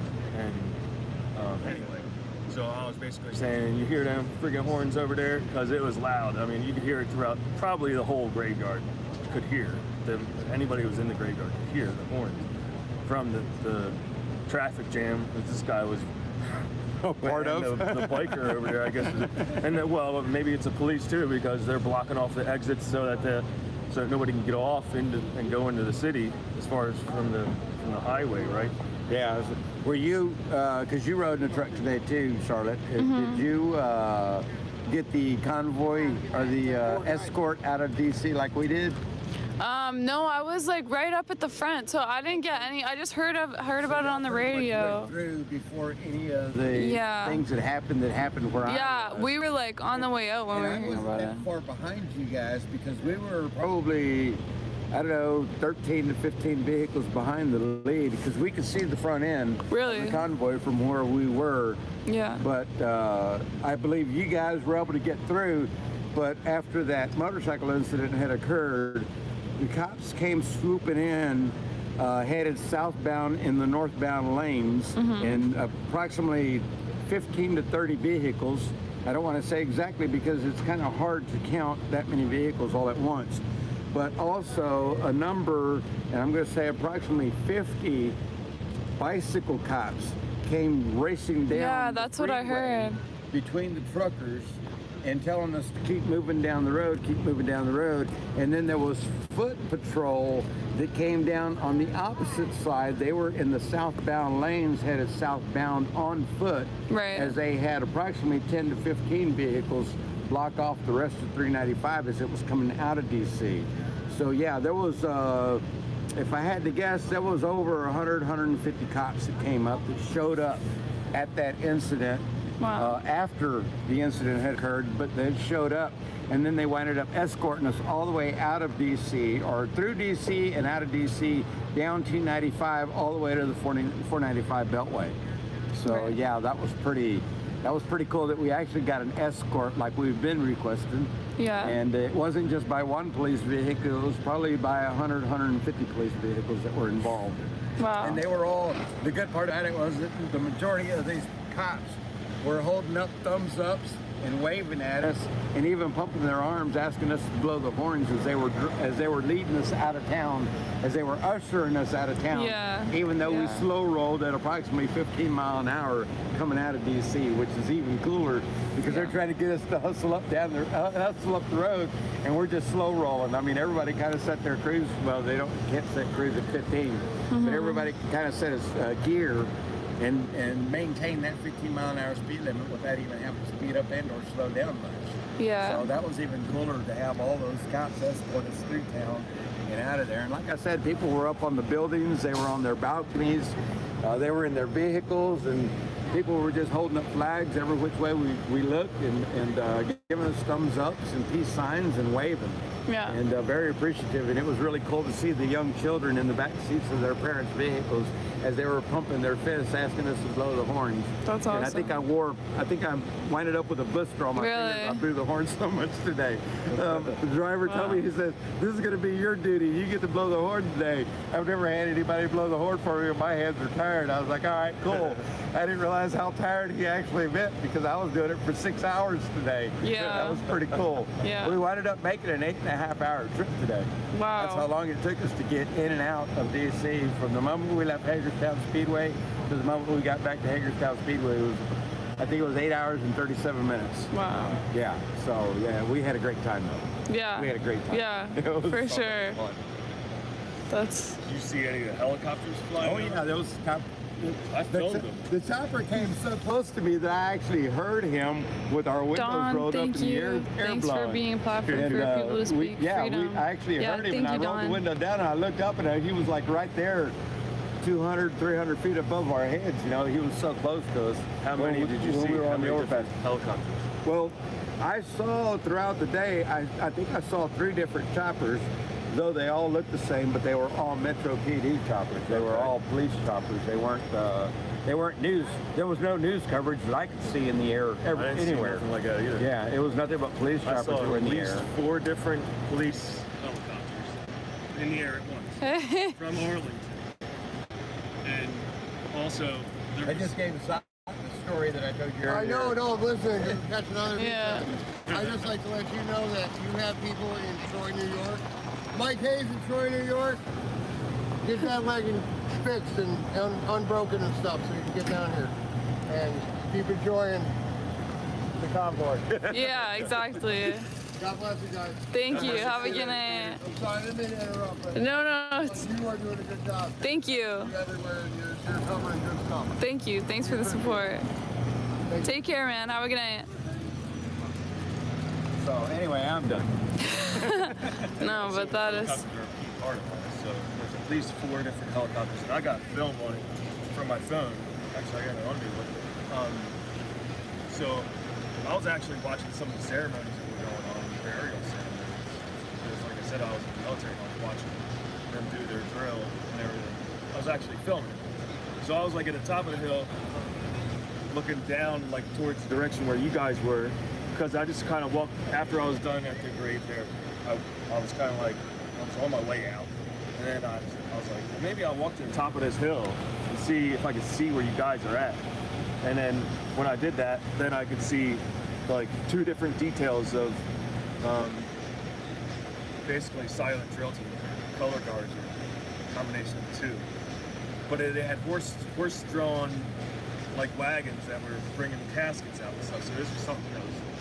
You got to see that today? Yeah. See, a lot of people don't get a chance to see that. From a distance, like, and I just kept my distance. And, like, one was going on like down the hill from me, and one was going on the other side of the hill from me. And I was just kind of like watching both of them. And like, at first I didn't really know what they were doing, but I kind of knew what they were doing. And I was thinking maybe it would just be like a 21 gun salute. Well, I got that on film too, and I can share that with you if you'd like. But so I was kind of like just, you know, enjoying watching this. We're not really enjoying. It was somber. Right? Yeah. So I was all solemn from having, you know, visited a grave of my friend, and you know, then I was watching all this, and you know, with there's kind of like parallels here. You know, it's kind of like a death of America, death of freedom, and I'm watching the people who are fighting for freedom getting buried. You know what I mean? And it's like, you know, that's a really solemn moment. And then I'm watching all the aircraft go by, and the American Airlines with these American flags on their tail, and then I'm thinking about, what do? They make anybody who's getting in a plane put a mask on, a muzzle, a freaking symbol of slavery. So then I'm watching the intelligence agency or whatever. There was definitely military helicopters. You see any of them? Yeah. And then there was the police helicopters, and I was filming some of them, and I think I even seen Marine One, yes, the helicopter. Yeah. Maybe it was a dummy plane or whatever people, I don't know, but I didn't see the United States, so I don't know, but it definitely looked like that. So that flew over. anyway, so we got, and I'm sitting there thinking, like, this is like 1984. What happened to America? And all the people that died and are buried in that cemetery. Yeah. We rolling over in their graves if they knew what happened to our country. Right. What they died for, they died in the You don't do something about it. You do it now. Agreed. That's what makes this so important. And also with all the helicopters flying over, I'm thinking like this is like 1984. This is like that novel, the dystopian novel. These people are like surveilling a convoy of truckers, doing exactly what truckers do, driving on the freeways. What's wrong with this? What's wrong with this picture? I mean, there's nothing wrong with it. So why are they so worried?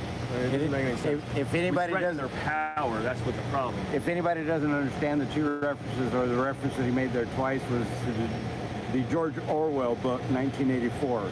If anybody wants to understand or kind of recollect what it is that we're seeing transpire here in the United States today, go look that book up and go read it. It's by George Orwell, and it's called 1984. Yep. It is a dystopian book. If you're not into reading, very interesting. There's a movie made about it, and the movie's pretty much the same as the novel. Big Brother. Big Brother's Always watching. That's watching. exactly what was in my mind when I was watching these helicopters flying over. I'm like, yeah, Big Brother's watching. And who else is watching? AI. I mean, this is like 1984 on steroids. The 1984 power-hungry freaks in that novel would, love to have the kind of power that people in power have right now, using AI systems and all this technocratic hoopla. So, we're in for it if we don't put a stop to these people who are drunk with power. Yeah, agreed. That's a good way to say it. Drunk with power. Yeah. It's exactly what our government is right now. It's a drug. They are literally demonic. Possessed. It's the spirit that's behind it. And the spirit of chaos is what's over Washington, D.C. And if we don't put a stop to that, it's going to be a spirit of mayhem. There was a guy here who last week I talked to him. He had a cool story about the spirit over Washington. He called it that the spirit of chaos is over Washington. And he got into like what he felt. So he's in these guys were from North Dakota. They're both ranchers. And they're really interesting characters. One was a traveling pastor. And anyway, so the one guy that wasn't a pastor was talking about having been, he was back home with his wife in the vehicle, and he felt like the Holy Spirit told him that the next spirit that's going to be over Washington, D.C. is mayhem. And he told his wife this. No sooner got done telling his wife this, and she was like, yeah, are you sure the Holy Spirit told you that? And he was like, yeah, I'm positive. And about that moment, a car, they're on the highway, it's late, and a car goes in front of them, kind of like cuts them off, and the license plate said mayhem. It's written out, mayhem. And he was like, there's your confirmation. Yeah, really, right? And that's a God thing. But then he goes into like, what the next, what he got here. He was on the convoy here, and he talked to somebody about the different bioweapons, COVID, all that, and somebody was telling him that the next bioweapon will be Mayberry. Now Mayberry, I was like, I'll look that up. And I came right up on DuckDuckGo, and you can find something on the World Health Organization's website and the CDC. Mayberry. So, I didn't really look into it any more than that, but I just hadn't had time because I wasn't here, I was working with it. Yeah, do your homework, people. Definitely. Definitely. Mayberry virus. Yeah. And let's see what the enemy has planned for us next. Agreed. Well, I'm just like, I'm going here. My legs are so tired from walking around all day, but I'm probably walking gonna. around all day. You've been in the Yeah, I've been in the truck, but then I got out and I've been walking around doing this all day. So always hustling around, young lady. I Yeah. see you all the time. Me and my camera. You almost look like a chicken with your head cut off sometimes. Yeah. Running around so fast, trying to get everywhere, be everywhere at one time. Yeah. It's very difficult to do that. It But is. you're still young, so keep it up. Thank you. Yeah. Also, people can't hustle around so easily anymore. Yeah, I'll do it while I can. Anyway, thank you guys for talking to me, and yeah, have, yeah, I'll Don't lose see your you. flashlight. No, I have it right here. Thank you. Last night she was live streaming and she says, you know, I hadn't even thought about it, but I probably should give me a flashlight so whenever I'm walking through these dark alleys between these Yeah, trucks, I don't trip exactly. over something.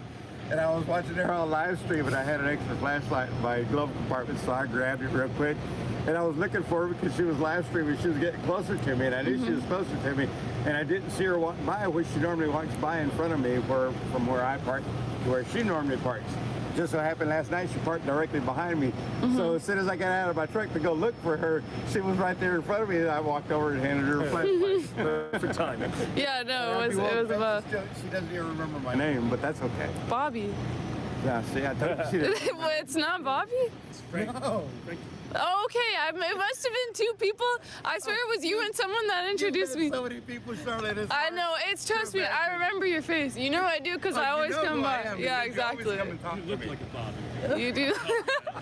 Ricky Bobby, maybe? Yeah.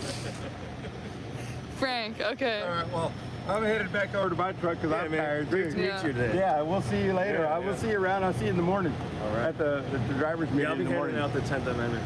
Yeah, you'd said. Do you know if they're going out tomorrow? Because I heard it might rain. It's left up in the air to find out exactly what we're going to be doing in the morning, but they said they were going to have a meeting at 9, I believe. 9 a.m., right? Yeah. And there's a possibility that there might be a special guest speaker tomorrow morning, whether it be a senator or a congressman. We're not none of us really know for sure because they haven't set it in stone exactly who would be here, because if it's raining tomorrow, he might not show up tomorrow. He might wait till the next day. But he's supposed to come and greet us before we take off on our next convoy. So whether it be tomorrow and or, what would that be, Friday, we'll probably be seeing a special guest speaking for us 9 a.m. in the morning, whether it be tomorrow or Friday. So, yeah. Stay tuned for that. Stay tuned for that. Yeah. That's all we can do. Well, I'll see you one way or the other, because I'm going to come get breakfast in the morning. We're Yeah. usually get here around 8 o'clock for breakfast. All right. Well. God bless you. All right. Yeah. Same to you, man. Same to you as well. Yeah. You too. Yeah. Thank you. Have a good night, man. Take care. Here. I'm like walking this way. I'll walk you by the truck. Just don't set on. Yeah. My car today, I was like looking for, because I had to park somewhere new. This whole parking lot was all parked up when I got in. When you got in, yeah. Yeah, so I'm looking around, I'm going to my car to put something in it, and I'm like, and I go to this car that looks like my car, and I'm like, that's not my car. I'm like, guys, I parked here, right? And I'm looking around, I'm like, where's my car? And everyone's like, dude, where's your car? Oh, that's too funny. Yeah. I couldn't even remember, or couldn't even find your own car. Yeah, and I was there for a solid minute, and I was like, I swear they towed my car. I'm like, they must have towed my car. I thought it was a free-for-all, like I could park wherever. Oh, that's funny. It's so nice of them that they graded out the road right there. So Oh, yeah. we're not tripping through the potholes anymore. Yeah, exactly.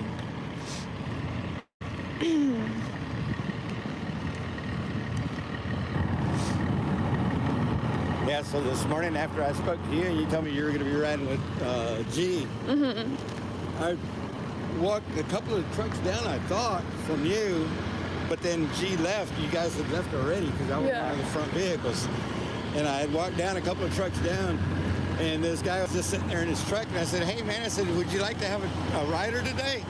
He was like, sure, come on, man, let's go. Oh, yeah? He said, I hadn't had a rider yet, so it'd be kind of neat to have somebody to talk to all the time, you know, talk to you throughout the day, because I haven't had anybody to talk to. And I was like, all right, cool. So I went and grabbed my stuff out of the truck and hustled over here.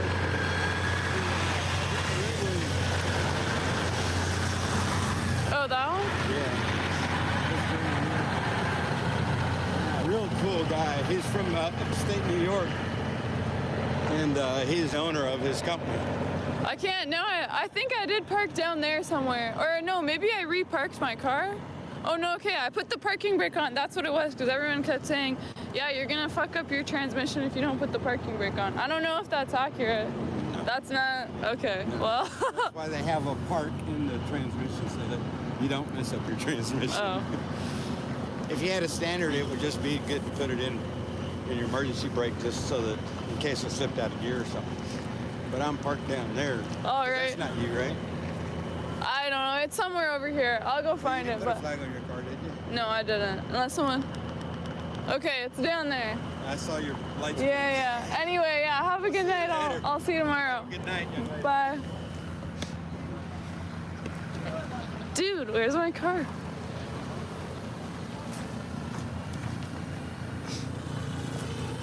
So that's Frank. Now I feel like an idiot because I've been calling him Bobby.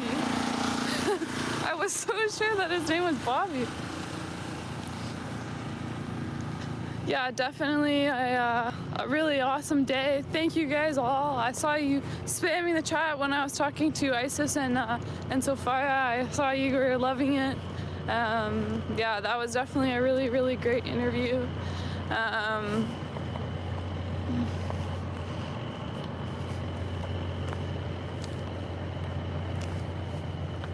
Now I'm gonna have to turn. You'll see it, you'll see it. It's gonna take me like 5 minutes to take my parking brake off. What the heck is that? Oh.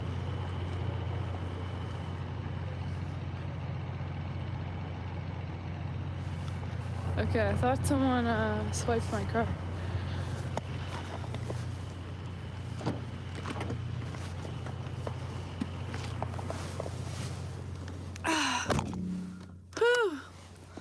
All right. So guys, thank you so much for, you can't really see me. Thank you guys so much for tuning in.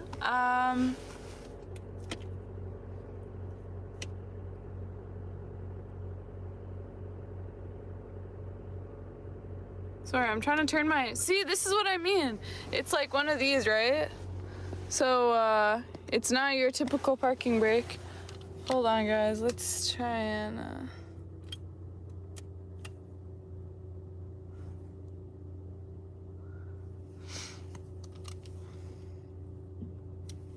wait.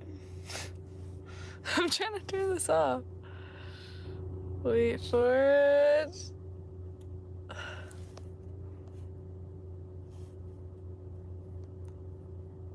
Yeah, it is weird. I don't know why they put it like that, but it's a pain in my ass. It's a pain in my butt.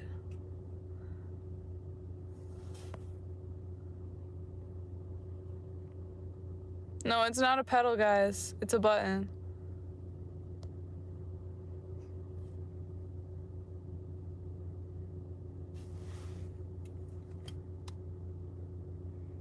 Hold the button down.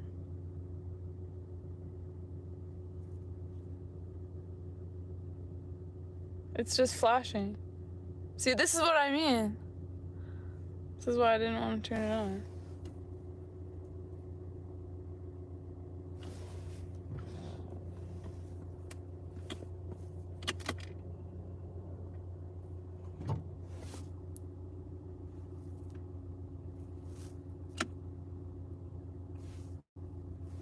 Press brake.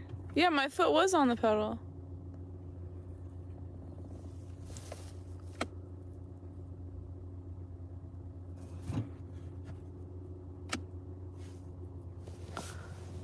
I don't know, guys. Anyone have a Mazda 6?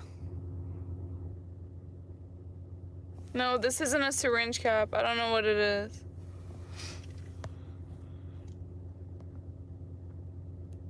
Put it in gear. Foot on brake and button at the same time. That's what I've been doing.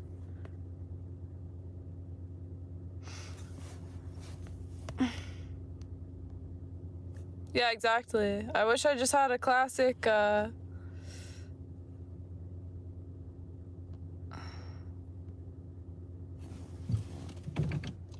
No, parking brake's still on.